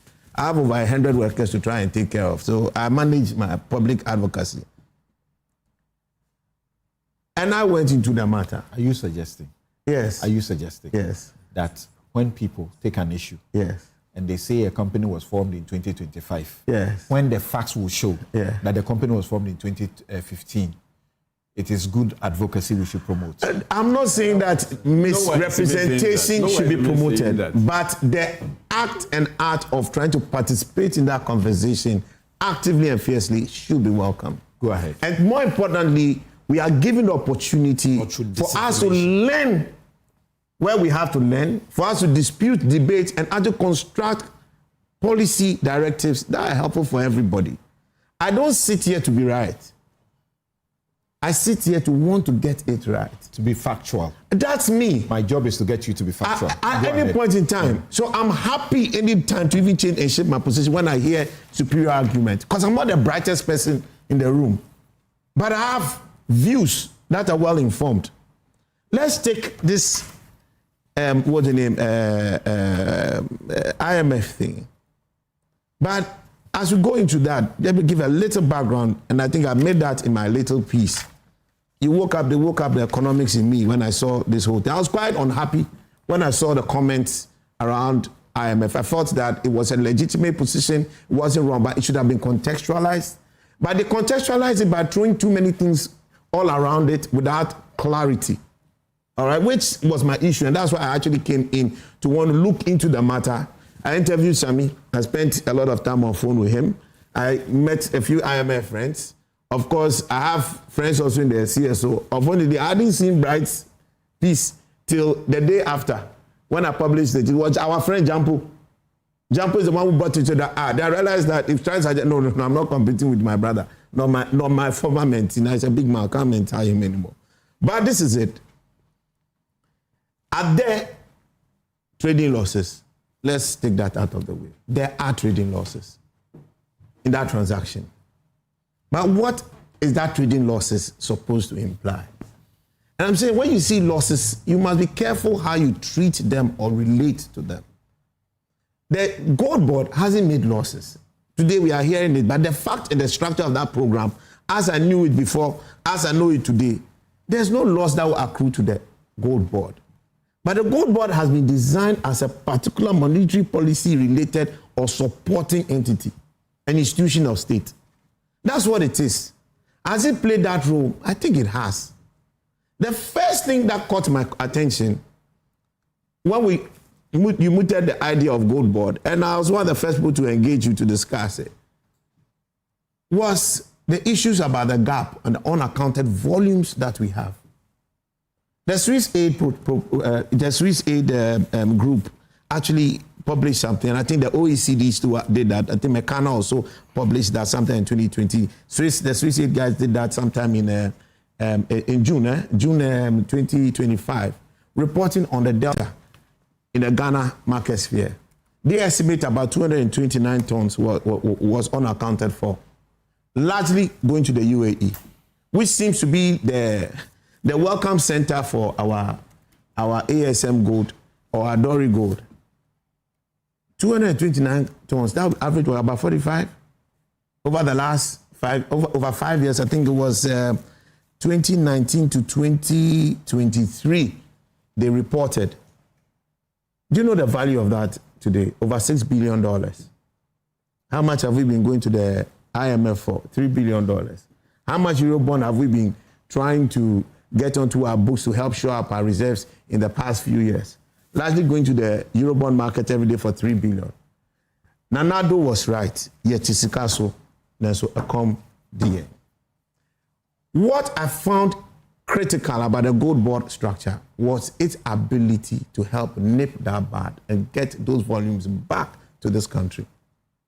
I raised this issue when we were trying to deal with the BOG, the petroleum issues some time back with when Power was governor. So we set up a whole committee with the banks, the treasurers, we all sat down. And at that time, everybody knew that there was a huge delta between the actual gold exports, especially on ASM, and the actual gold receipts that we realized. That's why significantly Ghana has had trade surpluses that have not effectively translated into our BOP balances and our reserves. This is where the gap has been. Gold is going, but the FX is not coming. The absence of the FX coming in is having a major problem on our balance of payments. It will definitely affect our reserves. And when your reserves are affected, your currency will lose its feet. We went to the IMF because we were almost about just 1 month. We're at a point where I think we're even below 1 month, what do you call it, import cover. But yet Tisikaso, Neso Ekom DN. So me, I commend Bawumia because I know he was the brainchild of this entire good for reserve thing. He is the brainchild, and we must commend that effort. What we have seen the NDC come and do is to actually perfect the idea, because the old idea had different fragmentations and actually a number of loose ends to actually achieve the ability to hold down the sector and make sure Ghana optimizes its interest in there. Be careful when you subsidize imports and you subsidize exports, they are not same. The impact on the economy are often very varied. Because when you subsidize exports, you actually drive production, you actually grow your economy. Because of the receipts, you actually end up getting a gain from your exports. And you're able to then build your reserves. But when you subsidize imports, like you are subsidizing fuel prices, and you're not even doing that significantly, you are actually just chopping off your feet. That's the difference in this whole mix. So back to this. What we have achieved out of this is for us to possibly get what I used to think, looking at the trade basis, about 30% of our output not being accounted for. Swiss aid is telling us that it's 45 tons on the average a year. That is big. $6 billion that could transform a lot of things for us as far as our reserves are concerned. So you take what the Bank of Ghana was trying to do. My understanding of what was conceptualized was we have to optimize these inflows. If we are going to be losing money to smuggling, because you can easily smuggle gold. And again, right, gold is not cocoa. The risk that you had with gold that facilitated and legitimized the gold board structure is not same as what we have ongoing today for cocoa board. Not at all. So let's not mix the two. There are certain institutional similarities, but the policy drive for it, no. As part of the CSO group, we were consulted by the government and the Galamsey squad because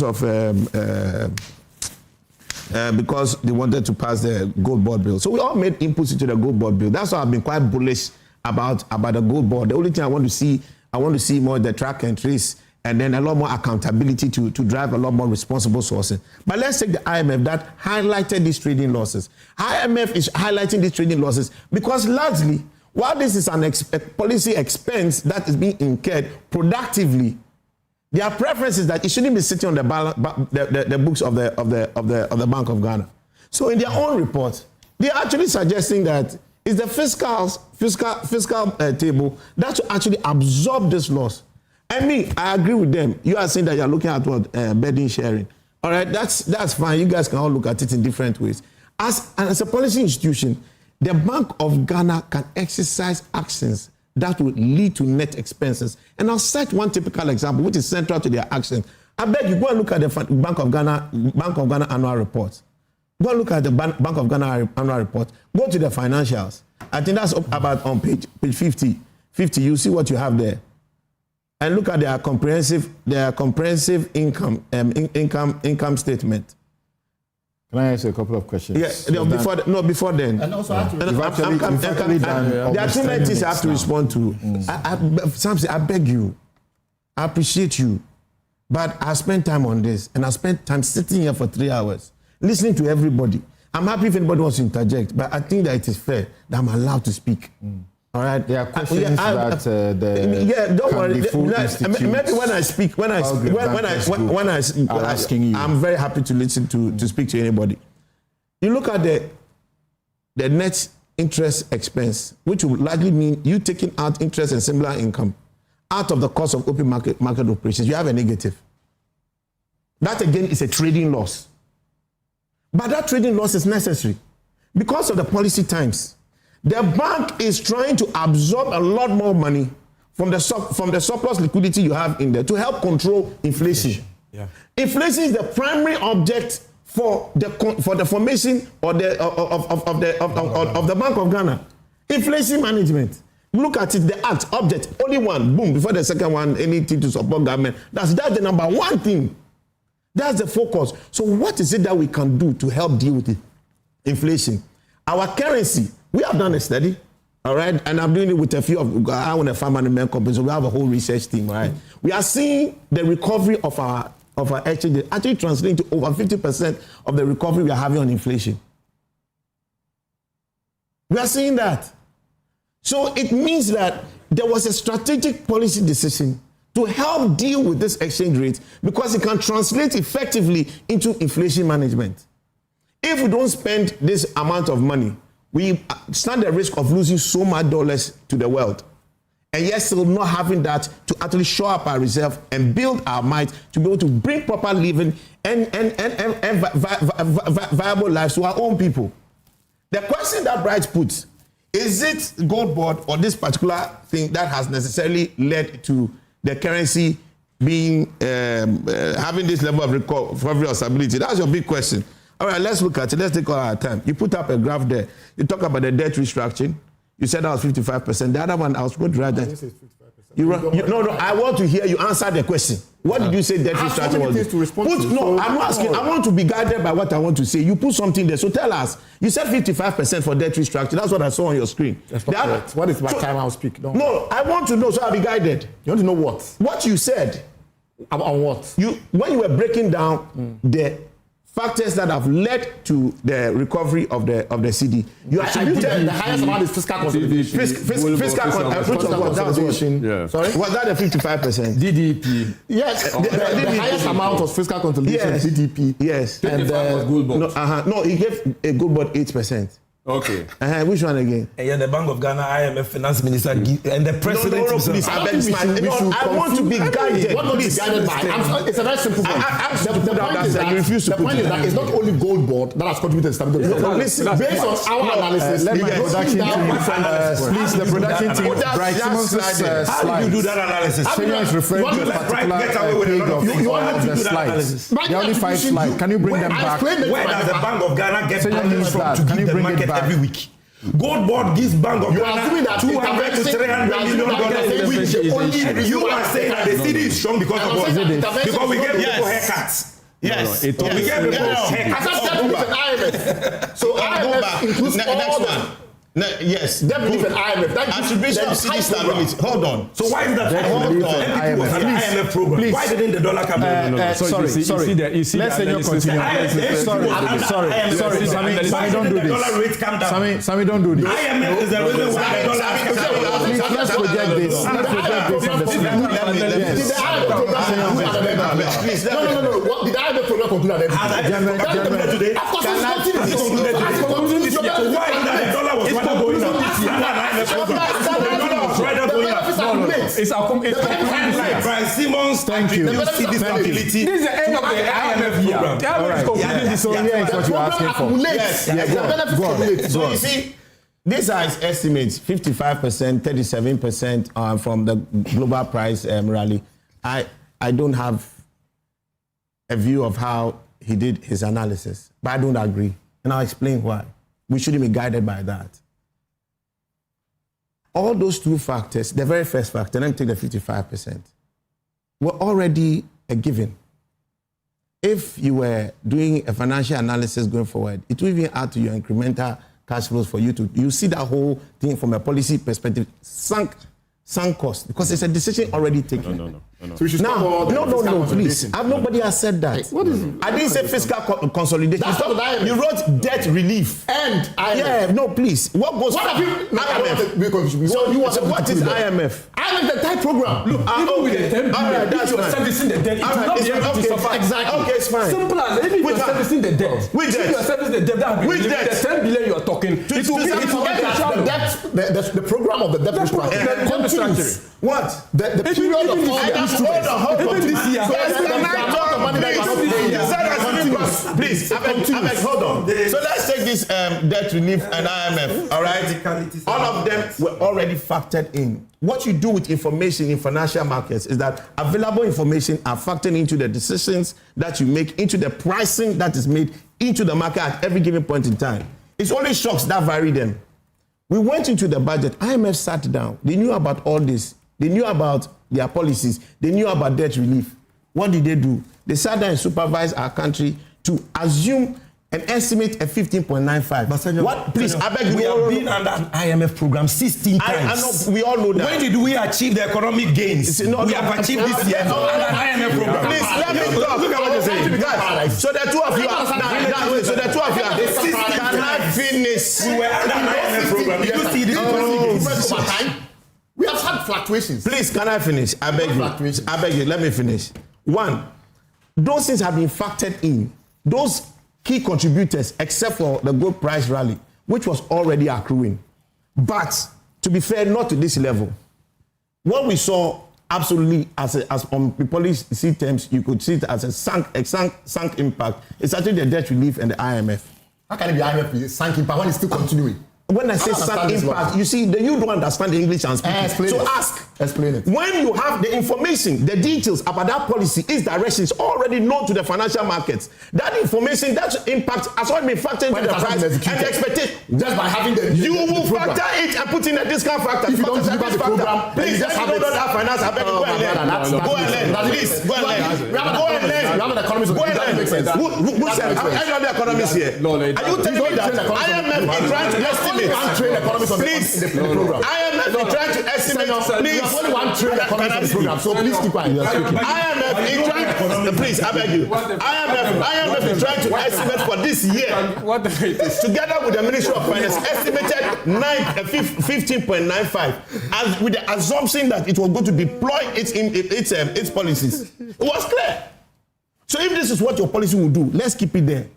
What else has happened? Those last two things have happened. What we have had is the gold rally price for this year. Can I finish? Can I finish? Even in way back Can I finish? Now let me quote the IMF. I want to quote the IMF. Something different has been done. The IMF. Talk. Let's give him. The IMF says that since the 2023 domestic debt restructuring, okay, it gives us. Let's look at the 33 rather. 33. Since program approval, the BOG has taken an increasingly active role as an intermediary in the FX market on the back of stronger BOP inflows. Where are they coming from? Now, the DGPP has been the key source of these inflows, which also included cocoa inflows and repatriation requirement on extractive sector export proceeds. I'll tell you again. Can I look? I'm telling you that the IMF is itself. The IMF itself. Please. Are we having an extended program? Let's find out where we have an extended program. Please, let's go on. Let's go on. Go ahead. It's not to distract you. When you build your radio station, look, it also says in the report that despite debt service commitments in a post-debt restructuring environment, We are consistently outperformed NIR target, that is the net international reserve target, since the beginning of the program. This is notably due to the large-scale domestic gold purchase program, which is influenced by prices. Please, it's largely due to that. The biggest part of this whole thing is our ability to claw back the volumes that used to be smuggled. If you will not be reasonable about that, God forgive you. Ongoing. Please, can I finish? I beg you, please. I beg you. Let me answer. The data has shown. Wait, let me tell you. Right from the official data that stays with the US country, showing countries. Because of the interventions and interruptions and how it has disrupted people's thoughts and the rest of them, and the demands from Bright and Kabiru. That's why we are doing a 30-minute extension. Take your time. You have done almost 20 minutes now. In the next 5 minutes, are we going to talk about Galamsey? You should. The main reason you were here partly was because you are in the Galamsey group, anti-Galamsey group. We will make sure at least we get you to say something in 3 minutes. And I'd like to answer that question. Right. Who is buying the Galamsey? Yes, it's a question that's still outstanding. Managing the FX, that responsibility sits with the central bank through inflation. And I'll urge all of you at this point, be quiet and listen to one person speak at a time. Okay. Some of our viewers, very respected statesmen and women, are complaining about the interventions that is making it cacophonous. I'll repeat a bit on the IMF. The IMF has largely said that the success of our ability to drive and grow our reserves has been dependent on this DGPP as the lead and focal arrowhead. That's what it has said. From the same document that highlights the risk, which has to do with these 240 million, dollar trading losses. The same document. The IMF sees the value of the DGPP. Its problem is that that expense, while it may be relevant, should actually be sitting on the fiscal books. I don't disagree with the IMF. Sami is suggesting that there should be some kind of split somewhat. It's possible.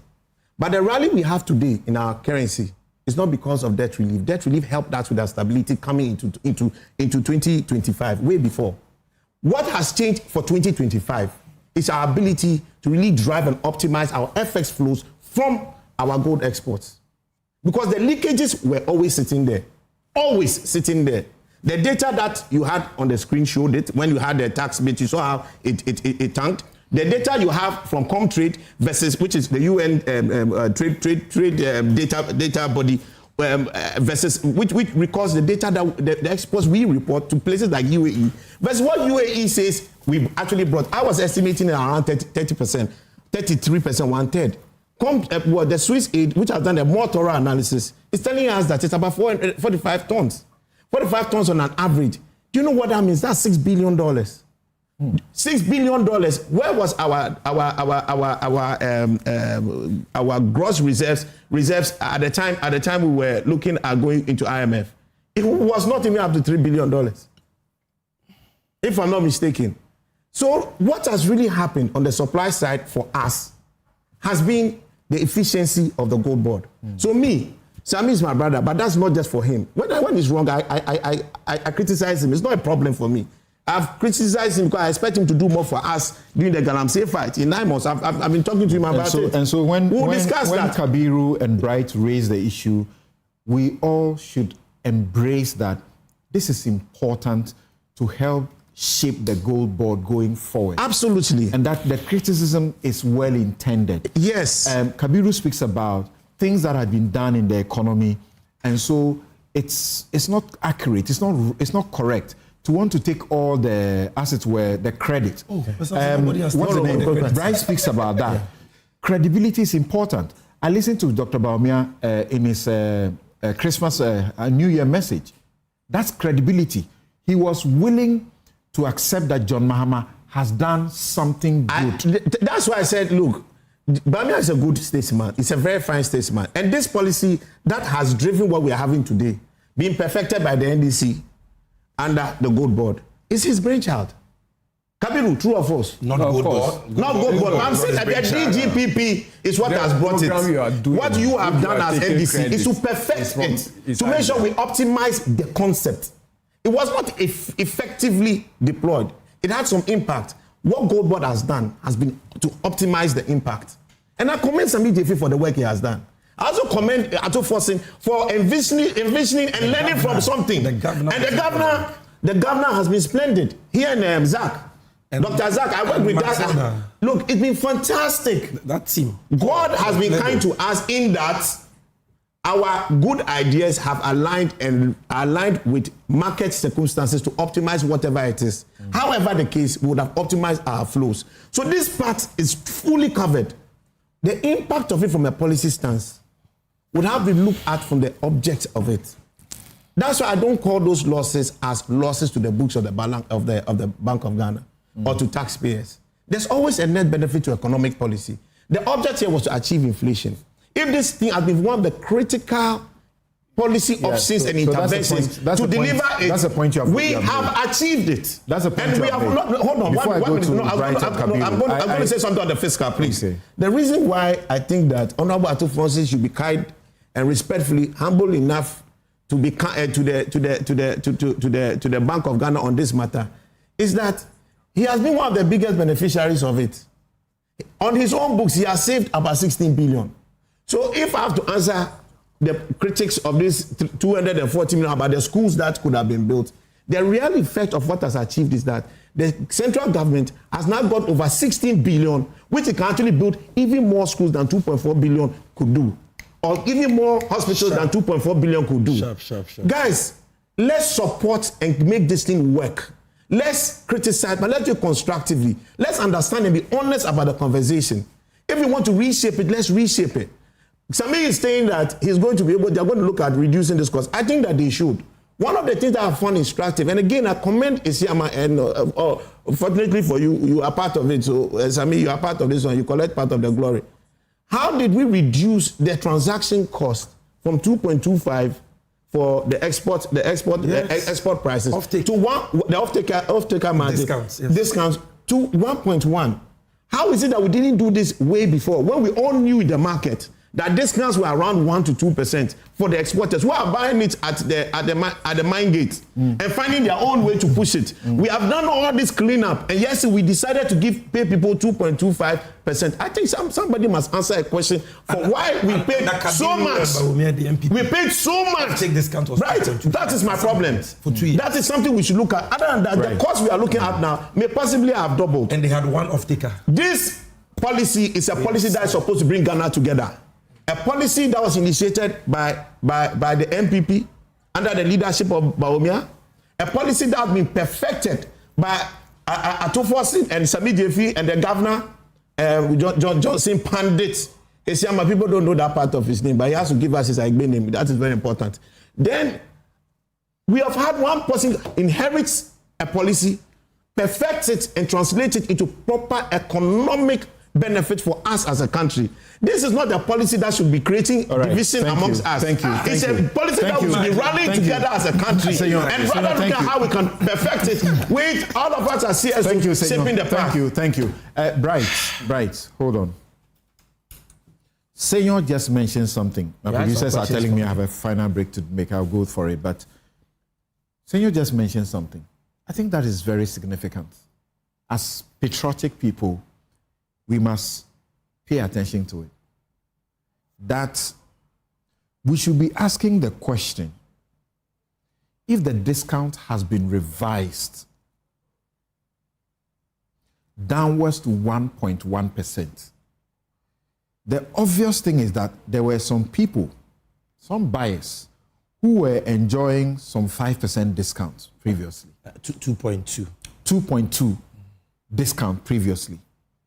These same people have now accepted the downgrade and they will not make losses. What do you say? None of that information can be validated until he does what he has to do by publishing on a per shipment basis the specific pricing contracts that govern after Incoterms those specific transactions. Which transaction, the export or the import? You want to sell gold to sovereign metals in India or Pinnacle DMCC in Dubai. Right now, what you do is that you publish in aggregate. This is the total amount of gold that we sent out. On a shipment basis, we don't know what the specific price of gold. LBMA AM is the price fix. The price fixing. You have an AM, LBMA AM. AM is what we use. You have that as the way in which you set the bar.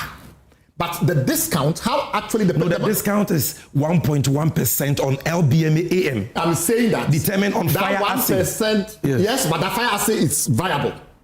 Why is it variable? It's variable because if I do it, what if when I do a test, there's no deviation from there what is was something disclosed? Yes, so then you pay. That is the point. Yes. So each of those variations, depending on the actual sale, until we know it, we cannot determine the average has discount. all the records. Give it to us. Okay. We have demanded. Have you requested and they didn't give to you? Yes, we demanded several times. You've written to BOG. Why is it an assumption in this country that the only way in which the duty bearers will respond to the data is to write an API? There is no due process for it. There is no due process. This information has to be transparent. No, Dr. Seba doesn't sleep on X. There's a due process for requesting information from public institutions. That is not a valid position in my view. For transparency, we've consistently made these demands. If you do that, without that, we are not able to calculate these and complete these. Get this. I'll get it for you. Secondly, and that can I go ahead and answer some of the critical questions that came up? Number one issue, very critical. I'll get it for you. When we talk about cocoa board, we are not saying that cocoa board and gold board are the same, and therefore when they make lawsuits, we should equate them on the same scale. We're saying that cocoa board has a policy function. And yes, still, when it makes lawsuits, we criticize, we scrutinize, we find out ways to optimize. Gold board cannot be exempted from that regime. End of story. VRA is a statutory corporation. VRA is a statutory corporation. It also has a policy mandate. Still, those of us in the energy advocacy space, we scrutinize and we make sure that despite those policy functions, those lawsuits are not inefficient. Scrutinize. Third, we have not made lawsuits. We have sat down and we've talked a lot about the effect of the gold board, without accounting for the most critical difference between what these people did with the DGPP and what they did with DGP. The most critical difference is that the average price of gold in 2024 was $2,300 or so an ounce. And the average price of gold now is about $3,500 in this year, and the last year. Based on that massive gap, obviously you should expect that the effect on whatever the policy object is will be more effective. Can you imagine if that gold didn't come at all? Wait. I'm coming to that. Secondly, it's not only the price that has an effect. The price makes the uneconomical reserves economical. So a gold that you would not have gone and dug because the cost and everything, the wahala was too much. When the price doubles, as it has done, all of a sudden you go and dig it down. So even though they have not issued any new licenses, as they themselves have claimed, we are suggesting that... We have not issued new licenses for what? Somebody said small-scale licenses. They have not issued any small-scale licenses. The president of the country said that they have not issued small-scale licenses. Forest reserves. Small-scale mining license. What are small-scale mining? He said small-scale mining. He said he has not issued small-scale mining licenses. Okay. If you have not issued small-scale mining license and the gold is increasing, it means that current miners are optimizing. Why are they optimizing? They are optimizing primarily because price is high. No. And therefore, I'll come to issue. It's an established economic fact. It's an established economic fact that the grade of ore is linked to the price of gold. Right. My brother, So when you look at the cost of production, let me make my point. where prices were already incentivizing for anybody to maximize production. The price was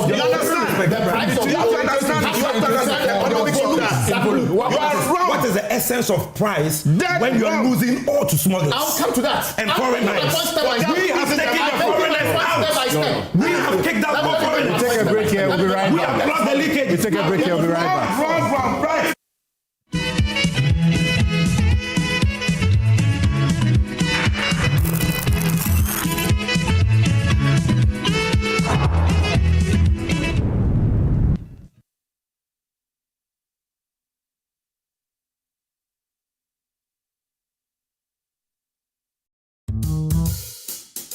Smile, Look lively, okay? Smile, smile.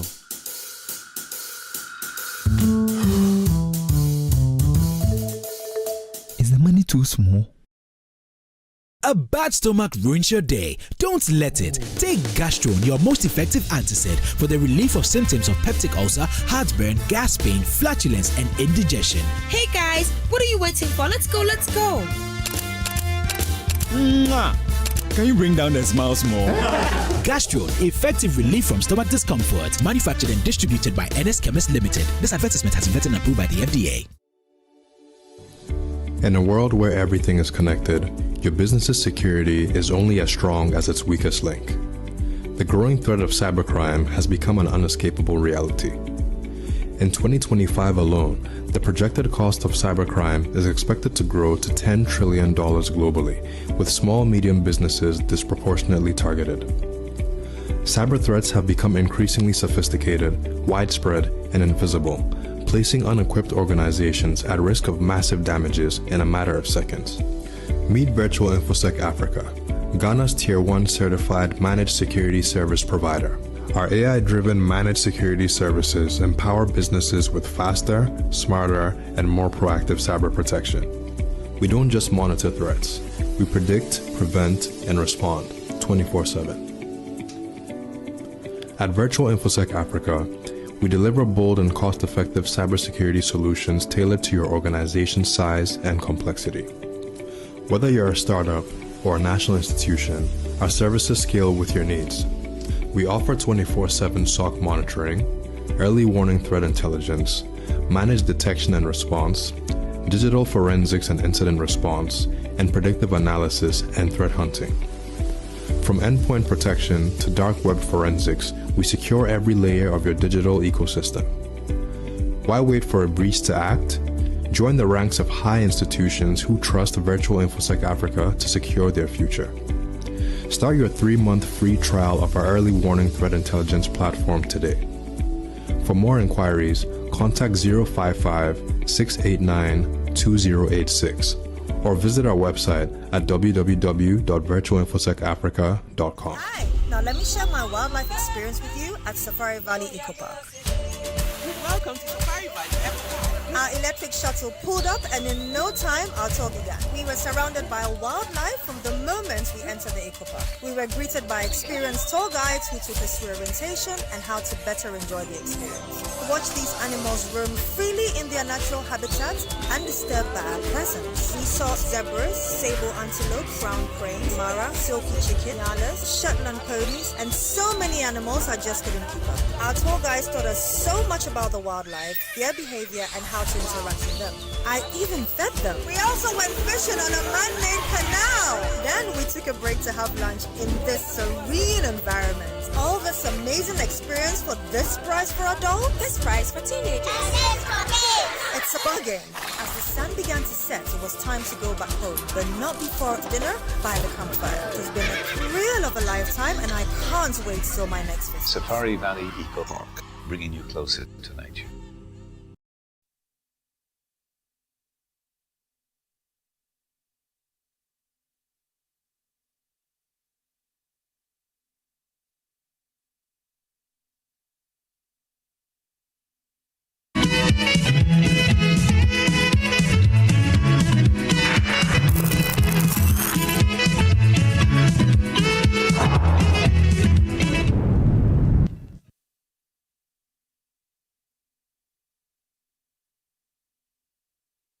You're welcome back. This is Newsfile. It's our most authoritative news analysis platform. And here on Newsfile, we put Ghana first. Gentlemen, if I mention some of the names of the people who are watching you guys and they respect you and they are not happy about this, unnecessary interventions, you will not be happy about it. So hold on. The show, as always, is brought to you by Bank of Africa. Strong as a group, close as a partner, MTN everywhere you go. Ashesi University. Yes, Ashesi University. That's the place to be, educating ethical and entrepreneurial leaders for Africa. Robert & Sons Optical Services, your comprehensive eye care service provider for 33 plus years. My Way Insurance. Dial *165# on MTN to join My Way today. Syntax Tanks. It's strong, it's tough. Activa International Insurance. Our clients are Pashing International Facilities Management Association. They are proud to be associated with Newsfile, your most authoritative news analysis platform for discerning persons. Activa International. I've told you about them already. Safari Valley Eco Park, bringing you closer to nature. Gold Board Jewelry, pure, precious, and proudly Ghanaian. Koa natural juice, 100% cocoa fruit juice.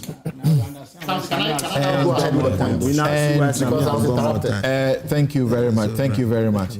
And as always, my outfit is by Habil's Couture. I'll invite you in the new year to contact them and also contact Konati Clothing as well. Konati Clothing is 0244 676732, 0244 676732, and Habil's Couture is 0200 84 1988, 0200 84 1988. Go to any of their social media handles and check out the persons that they sew for, and you will admire that. Okay, so right. So Samson, what I was saying was that we have to do things systematically, step by step. So we accounted for the fact that when you have gold price increases, if I'm a miner, from the perspective of the miner, not the trader, if the price of gold goes up, I'm incentivized, like in any economic context, to try and produce more. So price increases have a volume effect. Yeah. Anybody who will tell you that price increases don't have a volume effect is inventing their own economics. It does not shift the supply line. Please, let me just make my point. This is wrong. It's not wrong. Argument. It is a general assumption, but it's not an absolute assumption. It doesn't matter. Please. It doesn't matter. The economists don't know how. There are companies in this country who have marginal reserves, including some that use tailings. When the price of gold gets to a certain level, reprocessing those tailings become more profitable. So that might even increase supply from that direction. There are some who have marginal reserve that they are currently not investing in, because even the financing that they need to use to go and invest, when the banker looks at the price of gold, you feel like the margin is not too strong and they don't fund them. When the price of gold goes up, that margin improves. So if you go to your bank gives you the loan, you can go and increase your production. So there's a volume effect in price rises. I'm not saying that it accounts for all of it. Then the third and the most critical issue that has been raised that I think I haven't responded to, because I didn't touch on it. That's the last year. And that is very important. Give me a bit. That's the very last. I'm coming to Kabiru right after that. Give me some time. I'm sorry, right so after that. one issue that is very critical is this issue around illicit financial flows and smuggling. Yeah. So long as we continue to assume that it's the gold board that stops it, we are misunderstanding the provenance plane. And it's no disrespect to them and the way they are. The DGPP policy. The gold board itself continues to arrest smugglers. The gold board itself continues to implement intelligence operations to stop the process. IFF. What does that tell you? What that tells you is that the effectiveness of stopping smuggling and irregular financial flows relies on the general law enforcement capacity in the country and its improvements. Only for so even on that matter, you cannot give 100% of all the credit to gold board. It will be irresponsible. It will be responsible to say that all the anti-smuggling operations, all the intelligence operations, how come you never say Dr. Kabiru, gentlemen, we are doing well. Gentlemen. Gold board is doing well. By the contribution, it's been exaggerated. Gold board is doing well. They are exaggerating. Dr. Kabiru,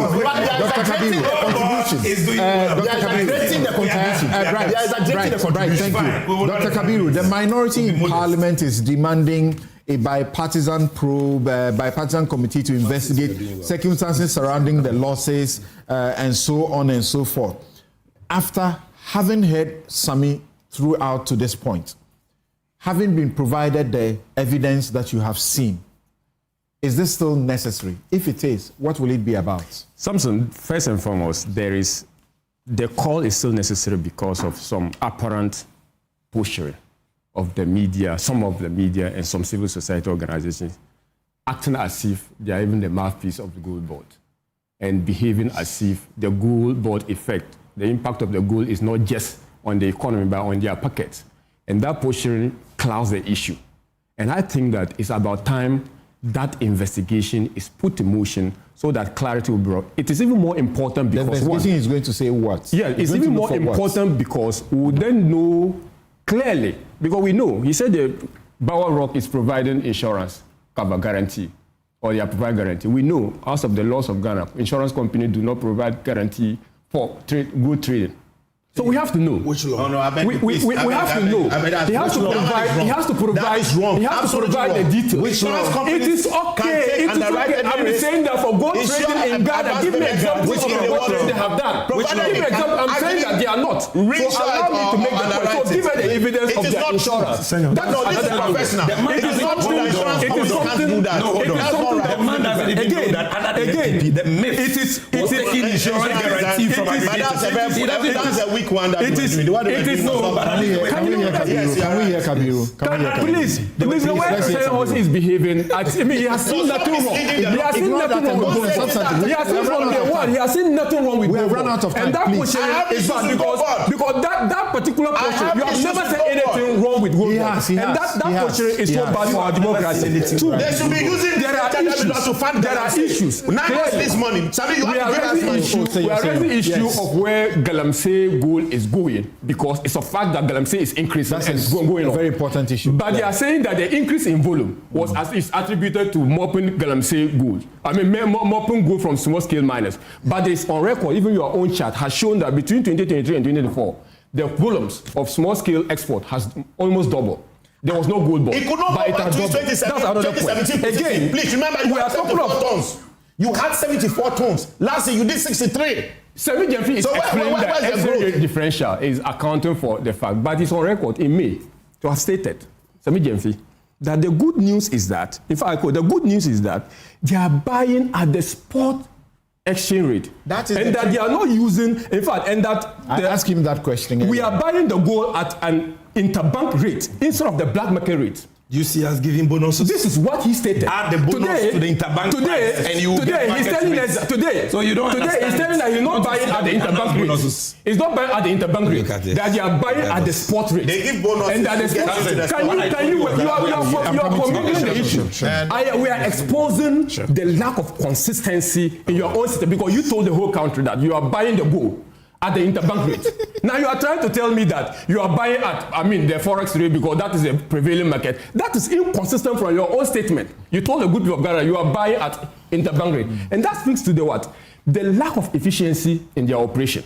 And then when there is lack of efficiency, we point it out. And if it smells like a duck, it costs like a duck, it was like a duck, it must be a duck. It doesn't work like a duck. And if under this arrangement, Semi Jemfi is telling us that the arrangement is designed to fail. And that arrangement is designed to fail because one, they buy gold at a rate. Did you design? You went down. We did not design the pricing mechanism. Thank you. We did not design the pricing mechanism. You did. How come you make losses in 2023? Thank you, Dr. Kabiru.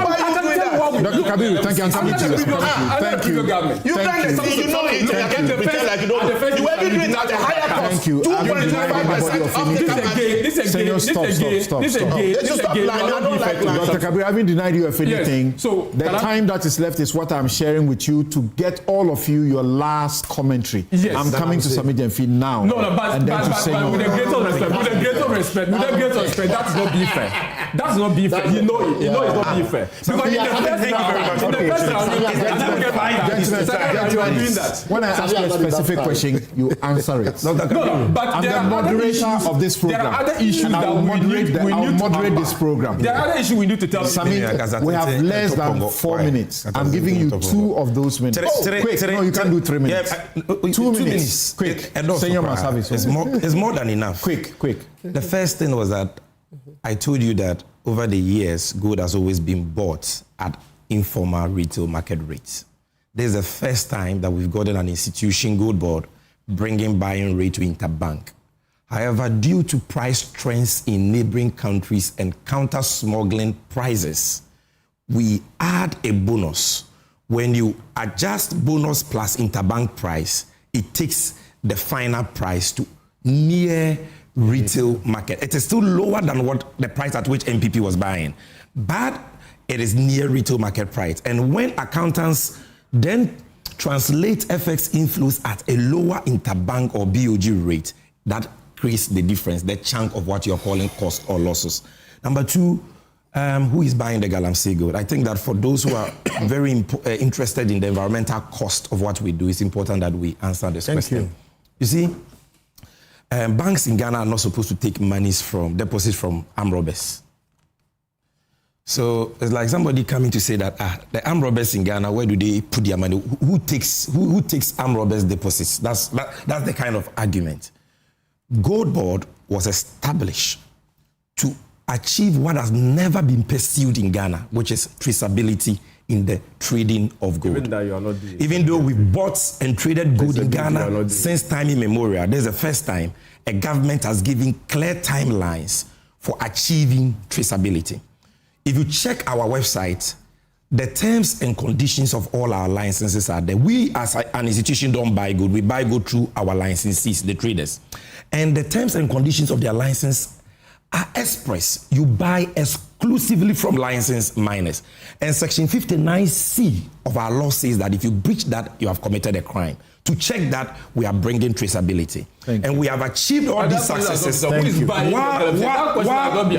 while waging a fight against Galamsey like has never been witnessed in the last decade, where Galamsey became a free-for-all enterprise for party functionaries. Today, we have revoked the airline that allowed mining in forest reserves. We have imposed restrictions on the importation of excavators. We have cleared illegal miners from 9 forest reserves. We are arresting illegal miners. Water bodies are clearing up. Excavators that have been seized have not gotten missing. We have not said that our party here Sika. So we are going to make Galamsey a free-for-all enterprise. Thank you, Sammy. Thank you.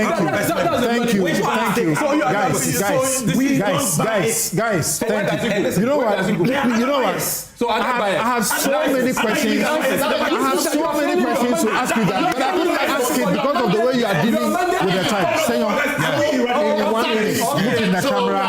The Galamsey, anti-Galamsey scorecard. Where are we? Go ahead. Mr. President, my message is straight to Mr. President. Right. Go ahead. We appreciate the repeal of the airline. Good. We appreciate the intervention of NIMOS. Thank you. But these are not enough. We were expecting to see stronger action. Sami Jefi, you are making 800 million CD profit according to what you said here. No profit. Surplus. If you are surplus, if you are, if true to your word, and that is once you are supportive of your fight against Galamsey, I'm committing you on this show that is his to word, give significant funding to support NIMOS in this fight against Galamsey. No, it's not enough. But 800 million, you should give us about 40 million. But we'll come to it. The next thing, please, Mr. President. This country will live by what we measure. Please, we want as a public to see on a daily basis the water stability levels across the country for every single water plant. That has been improvement. Sorry, you were talking, you didn't hear it. You see, that's your problem. Now, Mr. President, the next thing we need, we have problems with our food. We beg you, we need reports on the quality of food being published on a quarterly basis. That is how you can objectively see if your appointees are lying to you or not. And we'll be in a better position to help you manage my guests have been Sammy Jefi, Chief Executive Officer of the Ghana Gold Board. Bright Simmons is Honorary Vice President of Imani Africa. Dr. Mahamatia Abdul Kabiru is MP for Wali Wali and member of Finance Committee. Senyor Hosi is convener, One Ghana Movement, and trustee of the Ghana Coalition Against Galamsey. Joy FM's 90s Jam 2026 was a vibrant and memorable celebration of music, culture, and community. The massive turnout, high energy, and lively atmosphere once again confirmed the event's place as one of Ghana's most anticipated nostalgia experiences. We acknowledge feedback from some patrons regarding the event ending earlier than scheduled. While operational considerations informed this decision, we recognize that it may have fallen short of the expectations of some guests. For this, we sincerely apologize.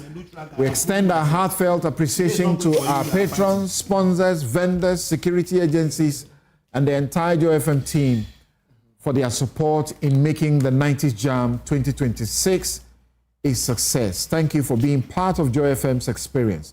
We look forward to delivering even bigger and better moments together. And I also want to apologize on behalf of my production team for the interventions and interruptions that some of you, especially senior citizens, respected statesmen, have been unhappy about. And some of you blame me for not actually moderating my guest the way you expected of me. Have a good afternoon.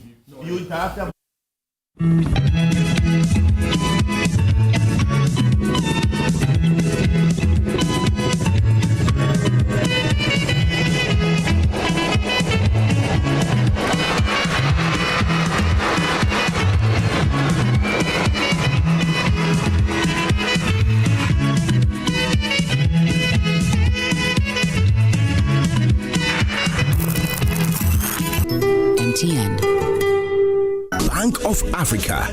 As strong as a group, as close as a partner. Where Duraplas goes, water flows. PS Industries has introduced a new roofing system known as ColorLink Plus. Flamingo paint, simply superior. Syntax tank, are you strong? Are you tough? Cherry Tree Properties. We develop spaces as though we were going to occupy them.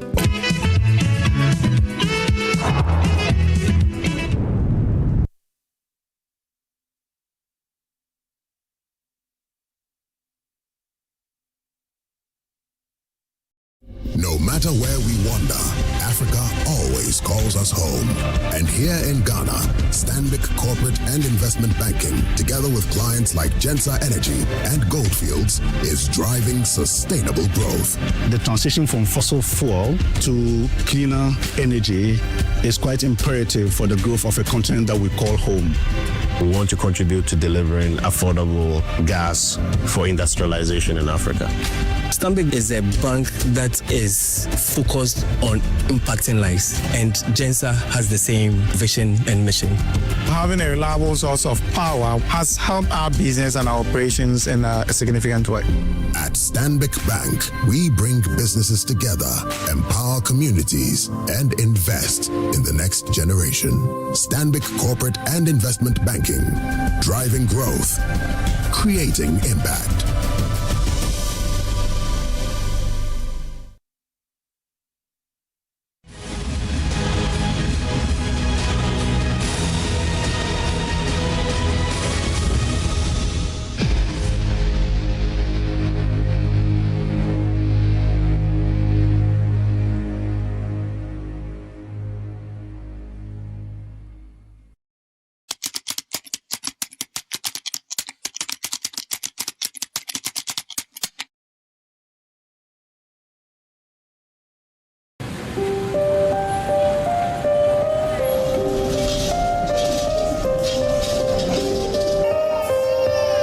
Non-communicable diseases, of course, have been around for a long time, and it's traditionally or historically been a problem for high-income countries. A few decades now, we've seen a shift in low- and middle-income countries such as Ghana, South Africa, Zambia, and so on, where non-communicable diseases are beginning to increase. I think that it's about lifestyle transition. As societies are moving from low income to middle income, lifestyle changes, and due to those lifestyle changes, it comes up with those sort of diseases. A silent epidemic is sweeping through Ghana, affecting millions of lives. Non-communicable diseases, or NCDs, are a growing threat to global health, and the cost burden is staggering. If you ask me as a clinician, one condition I fear most is that I fear diabetes even more than cancer, because once your sugar is so high, it affects virtually all tissues, all organ systems in the body.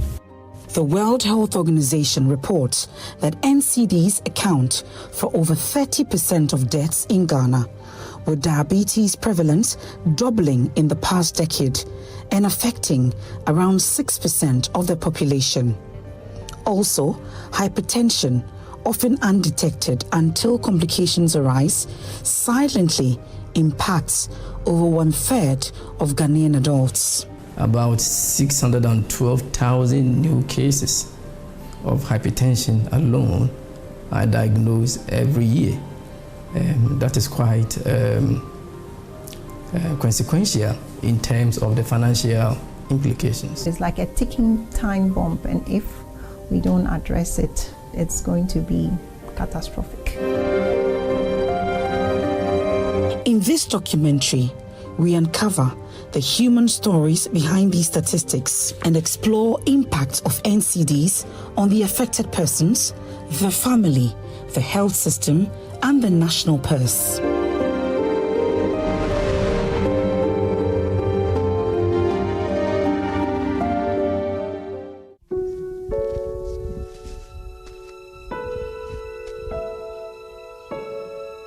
When a daughter does not know how to interpret her emotions after being diagnosed with diabetes at age 15.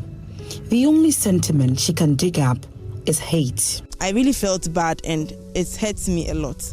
It goes to some time I even regretted she was my mother, because I was like, if she's not my mother, I wouldn't have gotten that sickness. A tough admission, though this sentiment has changed over time from gaining a better understanding, the fear of her mother's fate befalling her lingers. Mercy Ogbojo lost her left leg in September 2022, 15 years after her diagnosis. The once busy trader is now confined to her home. Sepio ninge store hulo province store sepio kan yo no yo apenya gbafu lopio le ichu enuku pinyewe. This life-altering procedure was the only way to keep her alive. And ko egbanya se ja time munen ehiam kra eneno konya ne doctor binga ka puinanio le ma penya gba ka maham lo esane apona no kone monu ma pe free ne ko ba sen no se na po no hu lololu o ka ke one pie lo hu enyinya gba. Behind this show of strength is a deep-seated fear of the unknown. 2 years after the amputation, her right leg is showing signs she's familiar with. Mercy fears this could end her life. When we talk about diabetes, we're looking at 3 key things. One is a chronic metabolic disorder. And why is there disorder? The disorder is that the person is either not making adequate insulin, or the person is producing the insulin, but the insulin is not functioning or working efficiently or effectively. So there's a problem with quantity, and there's also a problem with the quality. And then you can also have a combination of the two happening, where the insulin production is a problem and its function is also a problem. And once insulin is not working properly, then it means that the amount of sugar, what we call glucose in the blood, that the insulin has to help move into the cells of the body for the body to burn, stays in the blood. And then the sugar goes up. 1 month course of a newer anti-diabetic agent may be in the range of 400 to 600 Ghana cedi. So if the person has to be on antihypertensive as well, then you're looking at moving into the thousands. She traces the disease to her father and uncle, a secret both men had kept from their children. Their silence may have been driven by the fear of stigma, denial, or maybe a desire to protect their loved ones from worry.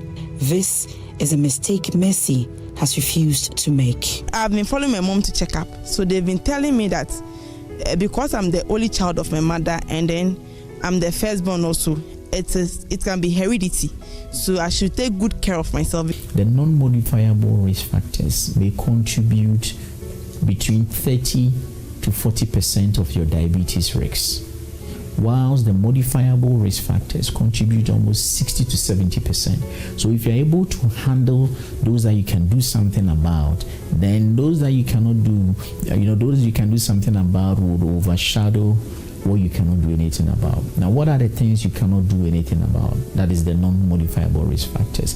The fact that you are black, you cannot do anything about your aging. The other thing you cannot do anything about is your genetic predisposition, that is your family history. So if diabetes runs through your family, then you stand a higher risk of also developing diabetes. Now, what are some of the modifiable things? What are some of the things we can do something about?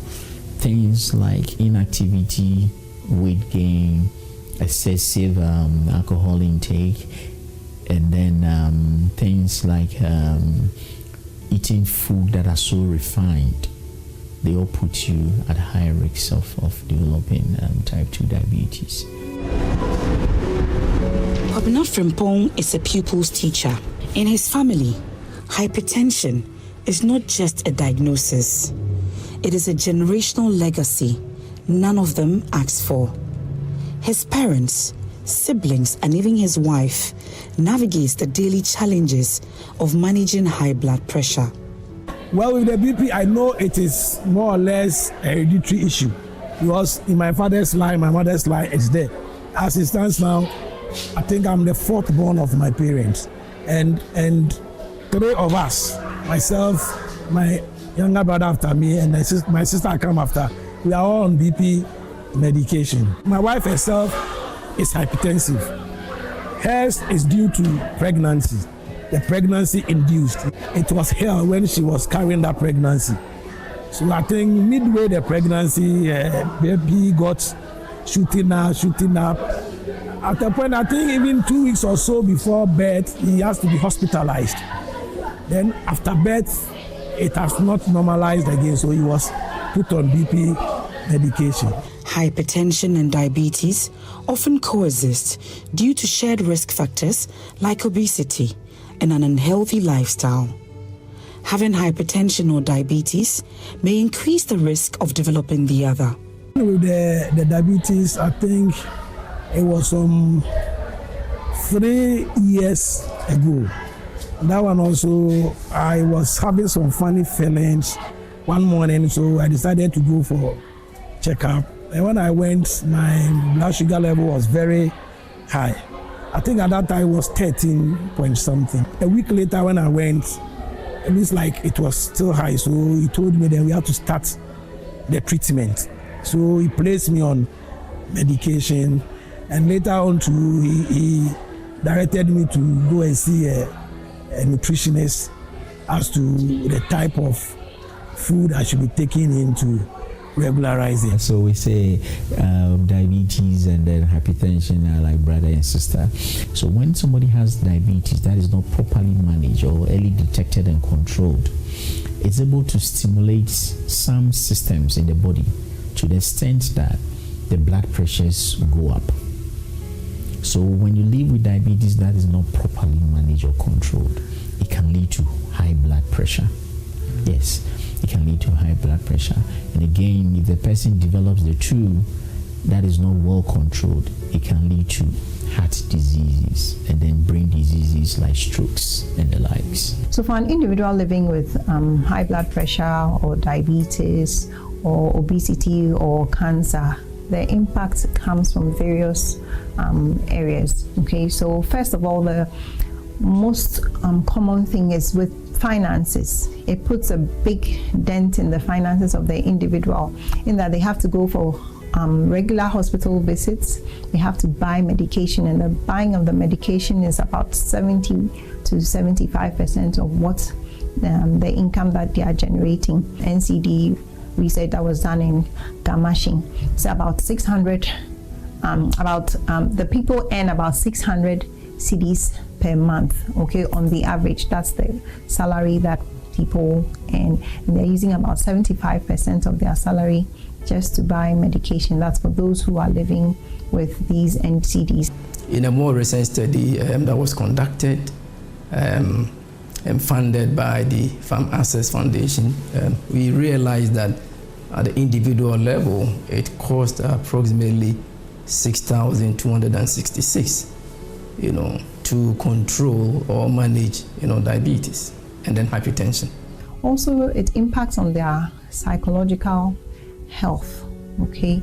So as they go on, they can get to a point of depression, they get to a point of anxiety. They're living with this disease and they wonder to what end? To what end? And then they say, they get to a point where they are tired of taking their medication. So then they stop. And sometimes they want alternatives. They want alternative sources of treatment.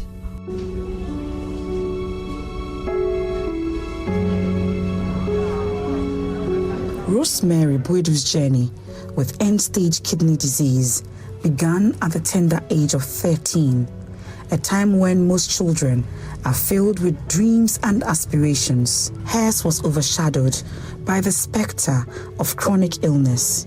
What seemed like a minor discomfort, soon escalated into a life-altering diagnosis.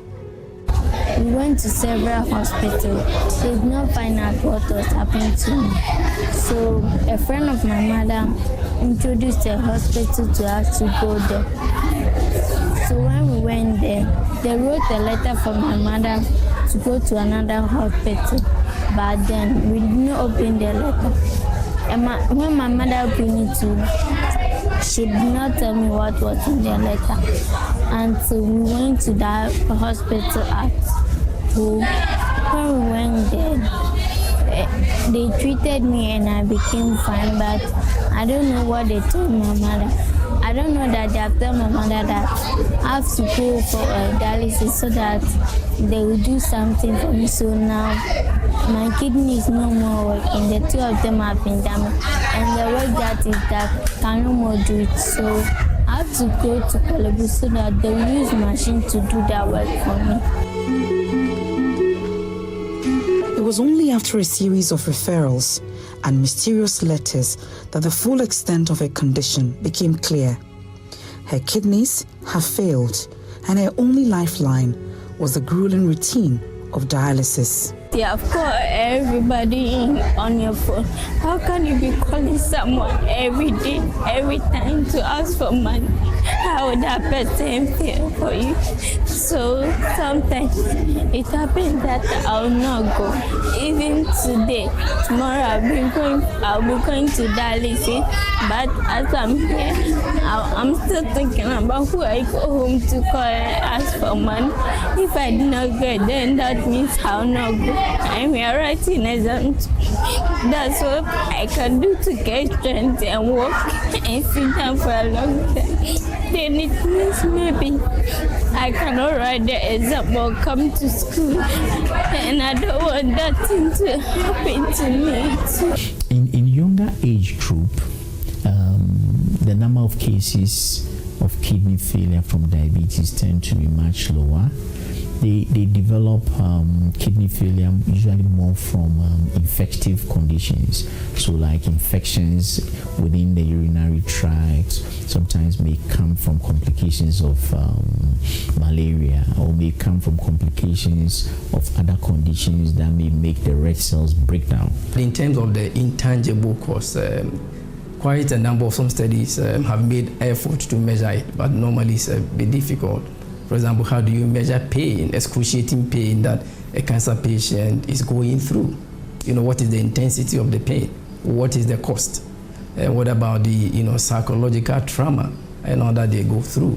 What about the depression some of them experience as a result of their condition? Normally these are a bit difficult to quantify, but they constitute a very big burden on these patients. Being in school gives Rosemary some level of joy, but her current condition makes it difficult for the young girl to be regular in class. She has to visit the hospital twice in a week for her dialysis sessions. Rosemary and the mother relocate from the Oti region to stay with a friend in Accra to be able to visit Kolebu. Unfortunately, the philanthropist who had been helping to pay for her renal sessions could not continue after 2 years due to a business slowdown. Since last year, her daily existence has now been marked by a delicate dance of survival. Sometimes you get the dialysis man, but the Lord fair you will not get, so you will not go unless the money is up to. Sometimes soon you get the money and the FM can come. When we come back, there is nothing for us to eat again. She is very academically inclined. She attends school regularly. It's when her health worries her that you would not see her in school. There were times that she would go for dialysis and would want to come back to school immediately after because she doesn't want to lose any of her lessons. Her dreams of becoming a doctor were overshadowed by the harsh reality of her present, the financial burden of dialysis, the constant worry of finding funds for treatment, and the looming uncertainty of her health all weighs heavily on her young shoulders. Kidney transplant is often the preferred long-term treatment option. Transplant may offer the possibility of restoring kidney functions and improving quality of life compared to ongoing dialysis. Unfortunately, Rosemary and the mother have been pushed to the very edge of society. To even afford 1 square meal a day is a luxury, let alone afford to pay for a transplant. But they remain hopeful in the face of adversity. Universal health coverage aims to ensure that all individuals have access to essential health services without experiencing financial barriers. This plays a crucial role in addressing the burden of NCDs by providing timely access to preventive measures such as screenings, vaccinations, and health education, which can help identify risk factors and detect NCDs at an early stage. By removing out-of-pocket expenses at the point of service, experts believe this will play a very crucial role in reducing the burden of NCDs, promote health equity, and improve the overall well-being of individuals. NCDs often require a lifelong management, unlike acute illnesses that may be resolved with treatment. This places a continuous demand on healthcare services and resources, requiring ongoing funding and support from the National Health Insurance Scheme to provide quality care to affected individuals. The National Health Insurance is what we have available, and so these NCDs are putting a lot of stress on the amount of money which is already not enough, and then more of it has to go into catering for those with the non-communicable disease. Even if the government is not directly giving enough resources to these patients, the medical doctors employed by the state do provide support for these patients. The health facilities, when they do visit, they pay no consultation fee, or the consultation fee is subsidized. So when we look at all these in tandem, government support may remain quite substantial, but at the same time, inadequate. If you look at our health sector medium-term plan, which is a 4-year document from 2022 to 2025, we've gone through midway of the implementation. So as we speak, we are even doing midterm evaluation of that plan. When we were developing it, we saw that NCD is becoming an issue. So we put in the document that we need to find data and to be able to quantify the impact of NCDs. So we can segment this in 3 portions, so to say. So we have preventive interventions, those that are going to prevent people from getting the non-communicable diseases. But if they do get the non-communicable diseases, we have to treat them. So the treatment interventions. And when we're treating the people, we have to prevent them from getting the complications. So the management aspect as well, we have to think about how we do this. The prevalence of NCDs in Ghana is not just a health concern, but also a significant financial burden on the national purse. As the number of cases increases, so does the cost of managing these chronic conditions. This strain on healthcare resources affects government spending, healthcare budgets, and the overall economy. Finding sustainable solutions to address the impact of NCDs on the national purse is crucial, but the country's long-term health and financial well-being is also at stake. In Ghana in particular, there is one study that I was looking at that suggests that it costs between 4% to 160% of the national income per capita, okay, for a year of disability life, okay, redeemed. In other words, to be able to save somebody from disability related to hypertension, it costs the health system between 4% to 160% of the national income per capita. Okay, and this is based on what sort of treatment regime you are using. So for us to be able to know the overall cost, we can look at the floor of 4% of the national income per capita to the maximum level multiplied by the population within that bracket, which could be huge. In fact, if you want to look at this even in the context of, say, diabetes, okay, which the estimate on the African continent is about $543 per annum for treatment, okay. If you say you were looking at it from that point, think about in Ghana, that 50% within the 30 to 79 year bracket, and multiply, we said that about 50%. So if you multiply that 50% by this quantity, the $540-something, that's a lot of money on an annual basis, okay? So for me, if you ask me, I'll say that the cost is huge. But all these are not accurate estimates, okay? They are based on certain conditions. And so if you ask me from that perspective, the cost on the state, that is the health system alone, is huge. And it is estimated that between 0.5 to 3% of GDP is eroded as a result of NCDs. And this could even be higher because we've already made the case that about 50% of NCD cases are undiagnosed. You know, so if they are really diagnosed and we can track the cost. One way of measuring this cost is to look at it from the perspective of how much would a nation save when we are able to prevent a case. And there are indications by, Robinson and the Harvard Working Group that suggests that a year of life saved is equivalent to, 1.2 multiplied by the per capita income of that country. So if we're able to avert the death of a cancer patient, for example, of a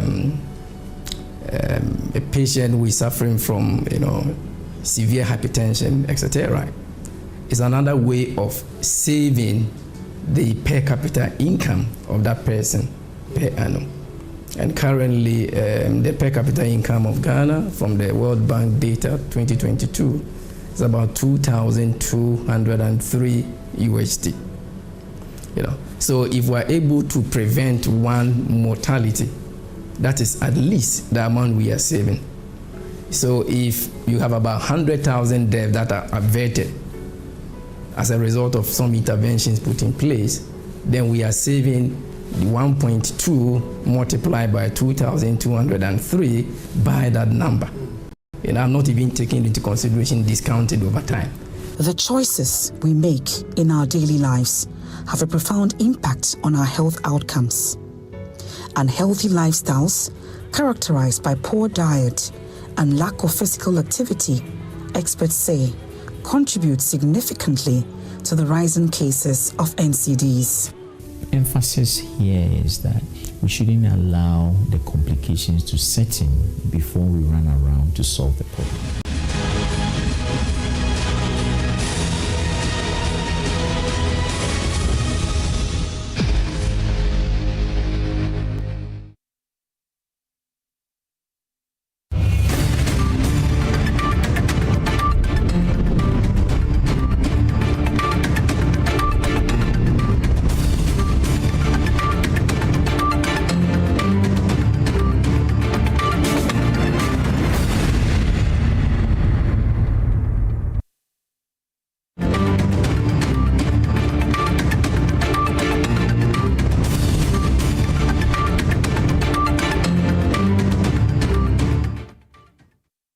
Hello and welcome to Weekend One on Joy News. We are coming to you live from our studios here at Kokomlemle. We are live on DSTV channel 421 and GoTV channel 125 and around the world on myjoyonline.com. My name is Winston Taki. Coming up, Chief Executive Officer of the Ghana Gold Board, Sammy Gyamfi, has debunked trading losses under the Gold for Reserves program. Hello, I said Gold Board has not made losses, and you have not been able to show that Gold Board has made losses. All you're talking about is cost under a BOG program. But Honorary Vice President of Imani Africa, Bright Simmons, has challenged the efficiency and implementation of the program. The IMF looked very carefully at the data and concluded that we're trading losses. You cannot all of a sudden convert a trading loss into something that's a purely administrative matter. A trading loss means it's a commercial loss. It means that you bought the gold at a certain price, you do not realize that price in the end of the cycle. Nothing else will be a trading loss. Also coming up, Muslim believers divided over temporary closure directed by Volta Regional Security Council. So we plead on the government to find a proper solution to our problems. Thank you. It didn't happen. 1 week, casualty, even dogs or chickens, when they shift them, you look for them.